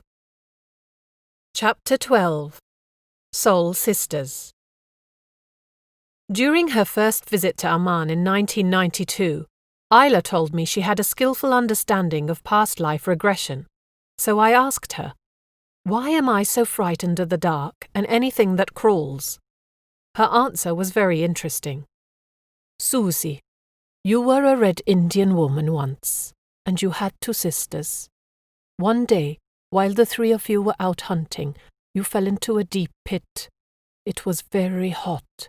The sun was pelting down on you, and no matter how hard you all tried, there was no way out. You were trapped. The first night was very cold and dark, and to your horror all kinds of creatures crawled into the pit, even snakes. The next day was even hotter, and the next night even darker. You all died. It was terrible." I now had an explanation as to why I was scared of the dark. However, I wasn't sure what to do with the information. It upset me dreadfully at first, and I wondered why I should have suffered such an agonizing death in a previous life. After a while, I succeeded in shrugging off the question, answering it with my now standard response to the unknown. Only time will tell. Isla's next visit in 1993 brought me a step closer to understanding the influence this previous life story was to have on my current existence. I recounted to my master the visit of a woman who had come to me for a tarot reading. Her name was Ginny, and the moment she walked into my kitchen, the place where I hold my readings, the feeling of recognition nearly knocked us both over with surprise. We'd never met, or so we thought, and yet we could feel an undeniable closeness between us. We became good friends, even though Ginny spent little time in Jordan. She lived in Massachusetts, where she had moved during the Gulf War and where her 2 teenage sons were going to high school and college. She visited Amman regularly, however, to see her husband's family. Isla sat and listened to my story. After I had told her everything, she closed her eyes and smiled. "Yeah, Susie. Ginny was one of the sisters who died with you in the pit." I couldn't wait to call up Ginny and tell her. How exciting! So that's why I'm so frightened of the dark too, Ginny said. A month after this conversation, I received an incredible letter from Ginny about a woman she'd met in Cape Cod. Her name was Kyo Sasaki Monroe, and she was a Reiki Master working as an international consultant, traveling to give lectures, workshops, and seminars. Her field of expertise was ascension, and she was also a conduit master teacher in higher dimensions and hypnotherapy. Ginny told her about me. I had finished my Reiki 1 and 2 levels at that time. Kyo smiled and said, "Yes, I know." She described to Ginny what I looked like, down to the color of my eyes and hair, and the fact that I didn't have any children. "How do you know all this?" Ginny asked her. "Because the 3 of us were sisters in another life. Susie's master told her the exact same story a month ago. Well, this is no coincidence. We were meant to meet each other eventually. We're all here on a mission." Kyo explained that she was told by her higher self to travel around the world for the next 3 years to open energy spots. "Where will you get the money to do this?" Ginny asked. "God will provide. He makes sure that I always have just enough money." Gosh, you sound just like Susie. That's the way she talks too. But what about me? What's my mission? You've done your duty. We have all found each other through you. We will reunite one day, but your duty for now lies with your children. A year after her conversation with Ginny, Kyo wrote to me, telling me how pleased she was to have found her soul sisters, but that the time was not yet right for us to meet in person. Whenever I talked or wrote to Ginny, I asked about Kyo, but the reply was always the same. She's still traveling. It would be years before we'd hear from her again. In June 1997, a year after my trip to Finland and my initiation as a Reiki Grand Master, the phone rang early one morning. It was Ginny. "Have the coffee ready in 10 minutes. I'm coming over to visit." "I don't believe it!" I screamed. "You're in Amman! Why didn't you tell me?" Seeing my soul sister again was wonderful. Ginny stayed in Jordan for 3 weeks and we spent a lot of time together. We talked and talked for hours on end, and still we felt we were always running out of time. "Why don't you come to Cape Cod with me and stay for a while?" "If it's God's will for me to come, I will come," I said. In September, Ginny called to announce that she'd found 19 women who wanted me to come over to give tarot readings, teach Reiki, and give healings. On the 23rd, I was on my way to America, and after a night stop in London, I was finally circling above Boston's Logan International Airport. Minutes before the plane landed, my higher self told me to send universal energy to Kyo, wherever she may be, to let her know I was in Massachusetts. "Please, dear God, give me the opportunity to meet her on this trip if it's my divine right." I was received at the airport by a very jubilant Ginny, who drove me to her beautiful home in Cape Cod. The first thing I did after we walked through the door was to ask her if I could use the phone to call Kyo. My urge to try and contact her was overwhelming. Ginny looked at me, and I knew what she was thinking. "We haven't heard from her in 4 years, Susie. What makes you think she's even in the States? She could be anywhere on the globe. The odds against finding her at home are enormous." "I have to give it a try. I have a feeling I will meet her during this trip." When the answering machine came on, I was so disappointed I could barely speak. "Hi, Kyo," I managed to mumble. "It's Susie. I'm in Cape Cod. I'm staying with Ginny. Wouldn't it be wonderful if the 3 soul sisters would be reunited at last? I hope you check your messages once in a while." I smiled at Ginny when I hung up the phone, shrugging my shoulders. You never know. God works in mysterious ways. The next morning, Ginny took me to a big shopping mall. Coming from Jordan, where the first real mall wouldn't be built until the beginning of the next millennium, I was overwhelmed by the sheer volume and variety of goods available to the average American consumer. Of course, I'd worked at Selfridges and had shopped in all major cities of the world during my flying days, but nothing quite prepares you for that very first American mall experience. It was dazzling. Ginny and I shopped the entire day until my feet could no longer carry me, and my jet lag had caught up with me to such an extreme I was beginning to have double vision. By 6:30 I was exhausted, famished, and thoroughly happy. At home, we had a quick dinner and decided to lie on the couch and catch up on all our news. With food in my stomach, I seemed to be over the worst of my fatigue, and Ginny and I talked for a few hours. I always loved these conversations. Their simple ease and effortlessness is something that still amazes me to this very day. To feel so comfortable with another person is an experience that I wish on every human being. Just as we had decided to call it a night, the phone rang. It was about 10 o'clock. Ginny answered and suddenly let out a piercing scream. "Oh my God, Keo! Susie, it's Keo! She's here in Cape Cod. She's just arrived from Japan." Ginny arranged for us to meet the very next day. We would pick her up, have lunch together, and spend the rest of the day getting to know one another. On September 27th, I met my second soul sister for the first time. Keo handed Ginny a bouquet of 36 roses of different colours and then turned to face me. As she stood before me, a petite Japanese woman in her mid-50s, with short black hair and a sweet smile, the feeling of recognition that engulfed me was the same as it had been in my kitchen in Amman when I first laid eyes on Ginny. Keo and I walked towards each other, reaching out, and without the slightest hesitation, we leaned into a long embrace. It was one of the most powerful moments of my life. Lunch was at a Japanese restaurant, where Keo talked about the importance of ritual in food preparation and the correct way to eat a meal in order to extract maximum enjoyment.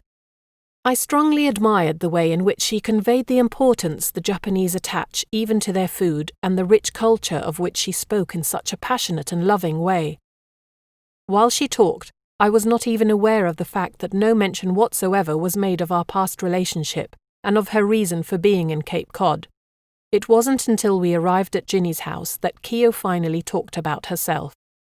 She gave us a videotape about her work and told us the remarkable story of her book, Love and Hope, A Message for the New Millennium, which had recently been published.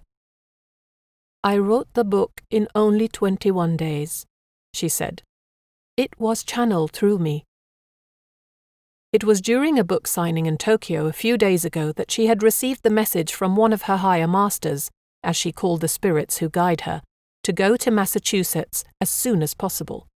When she boarded the aeroplane the next day, she wondered what she was doing. "I have such a busy schedule. I have to be in Brazil next week, and from there on to Peru and later India." Throughout the flight, she was plagued by the question of why she had been instructed to go to Cape Cod at such short notice. When she got to her apartment and found my message on her machine, she finally understood. I gave her a short tarot reading and saw many interesting things in the cards, but every single time I mentioned one of the visions that appeared, Keo said, "Yes, Susie, I know." I laughed. "Why am I doing this? You seem to already know everything that is coming." Keo chuckled. "It's just nice to hear it from somebody else as well." When the reading was over, and Ginny left the room to go check on something in the office, Keo suddenly said, "Susie, your channels will be more open from now on." "What do you mean? What did you do?" Had she given me a blessing? Keo smiled and said, "You will be guided and protected." A few days after Christmas that year, Brenda and Mahmoud invited Amin and I for a meal at their picturesque farmhouse outside of Amman. It was a thoroughly enjoyable evening, and we were introduced to a wide variety of different and interesting people. The mild winter temperature of the Jordan Valley allowed for an opportunity to get away from the Amman cold and spend the evening outdoors. I became, as was typical for me in those settings, ravenously hungry when the smell of the barbecue came wafting towards me. I couldn't wait to get my teeth into a well-cooked piece of meat. The meal was great, the company entertaining, and the music inspiring enough to get us all dancing. As the night wore on, I realized I hadn't felt this relaxed and comfortable in the company of strangers in a long time. While driving to the farm, Amin and I had been helped by Nonni, an Austrian friend and one of my Reiki students, and since we were convinced driving home through an unfamiliar part of Jordan in the dark would be even more of a challenge, Nonni kindly offered to drive ahead of us to lead us back to the capital. While I was talking to one of the other guests, Nonni tapped me on the shoulder and said it was time to go. "Amin is waiting for you," she said. I felt quite strongly that I didn't want to leave at that precise moment, and even though I knew from experience that I should always follow my instincts, I couldn't be selfish since Amin had to go to work early the next morning. When we reached the car after saying our farewells, we noticed it had a flat tire. Brenda asked her gardener to change the tire, and 20 minutes later we were finally able to get into the car. As I slid into the passenger's seat, I put on my seatbelt as usual, but my higher self interfered, and I got the strong message that said, "Take it off." I felt extremely ill at ease, so much so that I channeled universal energy to protect both Amin and me during the drive home. We followed Nonni all the way back to Amman, and as we drove into the city and waved goodbye to her, I commented on how much traffic there was, even though it was already midnight. Suddenly, without the slightest warning, there was a loud, dull bang. A taxi coming out of a side road had rammed into my side of the car at high speed. It came out of nowhere, and the power of the impact was horrendous. My entire universe was suddenly filled with an excruciating pain that shot through my whole upper chest and shoulders, and I couldn't breathe.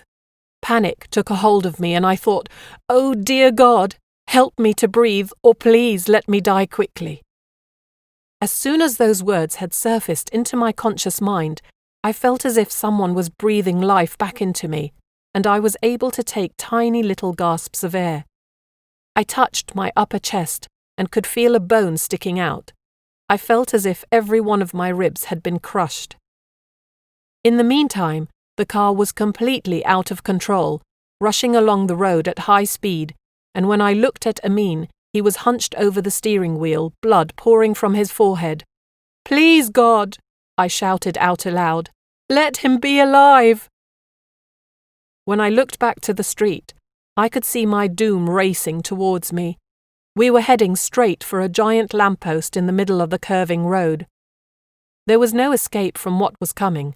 In those split seconds before the impact, I remember having an eerie sensation of being elsewhere, of being a spectator in the final moments of my life, as if the inescapability of the smash put me at complete peace.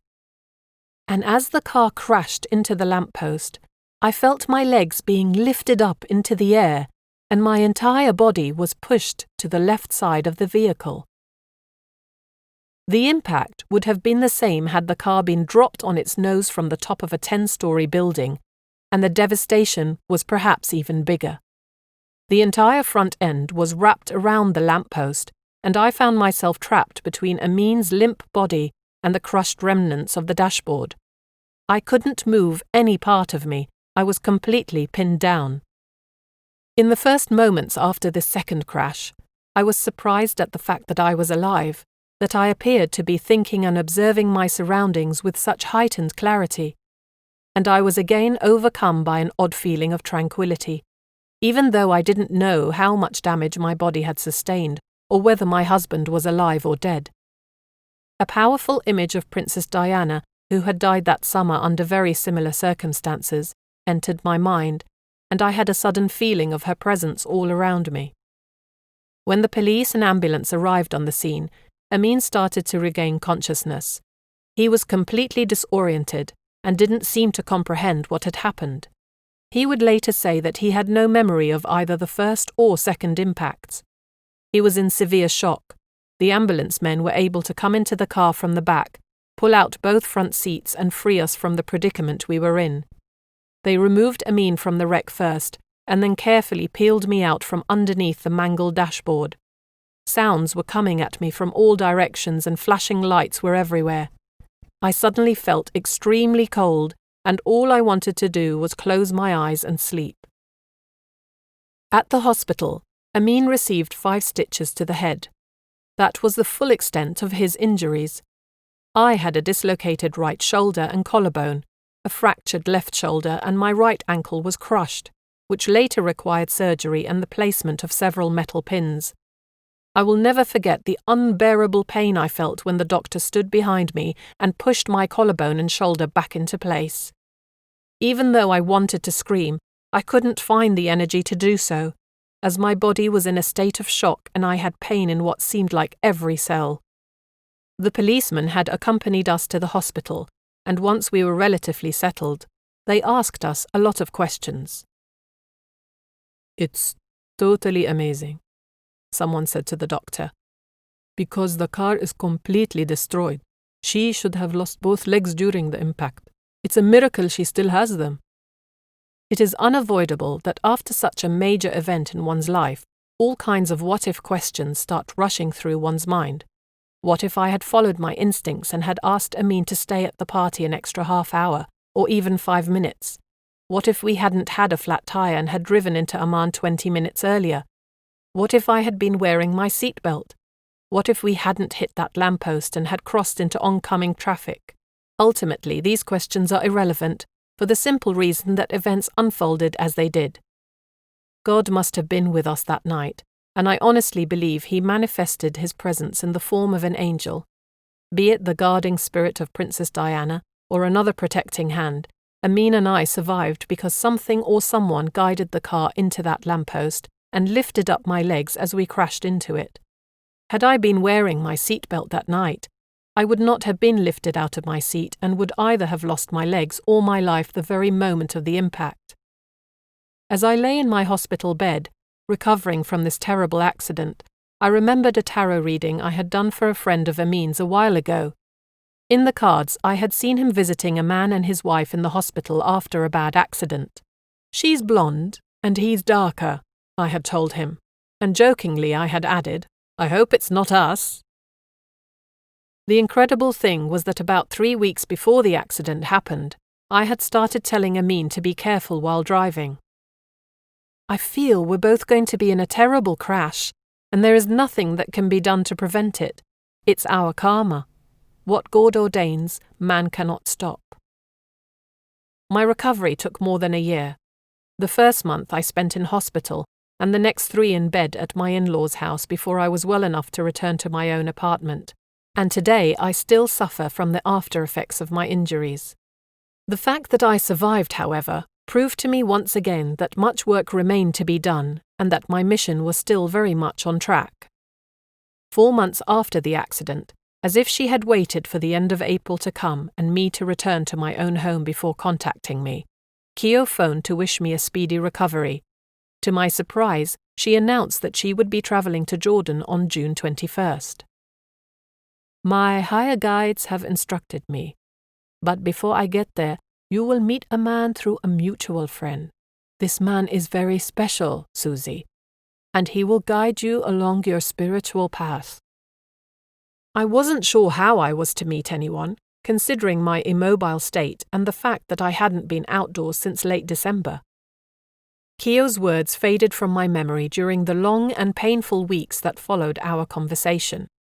The surgery to my ankle had left me in complete agony, and whereas the Reiki healings I was giving myself did wonders for my mental well-being, I became more and more resigned to the idea that my physical healing process would be much lengthier than I had originally hoped. My recovery was so painful that it required all my mental and emotional energy just to remain focused on that moment where I would be capable of walking comfortably once again. For a long time, I was unable to turn any part of my body to the left. My head, my upper body, my hips, none of those could turn from right to left. It was a difficult handicap, but one I slowly overcame nonetheless. On June 19th, only 2 days before Keo's arrival, I was invited to the home of Larissa, a Russian friend of mine who told me about the meditation pyramid she had on loan from someone. She suggested I should come and try it, in the hope that it would further aid my recovery. The pyramid was a large device that sat in the middle of her living room, and all the people present were able to take turns lying inside it on a mattress that vibrated mildly during the relaxation exercise. We were allowed to select the music that would accompany us while meditating inside the pyramid. Meditation generates energy, and the pyramid returns the energy emitted many times multiplied. While attempting to enter a meditative state, you must clear your mind of all distractions, something that requires long years of practice. Mental distractions, even those in the form of noises in the room, produce disordered, disharmonic energy. The meditation pyramid that now sat in Larissa's living room was designed to guard against disharmony, helping you to focus the positive energy within you, making your meditation exercise more rewarding. After everyone had left Larissa's house, and I was waiting for her to give me a ride home, I told her how fascinated I was by the pyramid and asked who its owner was. "You'll meet him in a few minutes. He's going to pass by to pick up the machine." His name was Sammy, and he turned out to be a very spiritual and guided man with whom I felt instantly at ease. He sat down opposite me, looked at me for a moment and smiled. "A woman is coming from overseas to visit you soon, Susie, and you are to introduce her to me. There are 3 of you, soul sisters, and together you will visit 3 main energy spots of the world: Masada, Jerusalem, and Petra. At every one of these places you will receive a special blessing that will enhance your spirituality." Dumbfounded, I asked him, "How do you know all of this?" "Over the years, I have learnt a lot from the Bedouin tribes in the desert, and one day, while I was in the heart of Wadi Rum, meditating, a light came down next to me. It was a blessing from God, and it gave me much knowledge." As if in a flash, I suddenly remembered the phone conversation I'd had with Keo in April. Sammy is the man to who I am to introduce her, I thought. Intrigued by the concept of energy spots, I asked him why they would become so important to me. "The benefits all people gain from pilgrimages to these high spiritual energy sites are enormous. But you, just like me, are chosen to acquire universal knowledge, given to only the most pure of mind and heart."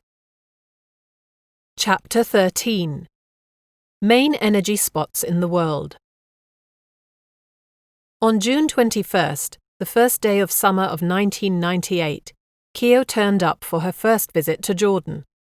I joined Ginny, who had arrived a week earlier, in welcoming her at the airport.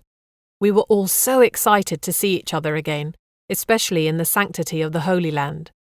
A friend from my Royal Jordanian days had managed to arrange for us to meet Keo at the door of the aircraft, and while we waited in the comfort of the VIP lounge, Keo's passport was taken to immigration and all the paperwork was conveniently processed on her behalf. Someone even took her luggage off the belt and loaded everything neatly into the boot of Ginny's car. As we waited in the lounge, Keo told me, almost matter-of-factly, how glad she was that I had come out of the accident so well. "It could have been much worse, and would have been, if the crash had happened at its appropriate moment in time." "What do you mean?" "This accident wasn't to take place for another 6 years, but because of your age, Susie, it was brought forward to make sure you would be able to heal more easily from your injuries. But that's not all. It was brought forward to help Amin accept your special mission.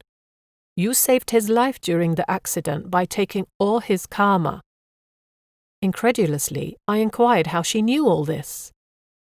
"Amin lost consciousness the instant of the first impact, while you remained aware throughout the entire ordeal.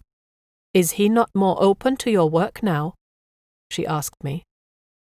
I had to admit that ever since the accident, Amin had indeed appeared less worried about my safety and well-being during all of my activities.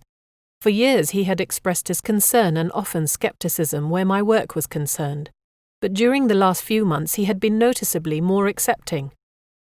When he was knocked out, Amin was blessed by an angel to give him clear understanding of your mission, Kyo said. The first few days of Kyo's stay, we, the 3 soul sisters, spent some much-needed time catching up on all our news, considering it had been 9 months since we last spent time together in America. Kyo told us all about her world travels and the lectures she had given in so many different locations during those months. I admired her deeply for her stamina and the unrelenting dedication she gave to her work. As predicted, the long-awaited introduction between Kyo and Sammy took place on July 1st, the day before we were set off on our journey of discovery to the 3 main energy spots of the area. Due to their heightened spiritual awareness, their dialogue took off on a level where others would converse after long years of acquaintance, and it was a pleasure to behold their interaction. It was as if they were finishing each other's sentences, and it was almost unnecessary for the words to actually be spoken. They were speaking in English, even though it was not their native tongue. Kyo spoke in her slow, deep voice, thickly laced with unusual Japanese sounds and intonations, while Sammy's Arabic accent and turns of phrase gave me a warm feeling of familiarity. While I was a silent witness to their discourse, I was convinced that they would have understood each other equally well had they each been talking in their own language. The next day, Kyo, Ginny, and I were driven from Amman to Jerusalem by Ginny's driver, and thanks to some pre-arranged agreement at the border, we were thankfully spared the usually lengthy and often unpleasant Israeli interrogations upon entering the occupied Palestinian territories. We arrived at our hotel at 2:30 in the afternoon, and it was disagreeably hot. A suffocating, heavy air pressed down on the old city.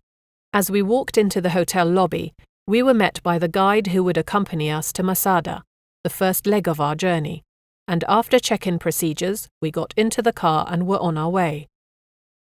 Masada is located at the summit of a remote rock cliff, overlooking the Dead Sea at the western end of the Judean desert. On the east side, the cliff stands 850 meters above the Dead Sea, the lowest point on Earth, and some 450 meters above sea level. On the west side, it stands more than 100 meters above ground level, making any natural approach to the summit virtually impossible. Today, Masada can be reached by cable car, a modern convenience that took us 2/3 of the way up. When we were asked to get out of the cabin and walk the rest of the way, I panicked, since I still had metal pins in my ankle as a result of the December car accident. I was now able to walk with relative ease for a short period of time on a stable surface, but had not contemplated mountain climbing. Kyo told me to visualize a golden bowl of light surrounding my ankle, and after a while I became conscious of the fact that I felt no pain at all. During our slow ascent to Masada, Kyo mentioned that Sammy had told her to look out for a black bird with some blue or orange feathers that would guide us to the exact spot we needed to go. Ginny and I were a little mystified by this remark, and I remember us exchanging disbelieving looks and smiles behind Kyo's back. Where were we supposed to be guided by this mysterious bird, and what would happen there? When we finally reached the top, our guide embarked on his elaborate explanation of the structure and history of Masada. Initially built by King Herod the Great, the mountain fortress looms over the magnificent desolate landscape on the edge of the Dead Sea, and its name stands out for the entire world as a warning. It is one of the Jewish people's greatest symbols, and Israeli soldiers take an oath there. Masada will not fall again. In 7 AD, during the time of the Roman Empire, a remnant of Jewish rebels ascended the mountain, took over the Herodian fortress, and withstood a 3-year Roman siege.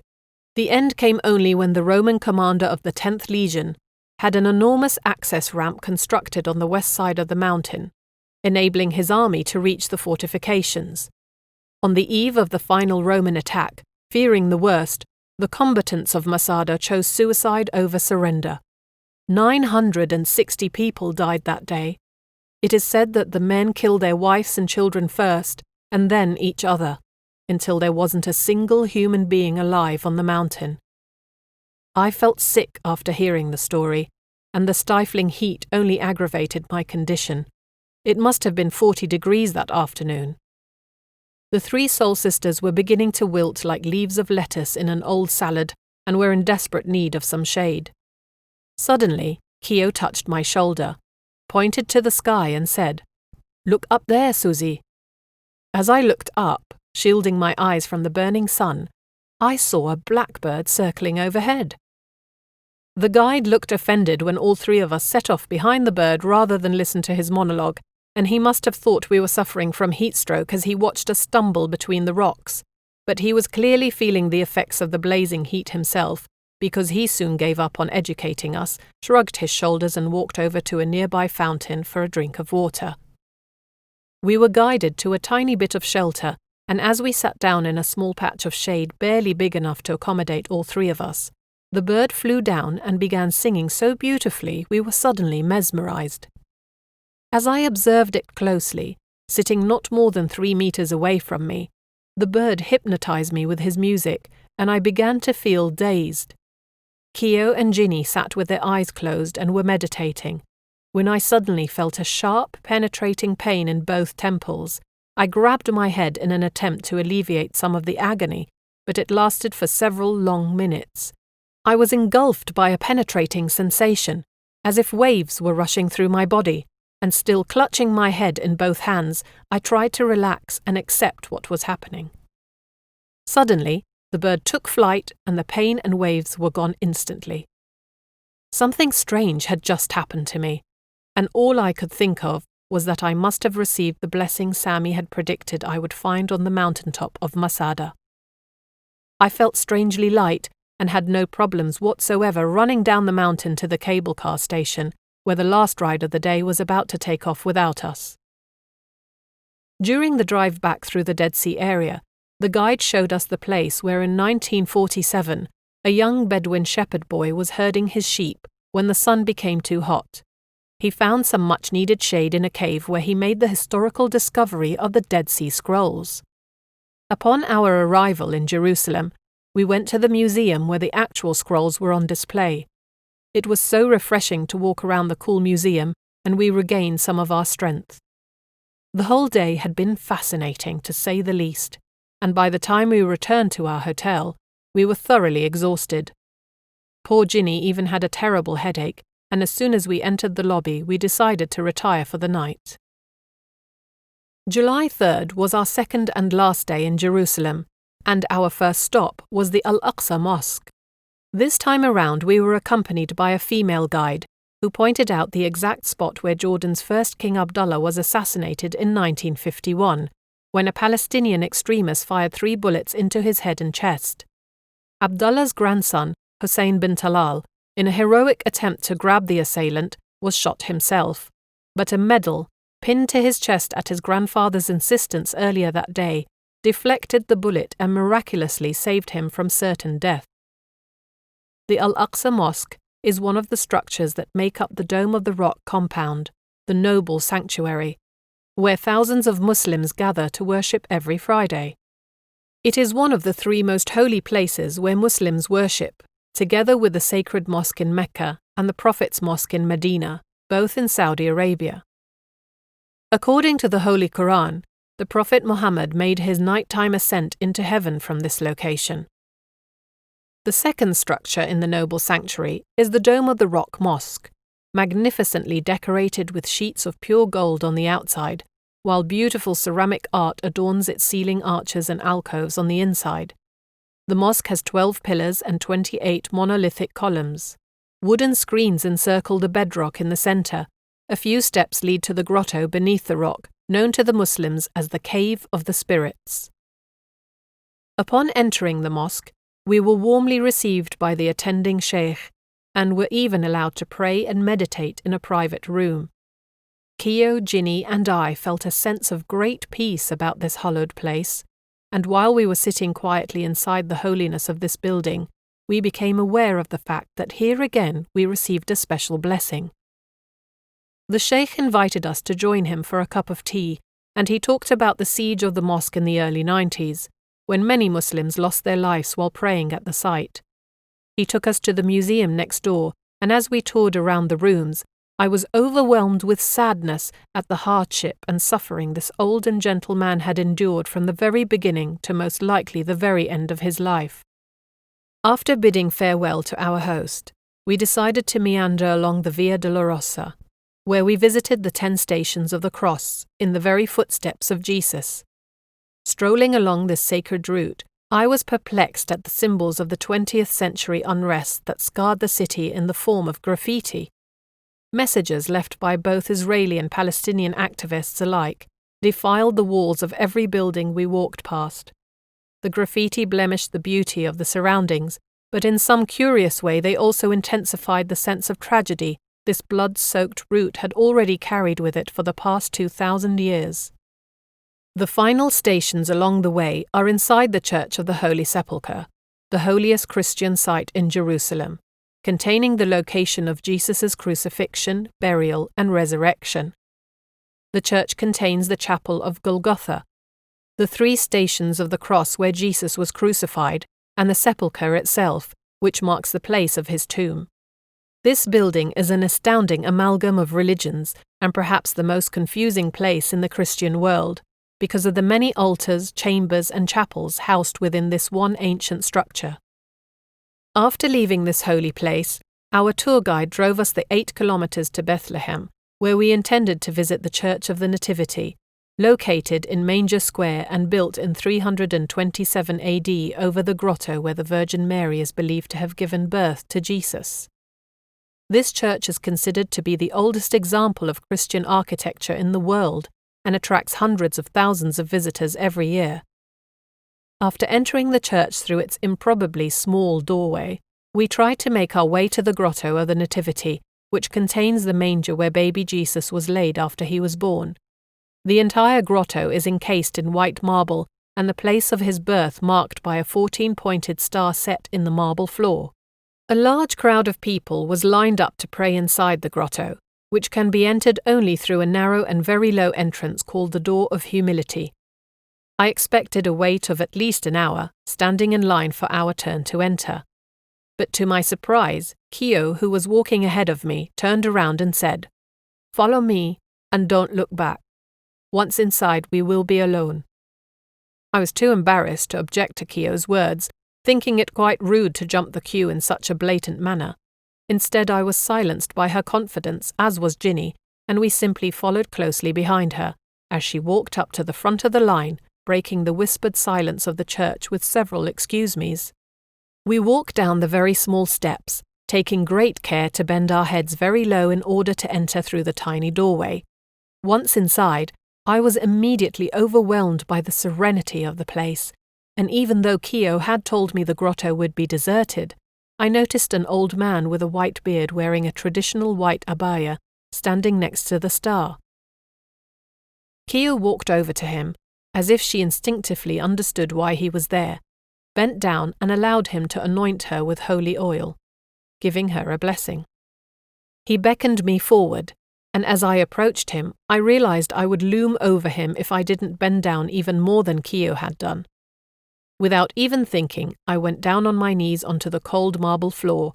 The old man anointed my forehead and my chest with oil, and as I felt his cool fingers rub against my skin, I couldn't help but think what a sweet little man he was, blessing everyone who entered. As we walked around, Kio began chanting an angelic, high-pitched melody that gave me instant goosebumps. The 3 of us sat down on a bench and meditated together. Tears rolled down my cheeks, and I was overcome with emotion in this holiest of places. A feeling of complete bliss was all around me, and I felt as if I was completely alone with my surroundings. I cried and prayed for what seemed like a long time, and when I opened my eyes and looked at my watch, I realized we had been down here for at least 20 minutes, and we were still totally alone. What happened to all those people standing in line outside the door? It was as if time had come to a grinding halt the moment we had entered. I suddenly remembered Kio's words. "Once inside, we will be alone," she had said. Was she somehow responsible for the strange time delay? How could we have been alone in here for so long? Even the old man had left the tomb, perhaps inspired to go and have a coffee break. I knew Keo was special, but I couldn't quite grasp the extent of what had just happened. "The work here is done." Keo suddenly broke the silence. As we got to the top of the stairs, the crowds of people started descending. Ginny and I looked at each other and smiled in confused amazement. Our visit to the Holy Land came to an end on that same remarkable afternoon, and our guide took us back to the King Hussein Bridge. We arrived home at 5:30, after what must have been 2 of the most remarkable days of my life. During this trip, I had gained a new sense of purpose and tranquility. However, I was now plagued by 1,000 unanswered questions. July 4th would be the day of our 3rd and final energy spot visit. Ginny and I look forward to it tremendously, especially because we would be on familiar ground in Jordan. At 5:30 in the morning, we met up with Larissa and her husband Muhammad, an archaeologist and therefore highly appropriate guide for the day, and drove to the Marmara Hotel in 2 cars, where we would pick up Keo for the 3-hour drive down south to Petra. To our dismay, Keo got into the car with Larissa and Muhammad, and as we followed closely behind them and got onto the desert highway, Ginny and I speculated why she might have decided not to ride with us as agreed the day before. It would have been the logical choice for her to be with her soul sisters throughout this 3rd leg of the journey, and even though we felt hurt, we hoped there was a logical explanation for her choice. After driving for 3/4 of an hour, Ginny and I had not been able to shed our feeling of discomfort, and we both felt very strongly that we should turn back. Almost simultaneously, negative feelings about the trip manifested themselves in our minds, and we agreed almost instantly that we could not continue on our journey. Ginny's driver flashed his lights in a request for Muhammad to pull over the car, and with some difficulty we explained to Keo that we would not carry on with the excursion to Petra. "We've been there so many times already," was my rather weak excuse, and even though I could see the disbelief reflected in Keo's eyes, she said remarkably little to persuade us to reconsider. As Larissa and Muhammad continued with Keo to Petra, Ginny and I returned to my flat in Amman. Walking through the door, we both burst out into tears, not knowing why our special journey had been snatched away from us. In an attempt to understand the meaning of what had just occurred, I phoned Sammy. "Why has this happened?" I asked him, sobbing. "I know it doesn't seem to make any sense to you now, Susie, but you already got what you needed for the time being during your visits to Masada and Jerusalem. I wanted to join you this morning as well, but destiny stopped me like it stopped you. My car got a flat tire, and since I don't have a spare, I couldn't continue driving." When Keo returned the following day, she was uncharacteristically distant and silent. We had arranged a gathering at Nonnie's house, where a group of our friends would have a chance to listen to her talk about the visits to the 3 energy spots and ask her questions. She would also talk about her book. A large group gathered outside my flat, since I was one of the few people who knew exactly where Nonnie lived. We got into the car and started driving in the general direction of her house, but the closer we got, the more confused I became as to its exact location. I had been there so many times before, and now suddenly I drew a complete blank. It was the strangest thing. I wondered if it was some subconscious attempt on my part to prevent Keo from talking to my friends, as if I wanted to punish her for abandoning us on the desert highway en route to Petra. The entire situation troubled me to such an extreme that I began to cry inconsolably for the 2nd time in 2 days. "Don't worry about it," Keo said. "It's obvious you weren't supposed to remember for a reason. Maybe we were meant to drive around and bless the streets." And as if it was the most natural thing in the world, Keo instructed everyone to drive through the general area, sending universal energy all around us, hoping that I would eventually remember the location of the house. But considering my unusually high stress level, not to mention my continuous sobbing, I was in no position to remember anything, and I insisted on driving back to my flat, where I phoned Nonnie to ask for directions. When everyone was ready to depart for the 2nd time, I came to the decision that I was too upset to join them again and simply wanted to be by myself at home. But Nonny would have none of it. When the group arrived without me, she insisted there would be no gathering without me, and she gave the order for someone to return to my flat at once and collect me. Reluctantly, I let myself be convinced, and when I got into the car I said, "Don't tell me where the house is. I will guide you there." And without even the slightest hint of memory trouble, I led us to the right place. After I arrived, and we were all finally ready to listen, Kyo spoke for 2 hours straight, and her monologue was followed by lengthy discussions on the various issues she had raised. She answered all questions that were put to her very eloquently, and her spiritual understanding and seemingly endless knowledge overwhelmed everyone present. Before returning to Japan, Kyo spent a long evening with Ginny and me talking about our encounters as soul sisters and the difficult moments we had shared in our previous lifetime.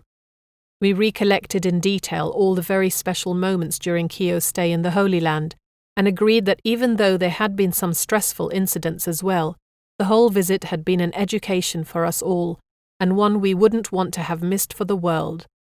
Ours were shared experiences never to be forgotten. "You will receive your blessing in Petra," Kyo assured us. "But now the time was not right for you." At that moment, I wondered if that was true. Kyo left Jordan, and even though we stayed in touch by phone and email over the years, I have not seen her since. Nearly a year passed, and Ginny was back in town for a vacation. One morning, she visited Hadia, a mutual friend of ours, whom she hadn't seen in quite some time, thus allowing herself the opportunity to recount to her for the first time the story of our visits to Masada and Jerusalem. She described in vivid detail the ascent to the fortress overlooking the Dead Sea, the blistering heat, our walk along the Via Dolorosa, our visit to the Church of the Holy Sepulchre, the strange time delay inside the grotto in Bethlehem, and the little old man who had anointed us with oil while inside. As Ginny described all that, Hadia suddenly excused herself from the room and returned with an old faded photograph on the back of a card, which was one amongst many she had found in her father's prayer book after he had died. When Ginny instantly recognized the person in the photo and comprehended the magnitude of the explanation Hadia provided, Ginny jumped up and shouted excitedly, "I need to call Susie! She needs to see this! Where's your phone, Hadia?" "Look at this picture, Susie," Ginny shouted after I arrived, "and tell me who it is." She shoved the small card into my hands, and with a deep sigh I looked down at the black and white image of an old man. "Oh my God," I said with surprise. "That's our little old man from the grotto in Bethlehem. How did you come by this photo?" "Are you absolutely sure it's him?" "Yes, of course I am. Aren't you?" "Your little old man has been dead for 50 years, Susie," Hadia said. "And he is soon to be canonized as a saint. He had lived a humble life and helped many poor and destitute people. Something of a Mother Teresa, he was." Silence. Not the chirping of a bird or the noise of passing traffic, not even the sound of our own breathing could have penetrated our ears. A stunned and total silence filled the room. I clearly remembered feeling the coldness of the old man's fingertips as he blessed me and dabbed thick oil onto my skin. I recalled falling to my knees onto the hard, rocky floor of the tomb as I bent down in front of him. I shivered and looked at Ginny, who was clearly having the same thoughts and had turned very pale. We exchanged glances, and we suddenly realized that he was the one who had stopped time for us, not Kyo. He had created a bubble of time to give us the opportunity to pray in this most holy of places. While our first initiation in Masada had been channeled through a bird, our second initiation in Bethlehem had come through the ghost of a saintly old man. Such powerful and significant signs. Now I suddenly understood what Sammy had meant by having received what we needed in Masada and Jerusalem, and I also knew that my third initiation would surely come soon, now that I finally recognized and understood the channel through which the second one had come. Chapter 14. Sacred Blessings. During my flying days, I had stopped in Cairo many times, often only for a turnaround flight, and even though I had seen the Great Pyramids of Giza during one of these stops, I had never taken the opportunity to stay for any length of time and make a proper visit of it. After my experience in Sami's meditation pyramid, I had become intrigued by the shape and power of the ancient structures, and ever since that moment I had wanted to return to Egypt. In September 1999, Ginny brought two of her American friends, Margaret and Betty, to Amman, and together with Ella, another Reiki Master, we embarked on an exciting adventure. The weather in Egypt was beautiful, even though it is usually still awfully hot in Cairo at that time of year. We were in such high spirits, having so much fun together, that it could have poured rain or even sand on us and we probably wouldn't have let it spoil our enjoyment. First stop was the Giza Plateau, where Ella kindly gave us each a crystal. "You should bury this crystal where you feel it needs to rest," she said, "and it will help heal Mother Earth of the abuse people around the world are subjecting her to." I found what I considered a suitable place for my crystal and buried the stone. While entering the pyramid of Khufu, descending the narrow wooden staircase and bending down low in order not to knock my head against the solid rock ceiling, I was overcome by severe claustrophobia. I began to sweat and my breathing was so shallow I feared I might pass out. But once engaged in the descent, it was extremely difficult to turn back, considering the fact that all the traffic flowed downward. It was hot, and the air was thick and more difficult to inhale with every step I took. I tried to concentrate on the magnificence of the structure rather than think of the tons of rock looming over me, ready to crush me at any given moment, burying me forever in the Egyptian desert.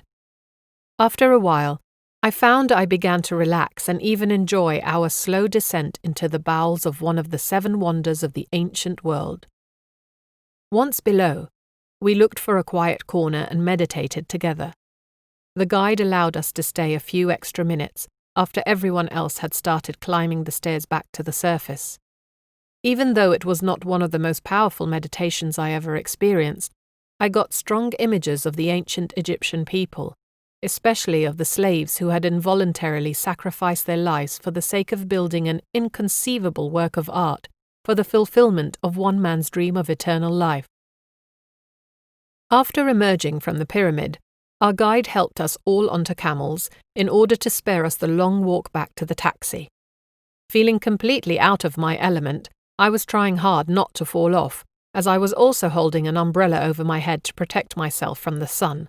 The others had problems staying on their animals too, considering how hard they were laughing at the sight of me.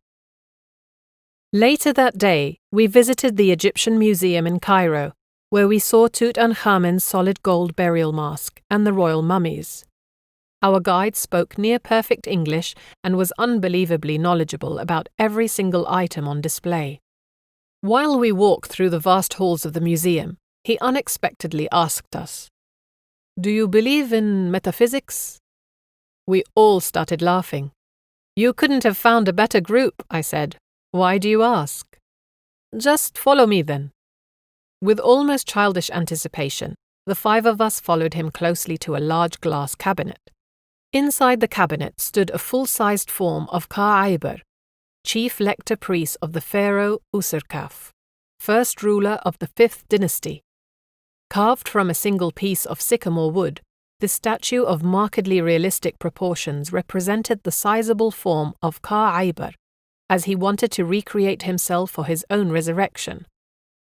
Our jaws dropped simultaneously as soon as we caught sight of the statue.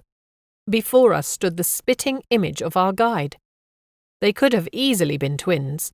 It was incredible. The shape of their body, the curve of their skull, and their penetrating eyes were the same.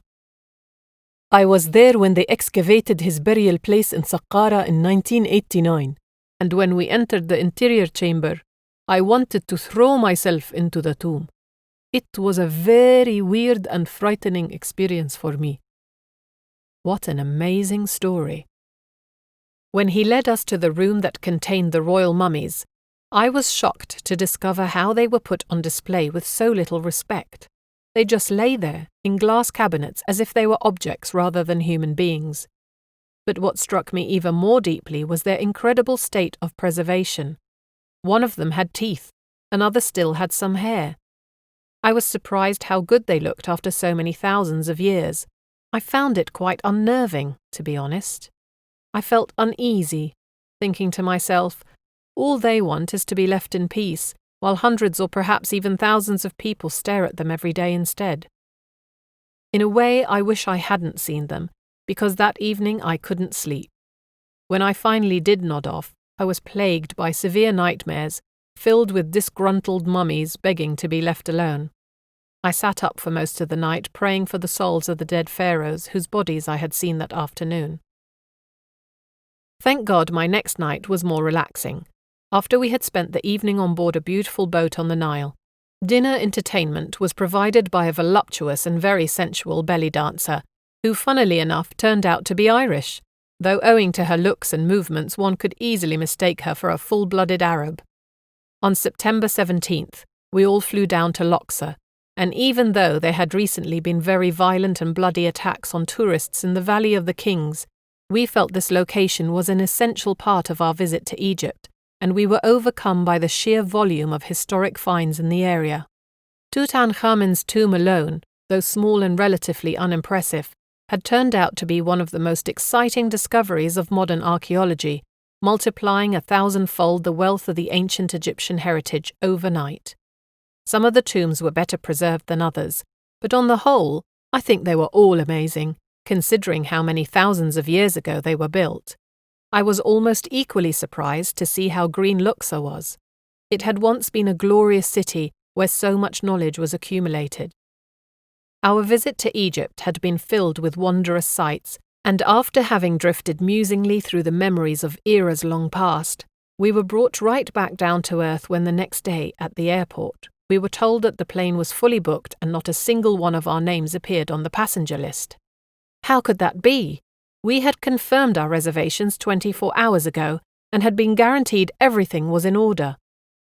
"Great," Betty said. "Now we're stuck. God knows when we'll get out of here." "Don't panic," I said, trying to calm everybody down. "Let's send Reiki. Maybe they've made a mistake." Sure enough, not long after we had sent universal energy to the situation, we were all allowed to board the aircraft and were seated in the back of the economy class section. We had just made ourselves as comfortable as possible when the purser walked up to Ella and said, "Would you and your friends like to follow me, please?" He led us to the front of the plane, and to our astonishment, we were given 5 seats in first class. Reiki worked for us that day.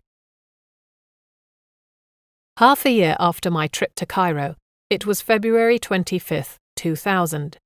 Lena, one of my friends, asked me if I would like to go for a drive with her to the newly opened Movenpick Hotel down at the Dead Sea, so we might spend the day swimming and watching the sunset together. Sunsets viewed from Jordan over the Dead Sea are amongst the most spectacular you are ever likely to find anywhere in the world. As you sit on the beach of the East Bank, overlooking the black water of the vast salty lake, the sun descends over the ancient red mountains spread out before you on the West Bank. And if you have the good fortune of watching this natural extravaganza on a crystal clear day like the one Lena and I picked for our visit, then perhaps you too will witness the miracle we watched from our chairs by the hotel swimming pool. The place was virtually deserted, which was unusual. Normally, on a Friday, the entire area would be swamped with families and groups of young friends out to enjoy a meal and a dip in the ice-cold therapeutic water. Lena and I basked in the sun and chatted to our heart's content. We were freshly showered and dressed when the moment finally came for the sun to bid its farewell, and we found ourselves a favourable spot from which to enjoy the view. A table and chairs on the edge of the terrace by the pool, looking out over the beach and the water and mountains beyond. While we made ourselves comfortable, Lena commented on how close the West Bank, the Israeli-occupied territories of Palestine, appeared. As the sun went down, we were enveloped in its final red, warm glow. When it touched the top of the jagged mountain range, it suddenly turned into an incredible ball of red, purple, yellow, and orange fire that slowly and majestically let itself slide behind the veil of solid rock.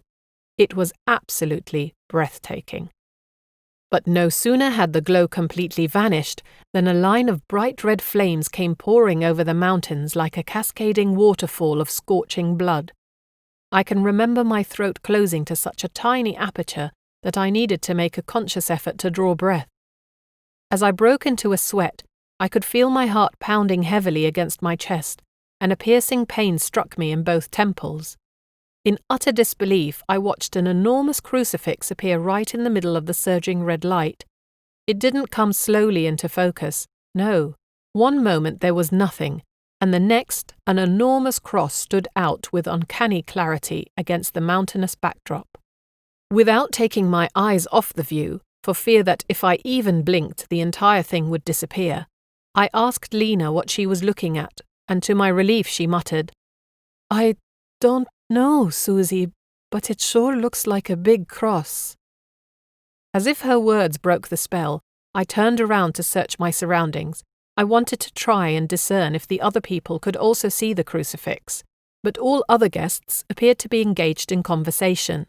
Their faces turned away from the mountain in the distance and the strange phenomenon it displayed. For them, the sunset was clearly over. When I turned back towards the Dead Sea, the crucifix started to grow fainter, and as I watched it slowly disappear into the fading light, I knew it had been meant only for us. When the sky darkened, chilly air descended on us and we both shuddered. The headache was gone, and I even felt lightheaded, just as I had done on the mountain top in Masada. I had again received a sacred blessing. In April, Sami called me out of the blue, announcing that he was in Baida, also known as Little Petra, and wanted me to make my way down there. "The time for your third initiation has come, Susie. I have been told this by my higher self." "But I can't come right now," I had to tell him. "My twin sister and her husband have just arrived today." "No problem. Just bring them along." Tudi and Dave had arrived from England to spend 3 weeks with us. I had been so excited to receive them, as it was 10 years since their last visit to Jordan, when they came to attend our wedding. Now they had returned to help Amin and I celebrate our 10th wedding anniversary. Baida is an excavation site that lies north of Petra, which was inhabited as early as the middle of the 7th millennium BC. 7 time periods have been uncovered in the form of superimposed layers, including the oldest discoveries made to date in the Middle East, representing early Neolithic and Mesolithic activity. On the morning of April 26, 2000, I set out to complete the circle that I had begun with my visits to Masada and Jerusalem 2 years earlier. I had organized a car and a driver to take us down, and I insisted we drive along the Dead Sea Road instead of the desert highway. Even though this route would take us an extra half an hour to reach Baida, the additional time was well worth it, especially for Tudi and Dave, who had never seen that part of Jordan. When we reached Petra, we found the designated meeting point where Sami was supposed to be waiting for us, but there was no one. We sat inside the parked car for about 15 minutes, hoping he would turn up soon. Becoming a little impatient, Dave got out onto the road, walked up to a Bedouin woman and asked her where Sami's house was. She promptly turned her back and ran away from him. Dave was shocked. When he walked back to the car, I rolled down my window, laughing, as he leaned against the door.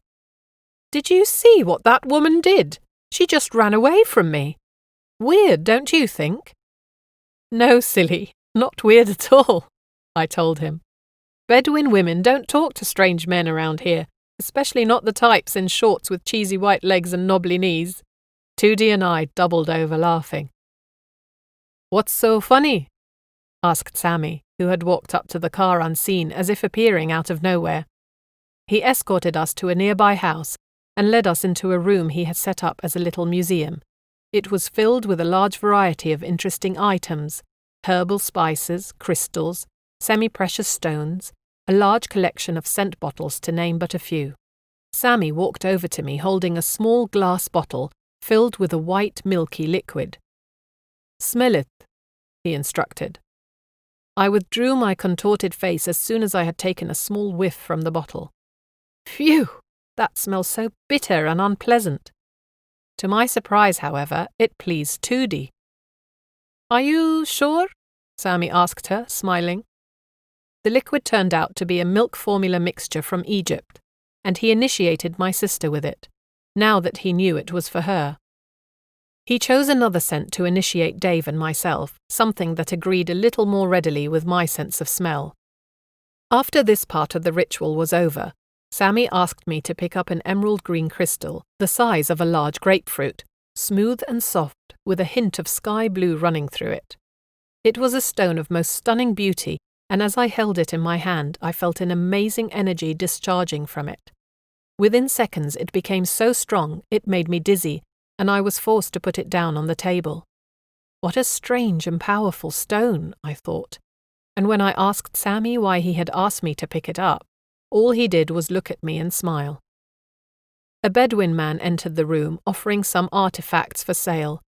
Not knowing whether they were genuine articles or cheap imitations, I looked at Sammy for guidance. Sammy simply nodded his head in approval, and the 2 old pieces of pottery I bought then are still on display on a large wooden chest in the foyer of my flat today. We walked around the small museum for about 20 minutes, and by that time we all felt woozy. We thought it was wise to go outside for some fresh air. Judy's heart was racing unbelievably. "It's the effect of the crystals," Sammy said.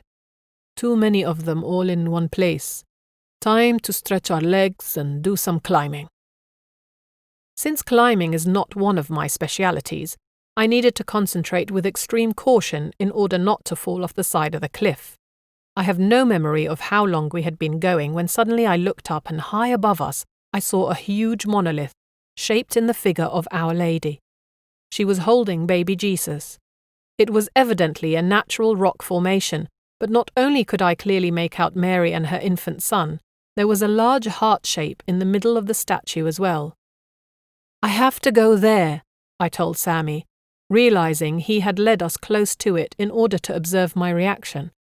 The climb took most of my energy and was not entirely without danger. We clambered skyward against nearly perpendicular rock faces, grabbing tiny ledges with the tips of our fingers and placing our feet into small cracks between the rocks. It was madness. Halfway up, we took a short break when we came across a Bedouin sitting in the shade of a little cave, making tea over an open fire. He offered us all a cup, and while we sat together, catching our breath, Sammy threw incense into the flames, which emitted a pleasant, almost intoxicating scent. "Breathe in the smoke," he said. "It will cleanse you."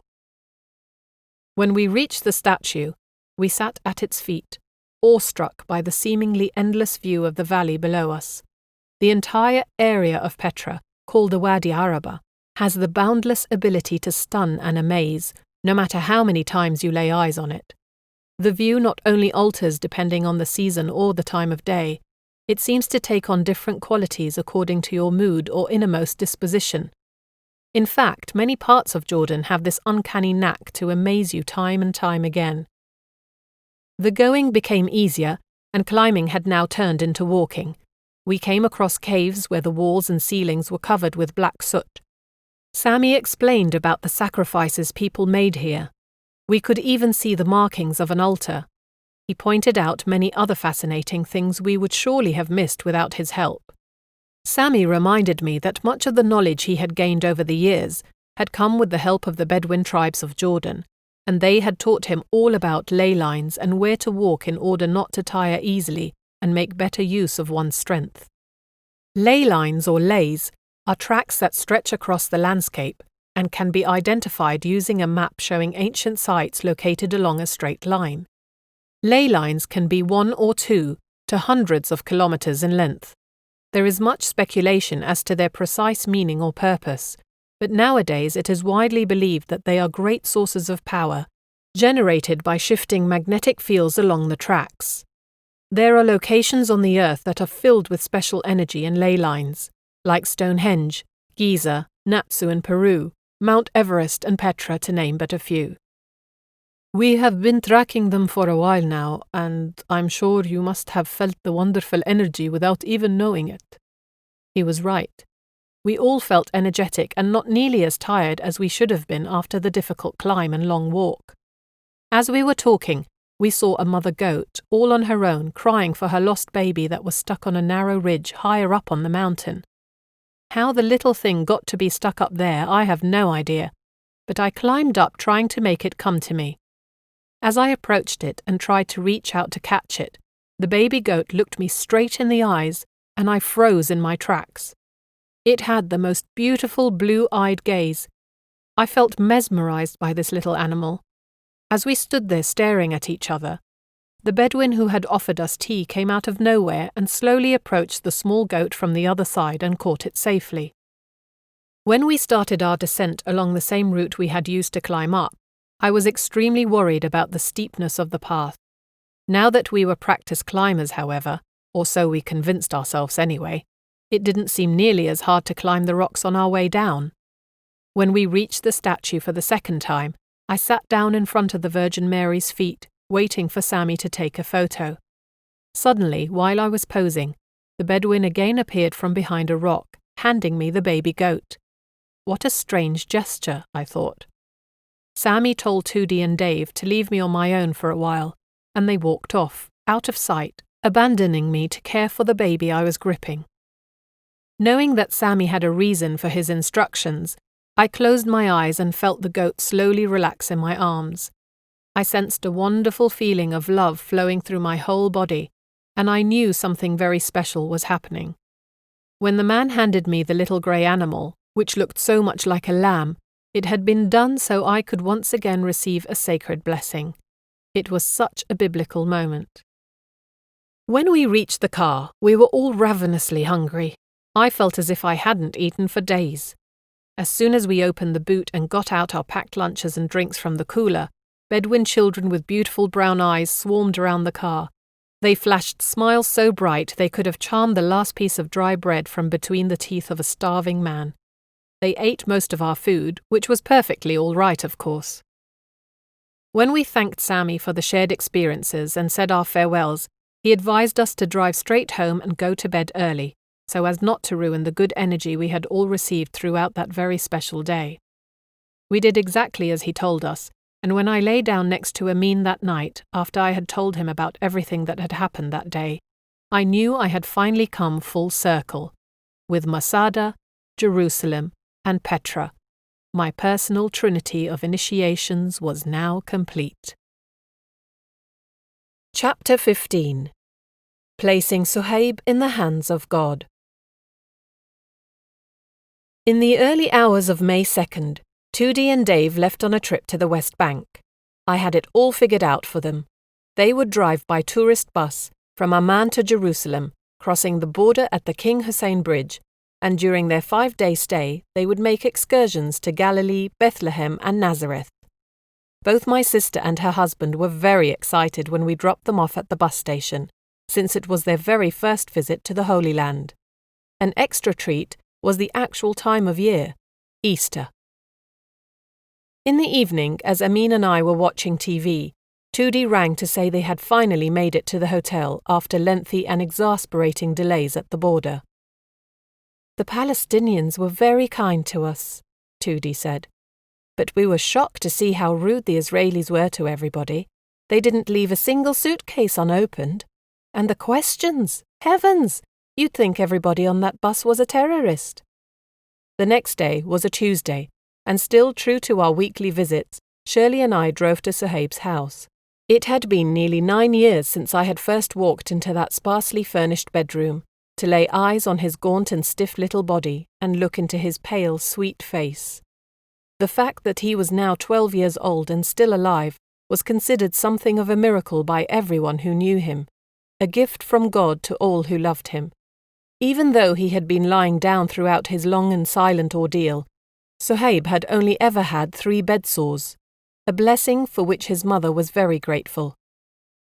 On this day, Suhaib was as well as could be expected. His mother gave us a quick update of the past week's news, and as I sat down by his bedside, my higher self told me to send out a prayer request over the internet as soon as I got home.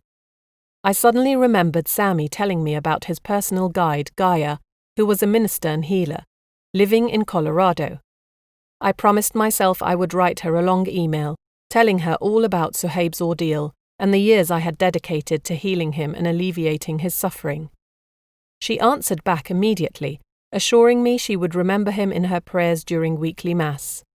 Since I had not mentioned my acquaintance with Sammy, Gaia suggested I get in touch with him so he could guide me more carefully in my healing of Suhaib. Bring the boy to the desert on May 5th, 6th, or 7th, she recommended.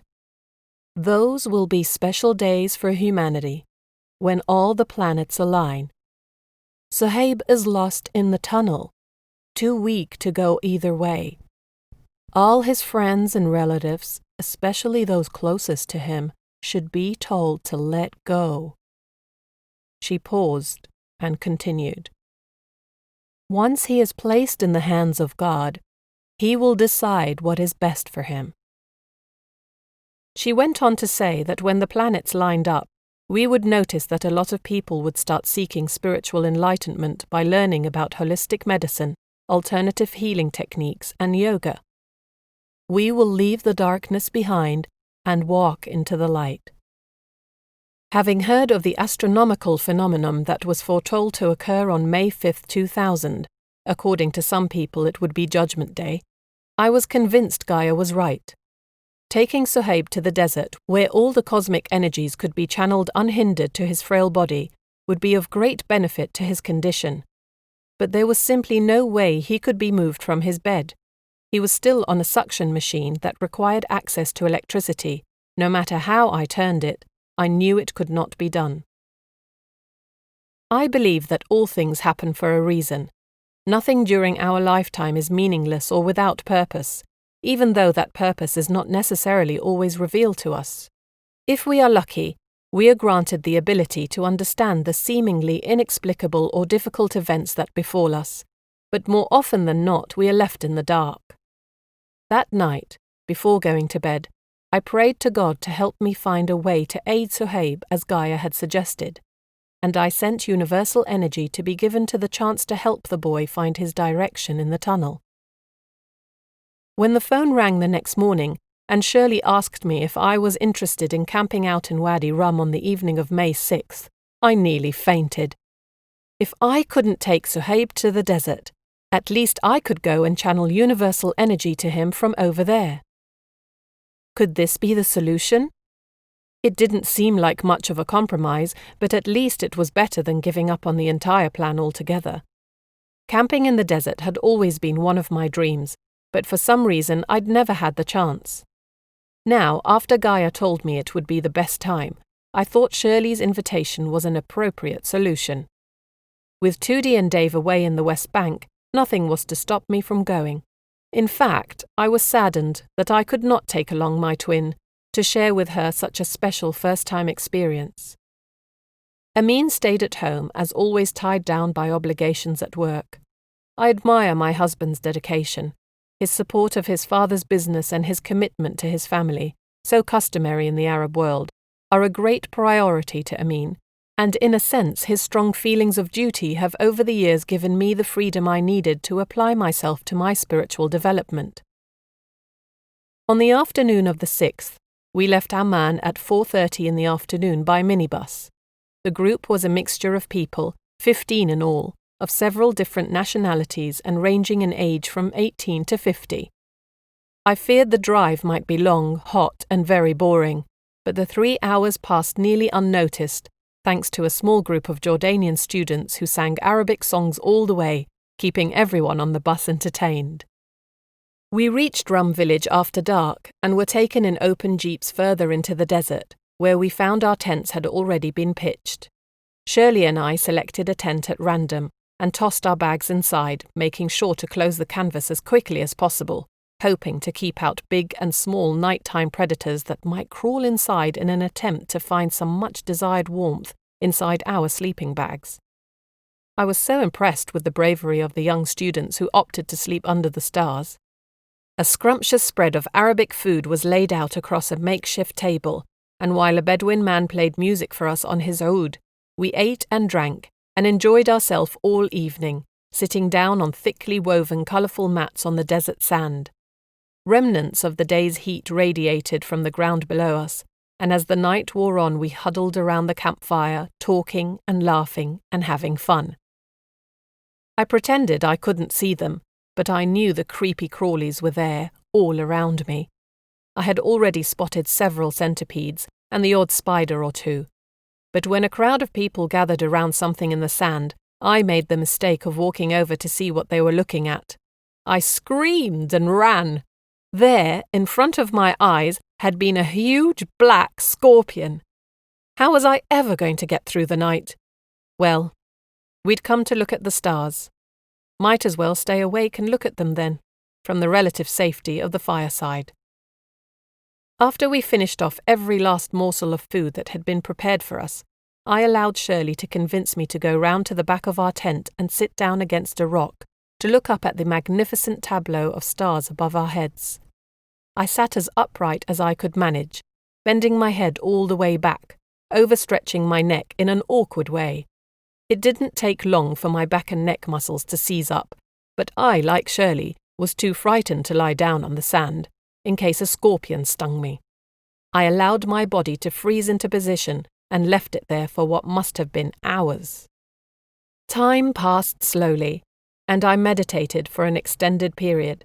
I sent out universal energy to all the problem areas in the world, and to every single individual I knew needed to be healed in some way.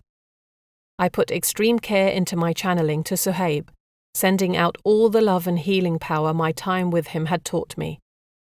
I could feel his warm energy accompanying me throughout the night, and I was convinced Suhaib would soon find his way to the light, no matter which way he chose to turn inside the tunnel.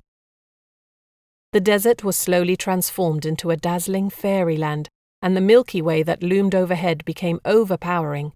I had a feeling the sky was descending on me.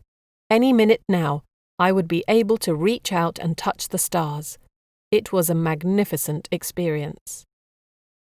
Stiff and cold from sitting on hard rock for so long, and well into the early hours of the morning, Shirley and I finally crawled into our tents and inside our sleeping bags, hoping to find some sleep. With the sounds of crying wolves in the far distance, I was too terrified to even close my eyes. The only sounds that gave me some comfort were the burst of giggles and the low murmurs of the students who were whispering and laughing by the fire. When morning came, we got dressed, had breakfast with hot sweet tea and a slice of cheese on Arabic bread, after which we clambered into the open jeeps, once again accompanied by our Bedouin tour guides. No chance of getting lost across the Saudi border this time, I thought with some measure of relief.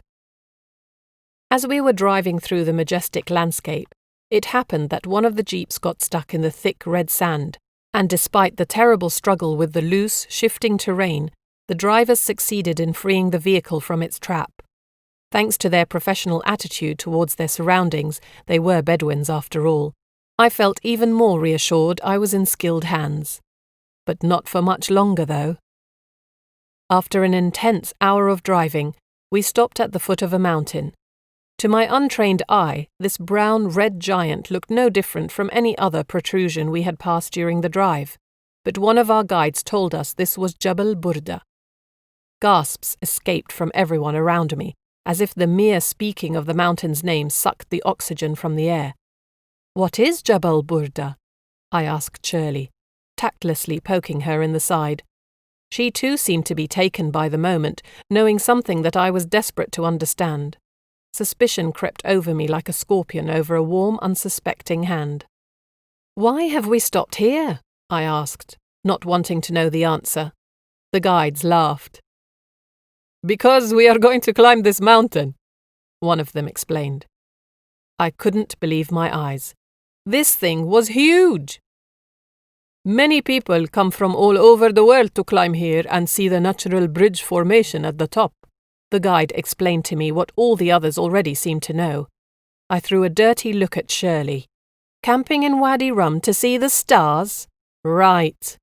Where was I going to find the strength to get to the top of a mountain, especially with a weak ankle? Couldn't I just stay down here in the shade while all the others went up without me? But my higher self told me that wouldn't be safe. I immediately sent universal energy to guide me and help me not to fall and to give me the energy to get to the top. Why is this happening? I asked God in a prayer, and I requested to be given a sign, like a bird flying overhead. They are rare in the desert, so that I would know if this was perhaps a special blessing of some kind. As we started on the ascent, I was very anxious. Everyone in the group was much younger and fitter than I was, and sometimes I got very scared. I often felt I was going to fall, and only the quick hand of a guide saved me from slipping down the rocks. Some of the rock formations were very steep, making last week's climb in Little Petra seem like child's play. I surprised myself by allowing the enthusiasm of the others to pull me forward. The physical effort was taking up all my energy, leaving me with nothing extra to fuel my worries. Even my fear of heights had vanished. I knew then that Reiki was working. A young man called George kept showing off, jumping like a goat from rock to rock. The warnings his wife and others shouted at him only encouraged him to do even more gymnastic acts on small ridges and steep slopes. After a while, I couldn't even look in his direction anymore. He was going to fall sooner or later. After 2.5 hours of uninterrupted climbing, we finally reached the top of Jabal Burda. And there was the bridge, 300 meters above ground level, an enormous arch carved from the rock by the wind and sand over a period of millions of years. What an incredible sight! While others much braver than me had their pictures taken on top of the narrow bridge, I found myself a quiet corner and meditated for a while. Something made me look up to the sky, and there was my sign, a large predatory bird flying right overhead. Shirley, who had joined me after I finished my meditation, said smugly, "You see, Susie, nothing is a coincidence in life. You were meant to come to the top of this mountain."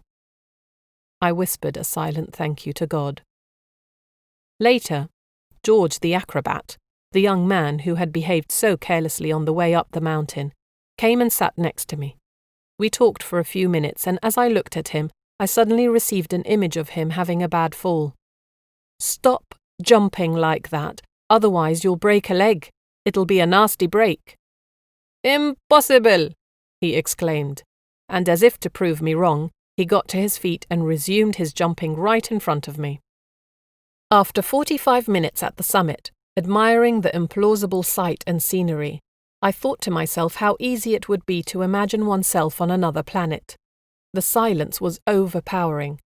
"Flying saucers could easily land in a place like this," I joked. "There's definitely more than enough space to park." The descent from Jabal Burda was no less intense than the ascent had been, and as we clambered down, the group spread out along the route. Shirley and I stayed close together, and after perhaps an hour I turned around and noticed we were all alone. Panic gripped me.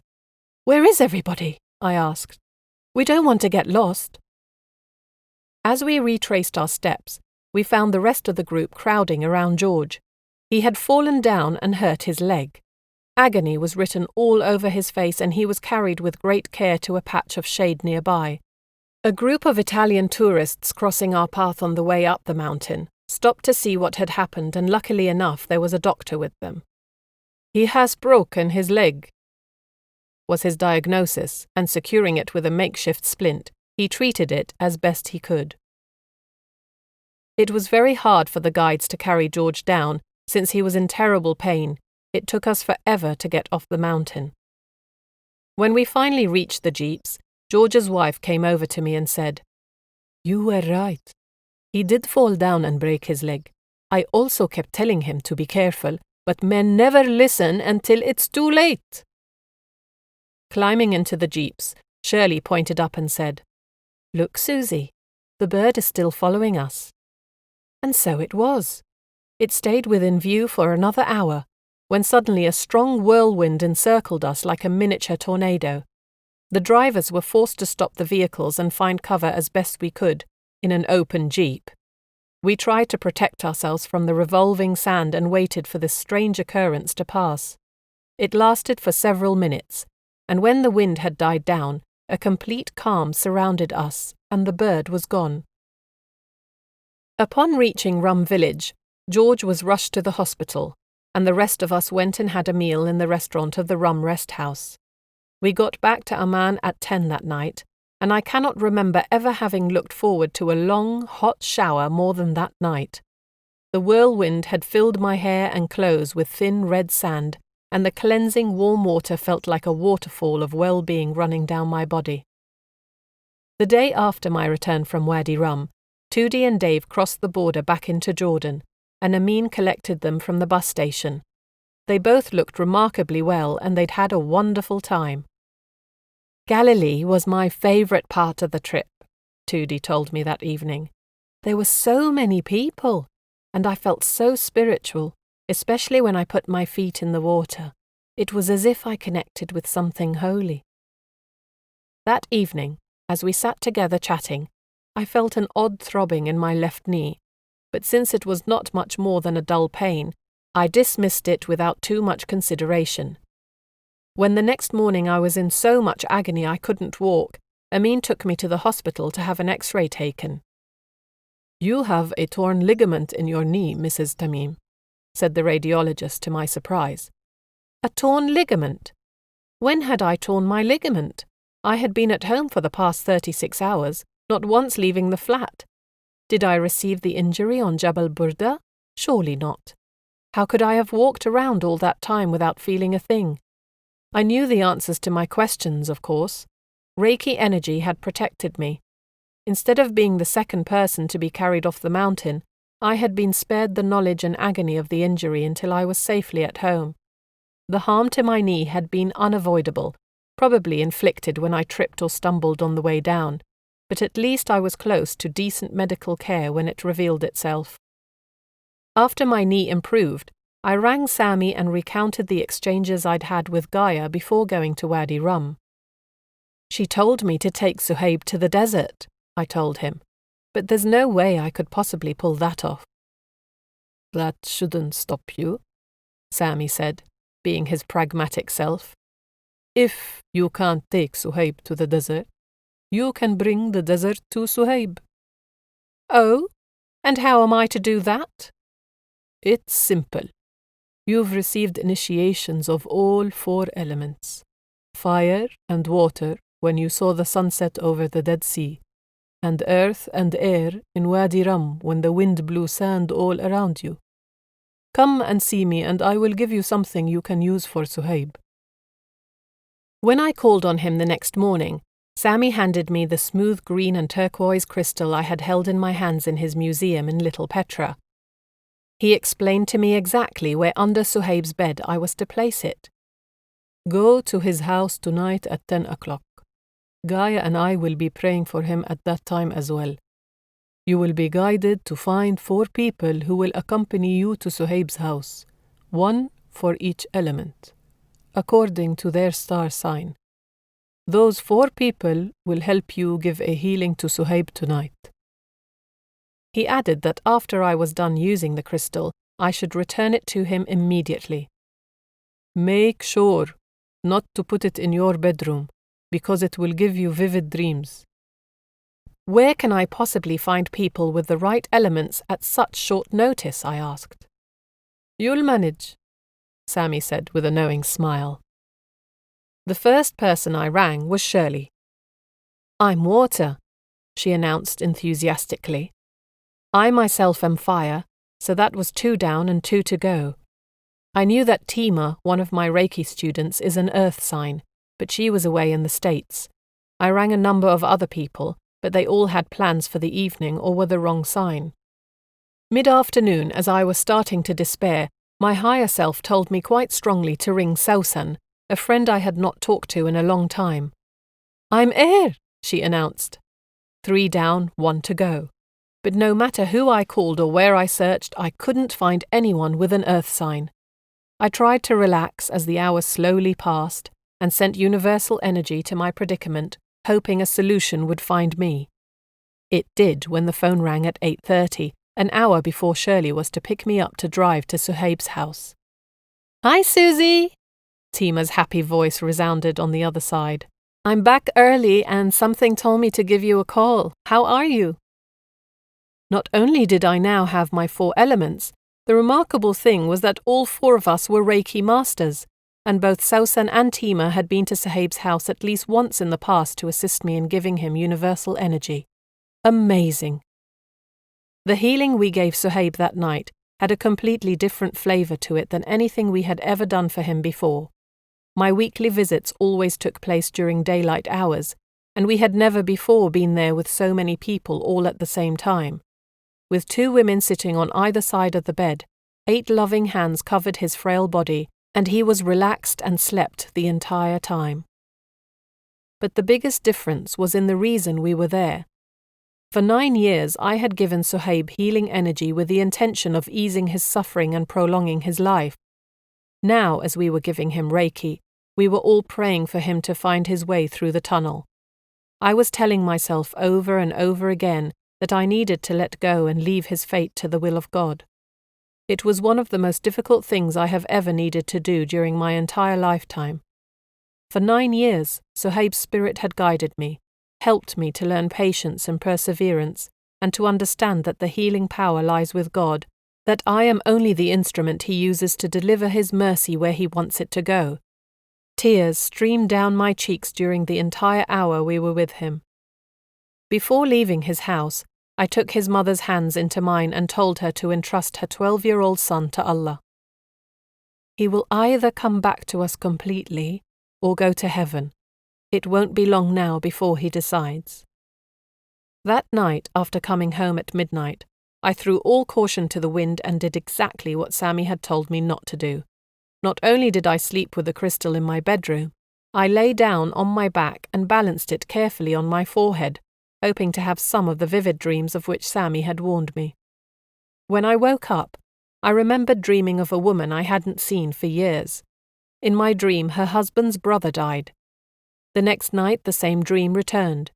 It therefore came as almost no surprise when a few days later, at breakfast, Amin read in the paper that the man was actually dead, after a long, painful battle with cancer. What a powerful crystal! I made sure to give it back to Sammy that same day. The day after we gave Suhaib his special healing, Tima called to tell me about her own amazing dream. She had received a powerful image of Jesus Christ, standing before her surrounded by a pure white light. He looked directly at her. He raised his right hand and showed her his outstretched palm. Tima said she had clearly seen the hole in his palm as he pointed it towards her and stretched out all his fingers, indicating the number 5.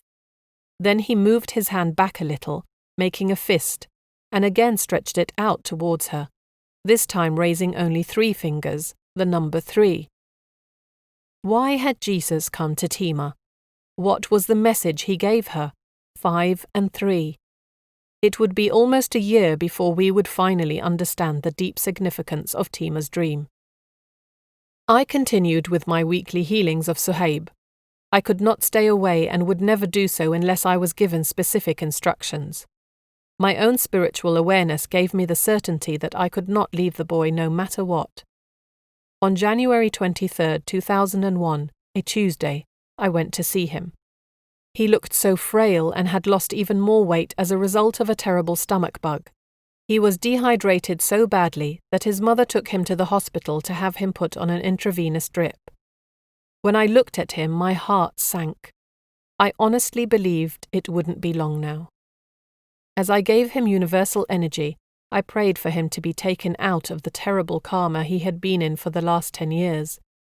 If it is his divine right, please let him enter into the kingdom of angels. Chapter 16. I Believe in Signs. That same evening of January 23, 2001, Tudi and I were chatting online when she told me of a dream she'd had about Bridie, our stepmother. Bridie came to me naked, Tudi reported a little shocked. What do you think it means? She's crying out for forgiveness, and you ought to go and visit her. She's probably sick. No, Susie, I won't go and see her, not after the way she dumped us after Daddy died. A couple of days later she saw Bridie again in another dream, this time dressed all in red. She's trying to tell you she's coming with love in her heart, I said to Tudi, but again she refused to look Bridie up. Daddy loved her. It must mean something to you. Please give her a call." Tootie finally gave in, and when she rang her at home there was no answer for several days in a row. Wondering what could have happened to her, and heeding the signs from her first dream, my sister searched several hospitals for Bridie, finally finding her on an oxygen machine, slowly dying after suffering 2 collapsed lungs. Tootie stayed by her bedside for 3 hours, telling her all our news. Bridie looked up at her with tired and bloodshot eyes and whispered, "You're ever so kind." "Susie's coming to see you, Bridie," my sister told her, "on the 4th of February." "Well," the sick woman said, sounding hopeful, "I'd probably be out by then." On January 29th, my stepmother died with my sister by her side. I was very proud of Tootie. Over the 11 years since my father's death, Bridie had cut us off completely and had never wanted to talk to us, let alone see us. I flew to England in time to attend her funeral a week later. Even though it poured down heavily all day long, the service went well, and by the time we drove down to the cemetery, the sky was starting to clear just a little. Standing around her grave, shoulder to shoulder, were all her nieces and neighbours, people who had not been by her side to offer even a moment's comfort during her dying hours. Tootie and I, huddling miserably under our umbrellas, felt disconnected from the entire funeral, as if our lives and that of the deceased had never even touched. It saddened me to my core, as I knew how much Daddy had loved her. The priest had prepared a lovely eulogy, and as Bridie was being lowered into her final resting place, he said the familiar words, "Ashes to ashes, dust to dust." All of a sudden, something gave me the strength to step forward, move everyone aside, and walk up to the grave. I bent down and grabbed a handful of wet earth and threw it onto Bridie's coffin. The priest, as he handed me the holy water, flashed a big smile at me, clearly showing his satisfaction at my unexpected act of bravery. As I blessed her coffin, I felt it wasn't me. It was as if my body had been taken over with great strength. Even then, I was very proud to have done it. I took a step back, looked up at the heavens and said aloud, "I know you're watching us, Bridie dear. God bless you." I had come to England for a reason. My higher self had told me to travel to Spain, Glastonbury, Dublin, and America. I had managed to get myself as far as Billingham, where Tootie and Dave lived, but that was where my funds ran out. How on earth was I going to afford all that airfare? After I had told her of my travel plans, Ginny had been very busy preparing for my trip to Massachusetts, printing and distributing flyers and posters targeting potential clients. It didn't take her long to schedule an extensive list of people who wanted me to give them tarot readings or Reiki courses during my stay in Cape Cod. In the meantime, I had succeeded in securing a good price for a ticket from London to America on April 4th, but I still had to find the money to pay for it. Mid-February, I gave Tootie her Reiki 3 Master Teacher course. While healing her, she had a clear vision of Daddy standing before her with someone else next to him. Not a defined human shape, but an energy source. In the vision, Daddy leaned towards Tootie, stretched out his arm and handed her a pink carnation. "He was showing you his thanks for being with Bridie during her last hours of need," I told her. And the energy figure was probably Bridie herself. My twin and I both agreed it was a lovely image, and we would make sure to always remember it. Tootie was a little dazed after the experience, not only because she had seen Daddy with such clarity, but also because she'd never had such a pronounced psychic episode before. "Channels will be more open for you now, Tootie," I told her, "since I've given you the initiation into Reiki 3. Ginny emailed me to say my arrival in America on April 4th was not a good idea, since she would still be in Amman at the time. "You're going to have to find a different day to come," she wrote. I rushed off to the travel agent, who informed me that due to the fact that it would be Easter at that time, all flights were already fully booked. There were only 2 seats left on a flight to Massachusetts on April 7th, at a cost of more than $500. "Shall I make the reservation for you?" the lady asked. You'll have to pay the full amount by the end of this month, or at the very latest early March to keep it, though." "No," I said. "I'll have to think about it," feeling too depressed to even thank her for her effort. What was I going to do? Sammy told me I needed to stay in Glastonbury, in the southwest of England, where he had described the energy spots and ley lines I was to visit, as they are directly connected to Petra. I didn't even know how to get to Glastonbury, let alone all the way to Massachusetts. When Toody, who had accompanied me to the travel agency, grabbed me around the shoulders as we were walking down the street and told me to calm down, I shrugged her off.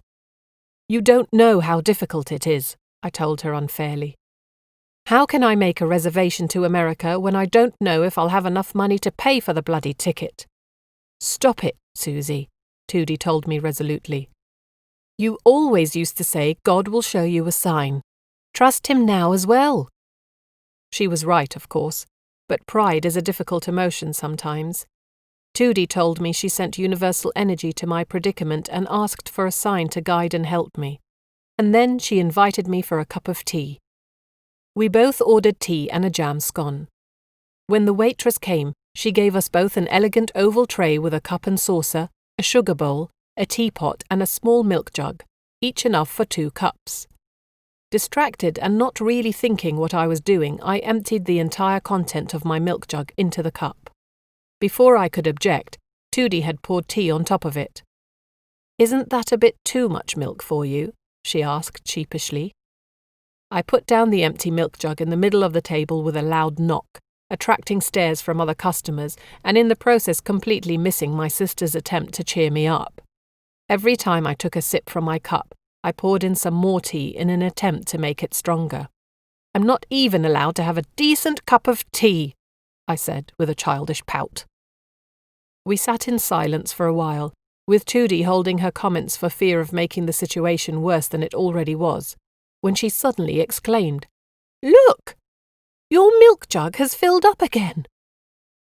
I looked at the small jug in the middle of the table in disbelief. Had the waitress passed by and filled it up again? I couldn't remember seeing her anywhere near our table. It doesn't matter, I thought. The jug had been empty and now it is full again. "Yes," I shouted. "That is my sign. It means I'll have enough money for my trip." We rushed back to the travel agency, where I made the reservation for what was by now the very last empty seat to Massachusetts. A couple of days later, I was feeling a little more relaxed, but felt I needed some strengthening nonetheless. I booked to see a medium in Middlesbrough for a reading. When I walked into the tiny room, I was met by the smell of incense and the sound of soft music. The medium first instructed me to pick 3 stones at random from a bag, and I pulled out 2 amethysts and a lapis lazuli. "Now pick an angel card," he said in a deep voice. I picked adventure.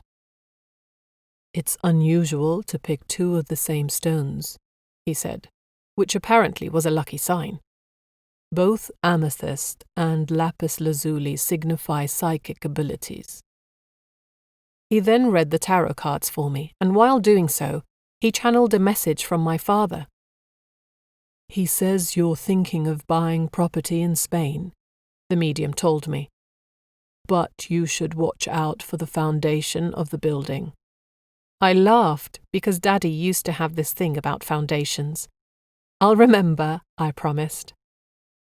During the reading, the medium asked me if I was having trouble with my throat. I was, and I told him so. "You're getting ready for clairaudience," he said. "You'll go to a church in Dublin, and you'll see a statue of the Virgin Mary and Christ with his hands stretched out. You will take bread and get a sign there." What was that all about? I was quite puzzled by what he had said. All very interesting, but I would need time to understand it all. The reason for my financial predicament was a relatively simple one. For years, Amin and I had lived on a tight budget, saving up to buy a house or apartment in Amman. But when the time came for us to look for the actual property, I had strong feelings against the idea. My higher self told me I should be looking for an abode outside of Jordan. Even though Amin was a little doubtful at first, he had learned not to go against the feelings that guide me, since clearly we had been doing quite well over the years. Our savings were safely secured in the bank, and now the time had come for me to invest the money in something solid. On the last day of February, 2D, Dave and I flew to Alicante on the Spanish Costa Blanca to look at apartments and houses. It was a 5-day trip organised and paid for by an English real estate agency. The package for all prospective buyers included airfare and hotel with full board. How could we lose? Before embarking on the journey, we had looked at properties on their website and found a lovely 3-bedroom house that we all liked very much. It wasn't large enough for all of us, but we planned to build an extension on top. When we were in Alicante and asked to view the house, I suddenly remembered my visit to the medium and asked if it would be possible to actually add a floor to the structure. No, was the answer. The foundations aren't strong enough to carry the extra weight. Thanks, Daddy, I thought. Without his intervention, we might have bought the wrong house. Liz, the real estate agent who accompanied us throughout the trip, was a lovely, jovial girl, and she did her very best to make us all happy. We were not the only prospective buyers. There were 125 couples altogether, viewing the agency's properties across Spain. Liz drove us around from one to the next in a company-owned van, 4 couples with the same budget and similar tastes. When we came to a peninsula called Cabo Roy, about 45 minutes away from Alicante, 2D, Dave and I were very pleased.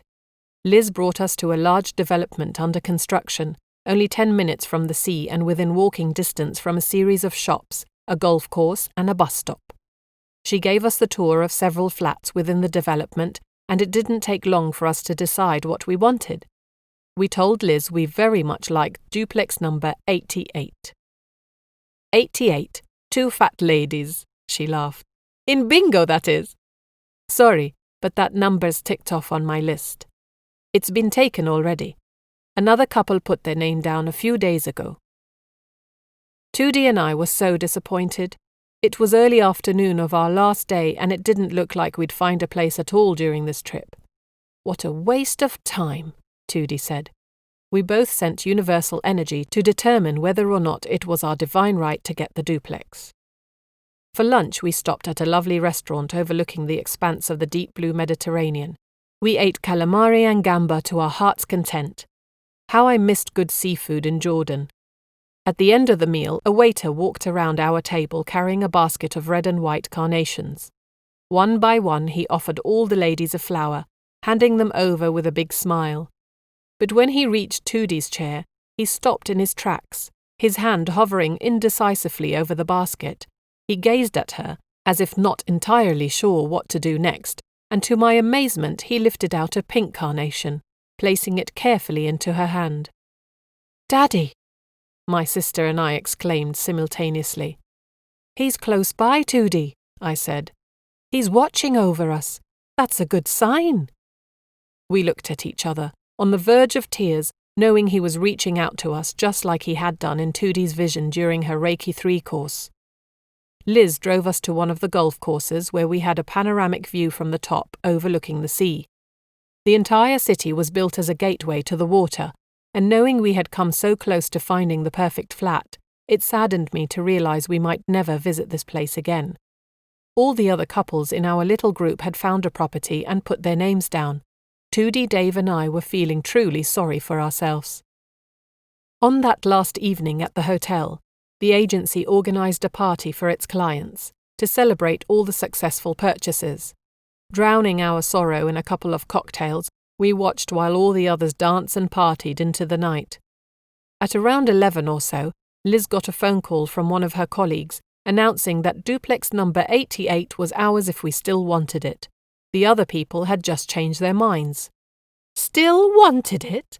2D and I fell into each other's arms, jumping up and down like we had done as children whenever we got a present or were allowed to go to the fair. We were so excited and couldn't believe our luck. "Another round of drinks!" Dave shouted as we all jumped onto the dance floor, arms thrown up into the air. It was long after midnight, and I was just beginning to wonder what state we'd be in boarding the plane in the morning, when a girl began to walk between the tables, singing a Spanish ballad with a deep, seductive voice. She was tall, dark-skinned and very beautiful, with her shiny black hair cascading over her shoulders and a long blue skirt flowing like the sea around her legs. She walked up to me, smiled, and without interrupting her song for even a single beat, she raised her hands to her head to remove a pink carnation from her hair, which she proceeded to put into mine. For the second time that day, Toodie and I were in tears. "Thank you, Daddy," we both stammered, looking up. "Thank you for being close and choosing this duplex for us," I added. To confirm we had indeed made the right choice, the day we signed the contract and became owners of the duplex in Alicante later that year was November 29th, both Toodie's and my birthday, and 11 years to the day after Daddy died. You could say flat number 88 was our birthday present from beyond. Early afternoon on the day of our return from Spain, Toodie and I were sitting at the kitchen table talking. It was March 5th, and I still hadn't paid for my ticket to Boston. In addition, I began wondering how I was going to afford a trip to Glastonbury and Dublin in the coming month. It wasn't exactly worrying, I did. After the clear signs of my father's closeness in Alicante, a deep calm had come over me, and I knew it would all be taken care of somehow. Then why was I feeling so depressed? "Something's not right, Toodie," I said. "I can feel it. I'll bet you somebody has just died. We'll soon get the news of somebody's death." Toodie looked at me crossly. "Stop being so macabre," she said. "Every time your nose itches you think it means something. Get up and go for a walk. Nobody's died." I decided to walk to the bank to transfer my savings into Dave's bank account, so he could handle the transactions for the purchase of the duplex. When I handed the teller all the paperwork necessary to close my account, she smiled at me. "Would you like the interest payment in cash right now, or would you prefer to add it to the transfer?" "I'm sorry," I said, not quite certain I had heard her correctly. "Could you repeat that, please?" She asked me the same question again. "Oh, no, dear," I laughed. "You must have made a mistake. You don't owe me any interest." "Of course we do, madam. It's your money. Now what shall I do with it?" "Give it to me," I said casually. "That's my travel money." After leaving the bank, I ran to the travel agent to pay for my ticket, and in the process picked up a booklet about bed and breakfast places in Glastonbury. In it I found the perfect little cottage called the Old Bakery. It was owned by a Mrs. Smith, located in close proximity to all the places where Sammy had instructed me to go, and within a mere 10 minutes walking distance from all the sights I wanted to see. Heather and Moira, two of my sister's friends, accompanied Toodie and me on the trip to Glastonbury. We left by car during mid-afternoon on March 16th, and at 10:30 that night, after a 5-hour drive, we arrived at the outskirts of the town. "The key will be under the flower pot," Mrs. Smith had announced when I rung her earlier that day. "I'll be off celebrating me sister's 60th, so I won't be home to welcome you. When you go inside, dearie, take off your shoes, will you? 'Cause I've just had a new carpet put in." I couldn't believe how trusting she was. She explained how her cottage had several rooms for guests, 2 of which would be for us and a third one that would be empty when we arrived. Driving into Glastonbury, it was pouring buckets. With Heather at the wheel and Toodie navigating, it took us forever to find the Old Bakery, and when we finally parked the car and got out, we were soaked to the skin within minutes. "Yes, she said under the flower pot," I shouted at Toodie, who had already asked me 3 times under which particular flower pot the kind lady had put her key. "I didn't know there was going to be more than one. All right." Stumbling through the dark garden, lifting up every flower pot that could possibly be the one, Toodie and I snapped at each other like overgrown teenagers. "We could have been inside having a nice cup of tea by now," she said to me, "if only you knew how to understand a simple instruction." "See if I'll be sharing a room with you," I yelled at her. Once the flower pot was successfully located by Moira, who was calmer than all the rest of us put together, and the key safely retrieved, We got inside, took off our muddy shoes as per Mrs. Smith's instructions, and found our rooms. It was a quaint little cottage, and once Moira and I had changed into dry clothes, we were ready to go down to the kitchen and make ourselves a hot pot of tea. We joined Tootie and Heather in their bedroom first, which was across the narrow corridor from ours. I felt it was necessary to apologise for my childish behaviour in the garden, but before I even had a chance to open my mouth, we heard voices in the room next door. "Aren't we supposed to be alone in the house?" Heather asked, staring directly at me. "Maybe she let the room in the meantime," I said, knowing the entire cottage had been dark when we entered it, and had a thoroughly deserted feel to it when we walked in half an hour ago. "Or maybe somebody came in after us," Tootie suggested. Whatever the explanation was, we ignored the inexplicable as best we could and went down to the kitchen for a cup of tea.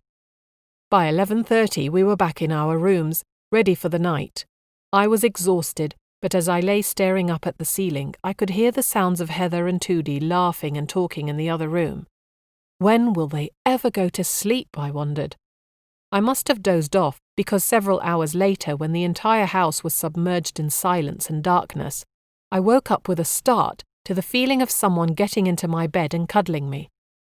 "Susie," I heard a voice say, and when I jumped up and looked around at Moira, she was fast asleep. It must have been a bad dream, I thought, and went back to sleep. The next morning, I asked Tootie what all the laughing had been about.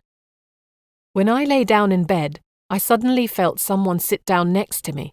The mattress went right down. I got so scared I screamed, and then Heather got the giggles. We slept with the light on all night. I smiled a little painfully. "Then you'll never believe what happened to me at 4 a.m. When I told her the story, we both shouted, "Ah! A ghost in the house!" During breakfast, a man came down to join us. He introduced himself as Paul, and he turned out to be another guest, staying in the 3rd room. "Oh, I'm so embarrassed and have to apologise for my sister," I told him, trying to keep a straight face. "She is so noisy and doesn't really know how to behave herself." Tootie elbowed me in the side and I burst out laughing. "Kidding aside," I went on, "I hope we didn't keep you awake when we came stomping in here last night and were up chatting and having tea till midnight. Mrs. Smith told us we'd be alone in the house." I felt a small pang of relief knowing that we had at least not imagined the voices in the room next door. "Not to worry," Paul said, unwittingly shattering my short-lived feeling of reassurance. "I didn't get in till after 1 o'clock. Funny thing was, though, that I felt someone lie down next to me in my bed. I even thought I saw the pillow sink in. I had a couple of jars at the pub, so I thought it was me drink. It wasn't until I turned round the other way that I finally nodded off." We knew then that there really was a ghost in the house. We never said a word to Paul, leaving him in his naive belief that his pints of beer had played tricks on his mind. "What are you ladies doing in Glastonbury?" he asked us. And without waiting for an answer, he launched into an explanation as to why he loved coming down here. "To get away from the hustle and bustle of London," he said, making it sound as if he had a fully packed social agenda and a hectic professional life. "It's so tranquil here, and there's very good energy, and I feel rejuvenated afterwards." It looked like it was the ale that did most of the rejuvenating in Paul's life. "And since today's St. Patrick's Day," he went on, "I'd like to invite you Irish ladies for a drink in the pub. They'll even play the right music there." We promised we'd join him at 5:30 that afternoon, after we'd finished doing our sightseeing. I had printed out the email Sammy had sent me, explaining all the places I was to go. During the day, he wrote, I would run into a store owner, who would give me something. Where exactly, he couldn't tell me, but the event would take place. The gift would not be of great monetary value, but it would have significant meaning in both its importance to its owner and my spiritual development. Interesting. I couldn't wait to see what the gift would be. Glastonbury, in the middle of the Somerset marshes, is a lively town of 9,000 people, with rich traditions an interesting history, and a completely unique atmosphere. Its medieval abbey has become a famous place of pilgrimage. Legend has it that Joseph of Arimathea brought the chalice used by Jesus during the Last Supper to Glastonbury and built the very first Christian church where the abbey ruins stand today. Arthur and Guinevere are said to be buried there. In fact, Glastonbury is believed to be the place known in Arthurian lore as the Isle of Avalon. According to the story, King Arthur, after being mortally wounded by Mordred, was taken by a sacred boat to Avalon, where he still awaits the day when Britain will require his services as the once and future king. The town is overlooked by the Glastonbury Tor, a majestic, strangely anomalous hill crowned by a single tower, once part of a church dedicated to St. Michael. It is considered a sacred site and home to the King of the Fairies. For the last several hundred years, Glastonbury has become a gathering place for occultists, healers, and people of all backgrounds and beliefs. While we walked around Chalice Hill, a beautifully rounded mount close to the Tor, we were captivated by its aura of mystery. Pilgrims from all around the world gather here to marvel at the landscape. We then went to Chalice Well, where the ancient Red Spring of Avalon is located, a timeless place of legend and symbolism. We all drank from the well's spring water that pours from the head of a stone lion and sat down to meditate for a while. Is it true, I wondered, that the Holy Grail is buried within this hill? We then continued on our way and went to bathe in the healing pool at King Arthur's court. While in the water, freezing cold as it was, I felt penetrated by a wonderful healing energy that gives unconditional love to all who come to it. Afterwards, when we sat in the gardens listening to the birds sing and the wind whispering through the trees, we all felt a powerful uplifting, something unique to this magical place. In ancient times, Glastonbury lay in a triangle with the enormous stone circles of Avebury and Stonehenge, and between them they formed one of the world's most potent energy fields. Strong ley lines still run from Glastonbury to many sacred energy centres around the world. When we went to the abbey grounds, we noticed that set alongside the ruined walls of the abbey were a number of chapels and oratories. Here, according to Sammy, I would connect with Petra and complete the special blessing I had received there. We entered St. Patrick's Chapel, the only roofed structure remaining within the grounds that had been witness to 500 years of uninterrupted Christian worship. I knew that my being there on St. Patrick's Day, the day celebrating the death of the saint who is said to be buried inside this very chapel, was yet again a special sign and blessing for me. After visiting all the energy spots, we met up with Paul in an Irish pub, where he sat in the company of many of his friends. When he walked into the place, he was deeply engaged in conversation, glancing at us sideways, gesticulating heavily. We sat down at the edge of the bar and ordered a beer. Just as I was beginning to wonder if Paul had even recognized us, he waved and signaled for us to join him. We were introduced to the crowd, and after several minutes of awkward silence, I noticed that John, the young man sitting across the table from me, was staring at me. "What line of work are you in?" "I'm a Reiki Master, a healer, and I do numerology and tarot readings." "Hey, Jimmy!" he shouted excitedly before I even finished my sentence. "Get me a new pack of tarot cards, would you?" "Wait," I objected. "I don't do readings in pubs, and besides, I'm on holiday." John would have none of it. Within 5 minutes, a brand new pack of tarot cards was on the table in front of me. "How did you make these appear so quickly?" I asked. "Do you have a magic wand or something?" Everyone laughed. "Oh, no," he said. "Jamie owns the shop next door." When I opened the pack, I noticed straight away that these were no ordinary tarot cards. I was told that they had been designed by a Glastonbury artist called Lisa Tenzin Dolma and were accompanied by a booklet entitled The Glastonbury Tarot. The images on the cards were paintings she had made, modelled after inhabitants of the town. It was a remarkable deck. After I finished reading John's cards, he felt very pleased with himself. "Thank you so much. You have helped me tremendously. Everything makes sense to me now." During the reading, I told him he would need to choose between 2 women.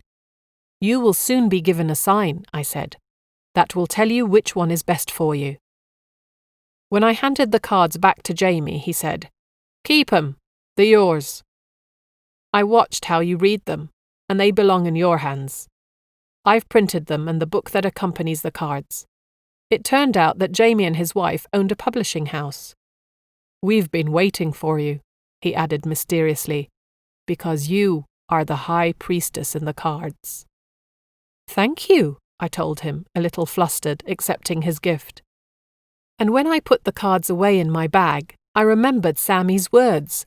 A store owner had given me a gift today, just as he had predicted, and it had been a gift of special value, even if I had received it in an Irish pub on St. Patrick's Day. Just as we ordered another round of beers, a band entered the pub, singing and playing the bagpipes, drowning all conversation with loud Irish music. It was great fun. I had to shout across to my sister to make myself heard. John looked puzzled. "What did you call her?" he asked me during a short lull in the singing when we were able to hear each other again. "Tootie. That happens to be my twin's name.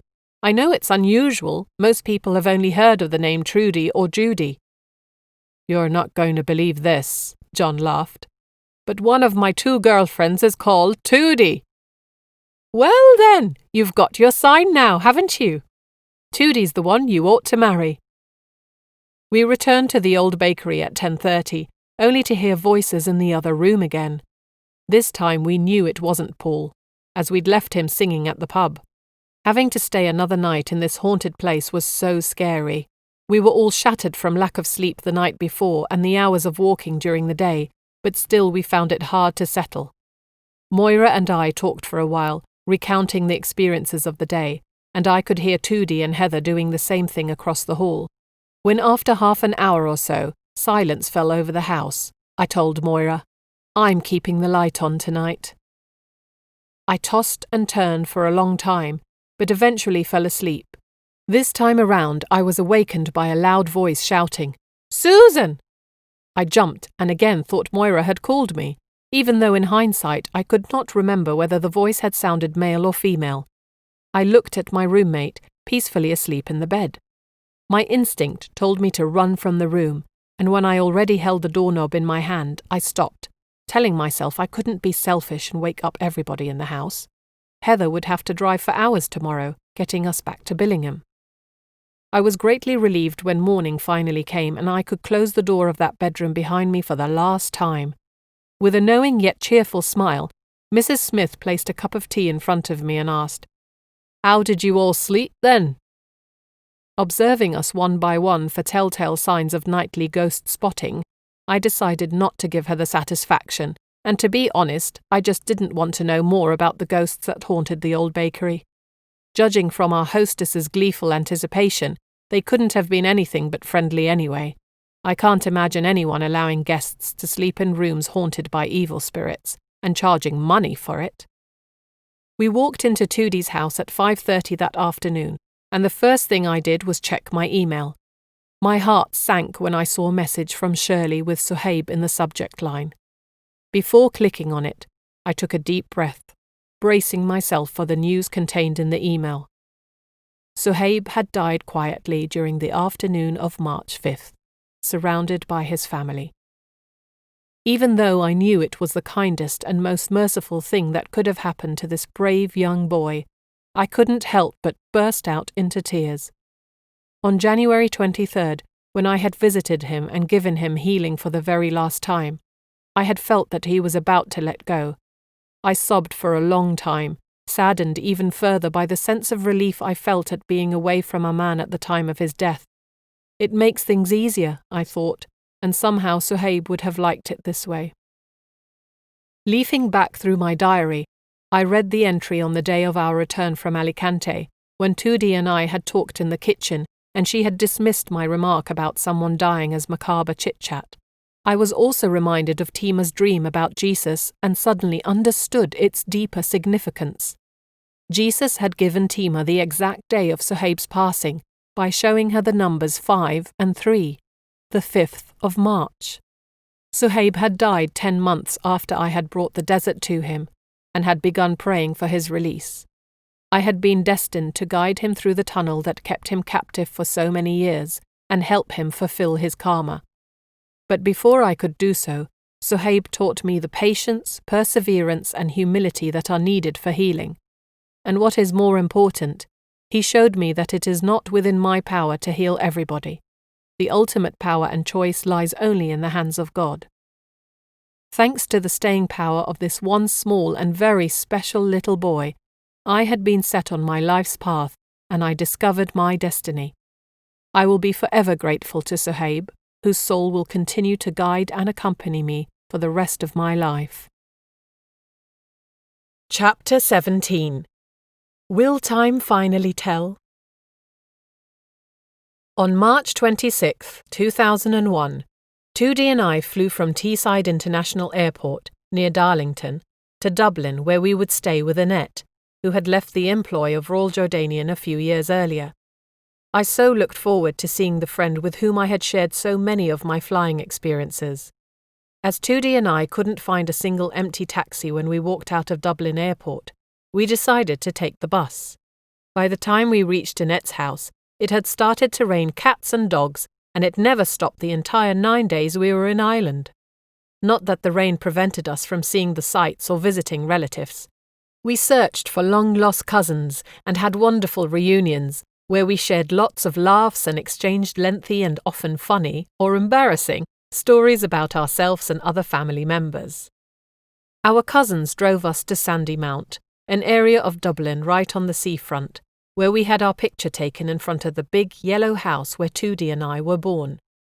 Even though we had left Sandymount when we were still very young, I remember Mum putting us down on the sand to play.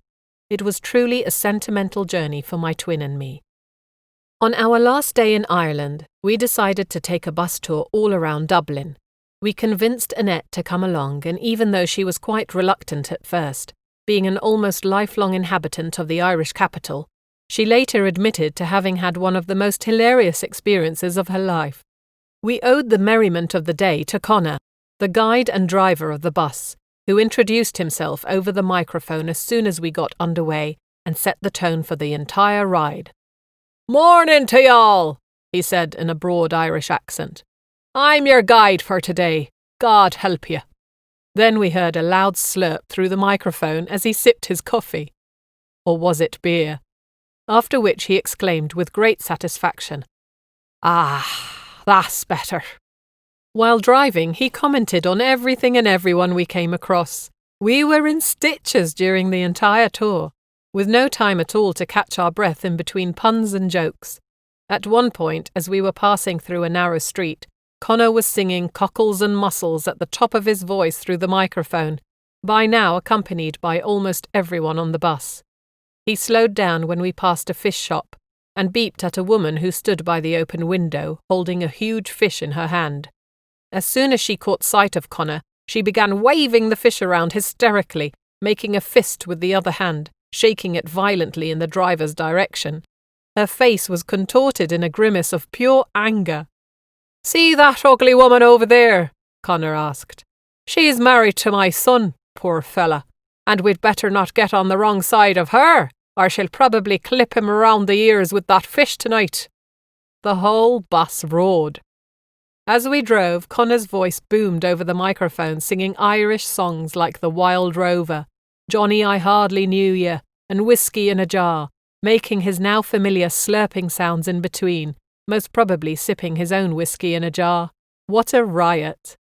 Before finishing the 2-hour tour, he said, "You see the famous Grand Canal?" pointing at the large man-made waterway that connects Dublin to the Shannon River and the Irish Midlands, alongside which he had parked the bus for the final time that morning. "Do you know why it's called the Grand Canal? 'Cause sure isn't it grand!" After disembarking from the bus with our faces and stomachs in agony, we visited Trinity College, where we took a walking tour of the campus, and in the old library we saw the Book of Kells, a 9th century manuscript renowned worldwide for its rich and varied illustrations and transcriptions of the 4 Gospels. After culture came window shopping in Grafton Street, where along the pavement many people sat singing folk songs and playing music. It had a very merry atmosphere, and it really made me feel good. We also visited Christ Church Cathedral and paid our entrance fee to walk around this magnificent church, where a myriad of colours emanated from the stained glass windows. Something drew my attention to a little grotto within the cathedral, which turned out to be the Lady Chapel, or the Chapel of the Blessed Virgin Mary. As I entered, I was taken aback by a large bronze statue called Virgin and Child by contemporary artist Imogen Stewart. At the foot of the statue lay a book in which to write prayer requests and wishes. The Virgin Mary holds the infant Jesus with his arms outstretched. A priest walked in behind us and invited us to stay for a 15-minute novena. And after we had received the bread and Holy Communion, Tudi whispered in my ear, "Remember the psychic in Middlesbrough? He told you this would happen." My heart skipped a beat, and I realised I must have received another special blessing. We took Annette out for a late lunch and found ourselves a quaint little place where it was nice and peaceful. Tudi and I feasted our eyes on the most beautiful cream and jam cake on the dessert trolley, and when the time came to leave the restaurant, we asked the waitress to wrap it for us. "Who's that for, then?" Annette asked, and not wanting to give away the fact that Tudi and I wanted to surprise her with it later, I said, "We're taking that home with us tomorrow." While we watched the waitress put the cake into a box for us, the entire process seemed to go on forever.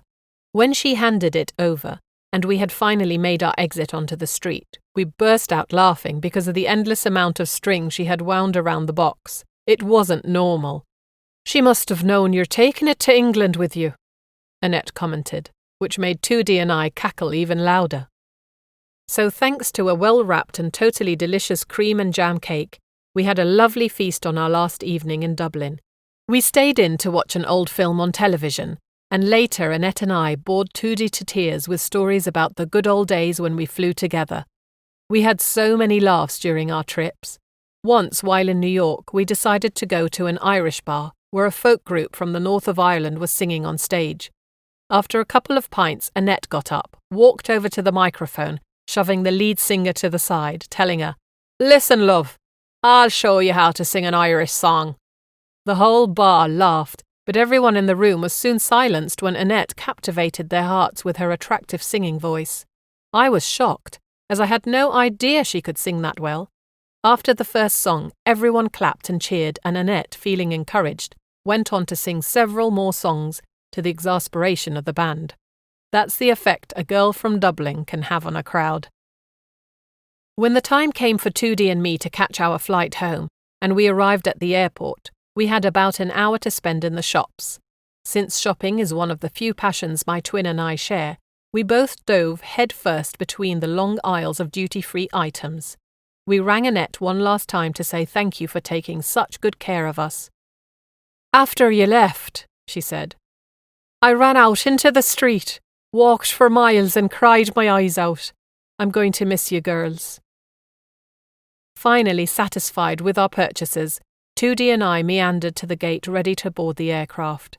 We were really taking our time, that's how relaxed and laid back we were after a 9-day stay in Ireland. Suddenly a loud male voice rang out. "You ladies flying to Teesside?" "Yes." The guy whistled to someone in the distance, shouting, "Put those cases back on!" We couldn't believe it. They had already taken our suitcases off the plane. I felt my face turn bright red while walking down the aisle to our seats, as a whole aircraft of people stared at us. Imagine! We'd held up the flight for 15 minutes while doing our leisurely shopping. This had not happened to me once during all the years I worked as a flight attendant. The shame of it! In early April, a few days before I was to fly to America, I received a surprise phone call from Valerie, the woman I'd met in Oman in 1995. "Guess what, Susie? I'm your cousin through marriage." "What? How can that be?" I asked, honestly surprised. "How can a relationship like that just pass you by unnoticed? Isn't one supposed to know about these things?" "My mum's sister was married to your mum's brother," she explained. I loved it. It's great to discover that there exist not only spiritual but also earthly connections between people. and even though the knowledge of this particular one had clearly been denied us 6 years ago in Oman, Valerie and I now felt very excited by her discovery. "Meet me in London on the 4th, I told her. "I'll be flying to America soon after that, but I will be in town for a couple of days to stay with my Aunt Frances, Daddy's sister." We met in Covent Garden and talked about everything we'd been doing over the past few years. It was wonderful to hear all the news from Oman, where I had planted the seed of Reiki so many years ago. I took her home to meet with Aunt Frances, and they talked for hours about people they knew years ago. It was great to sit and listen. In the evening, I walked her to the tube station where she would hop on a connection to catch her train at Charing Cross. "Will I ever see you again?" Valerie asked. "Well, God only knows. Just think of how we met. Isn't it amazing how first I was your Reiki teacher and now we end up being cousins? That's no coincidence, is it? Maybe one day we'll work together. Only time will tell." My soul sister Ginny was anxiously waiting to greet me when I arrived in Massachusetts on April 7th. "You look terrific!" I shouted. She'd done a lot of hard work and had arranged a very busy work schedule for me for the entire 3 weeks I was staying, with a couple of days of sightseeing thrown in for fun. One evening, Ginny had invited her friend Carol for dinner. Carol was an energy worker and specialized in past life regression. She could tell you who your ascendant master is, Jesus, Muhammad, and Buddha, for example. She definitely made for interesting dinner conversation. I spent the next day with her, and she did a wonderful healing on me in exchange for the reading I gave her.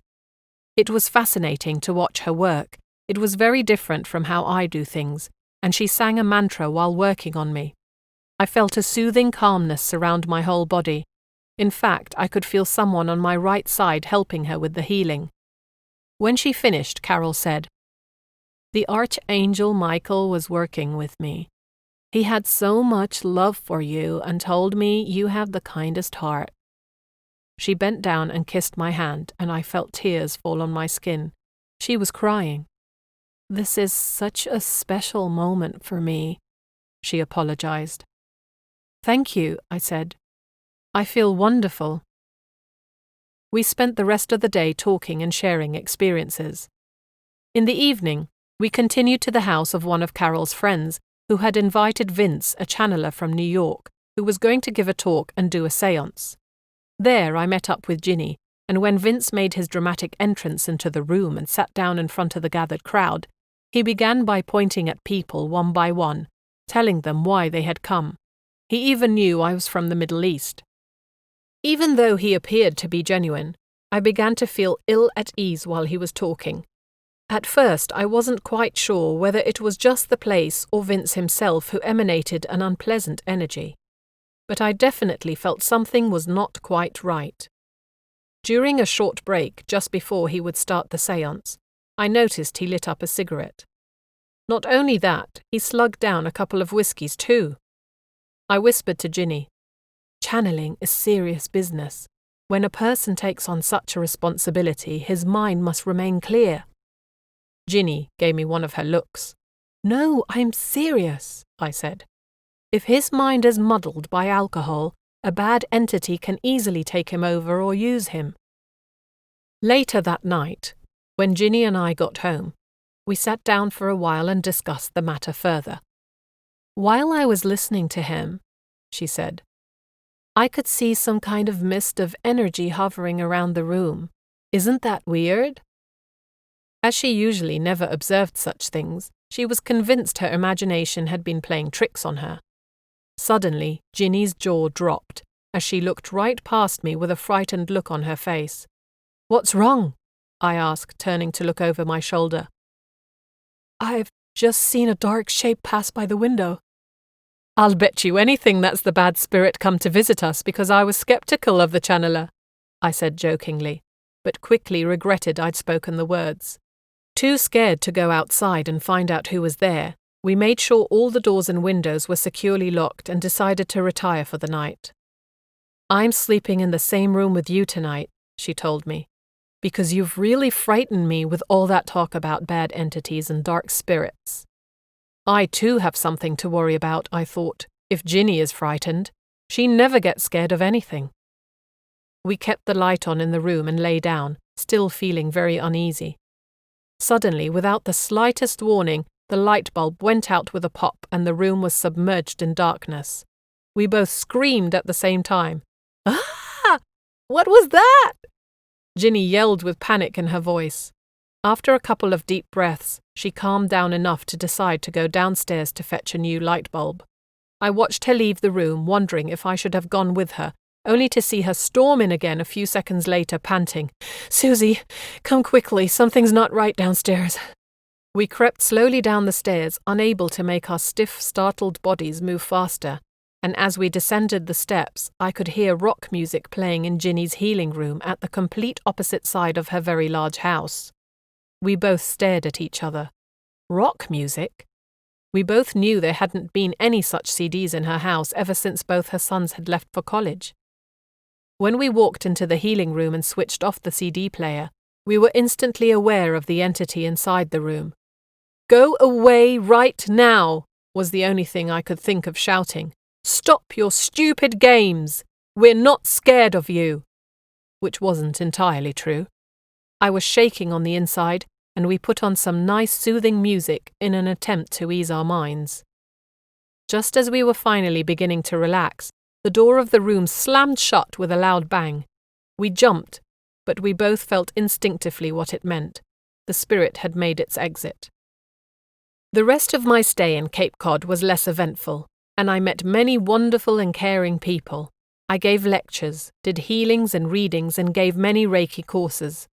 The experience of passing on the power of using Reiki to another person is something that will never cease to fascinate and inspire me. It is like watching a plant grown. You put the seed into the ground, water it, protect it a little at first, and once it's firmly out of the ground, you sit back and look at it grow. Higher and higher it goes, branching off into many different directions, reaching for the heavens. Through my students and with the help of God, I passed on the gift of healing to hundreds of people around the world who needed a helping hand or a comforting touch. Reiki has created a network of energy all around us, a spiritual internet.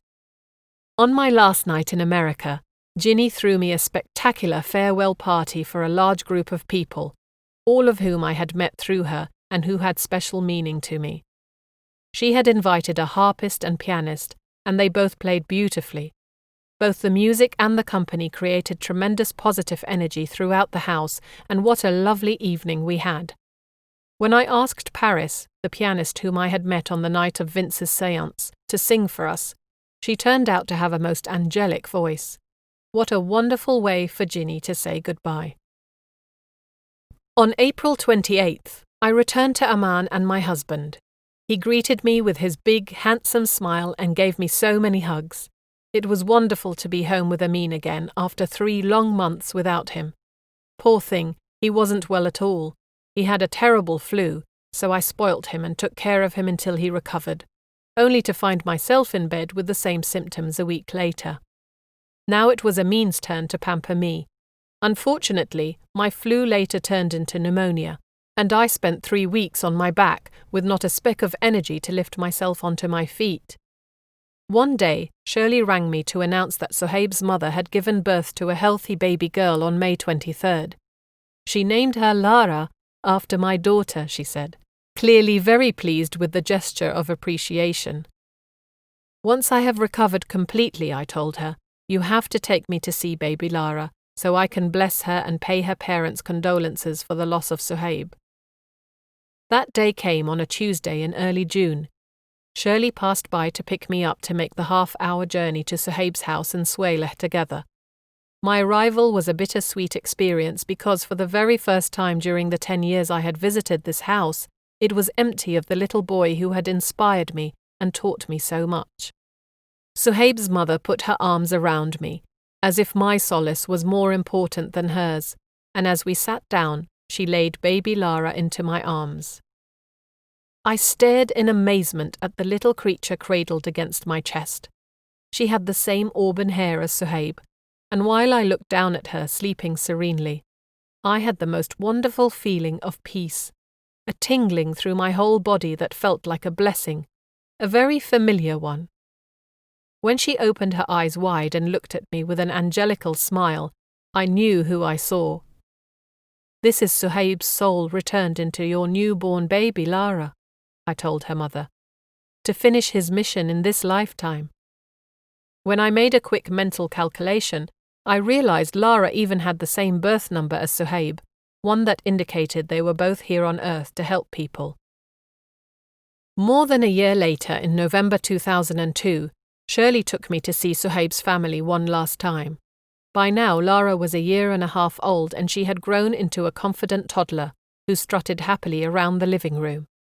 While Shirley and I drank tea and talked with her mother, Lara suddenly picked up a photograph of her late brother Suhaib that was lying on the coffee table. She walked over to me, pointed her chubby little index finger at the boy in the picture and said, "Suhaib! Suhaib!" I picked Lara up in astonishment as she continued to repeat his name. She then pointed at me and again said his name, "Suhaib!" I felt tears welling up as I watched this amazing little girl make the connection between her brother and me. How could she possibly understand? That question was answered when she placed the palm of her hand on her chest and repeated his name again. "Suhaib is inside of me," she was telling me. "I am him. I'm right here, Susie, right here in front of you." Without Suhaib, the little boy whose life had been cut short so dramatically, I would never have discovered my true calling in life. I too, like him, have a mission to help people. Thanks to the fact that God guided me to Suhaib, and that for 10 years I walked hand in hand on the shores of discovery and spiritual enlightenment with an old soul in the body of a courageous little boy, whose opportunities to laugh and play and grow up like other little boys had been taken from him, I have reached the point in my life where I now have perseverance, patience, and enough confidence and humility to know what needs to be done to help others. Suhaib made me understand that given enough time and faith, I could believe in my mission and myself. I've had many great teachers in my life to whom I will be forever grateful. People who have stood by me, guided me, enlightened me, and helped me. However, none were as great as Suhaib, who clung to his earthly existence with an unparalleled tranquility and stillness, simply in order to set me on my way. Time tells all. It reveals that possibilities are endless if we open our minds and our hearts to the voice that speaks from within. A voice so deep within us that it truly touches the divine.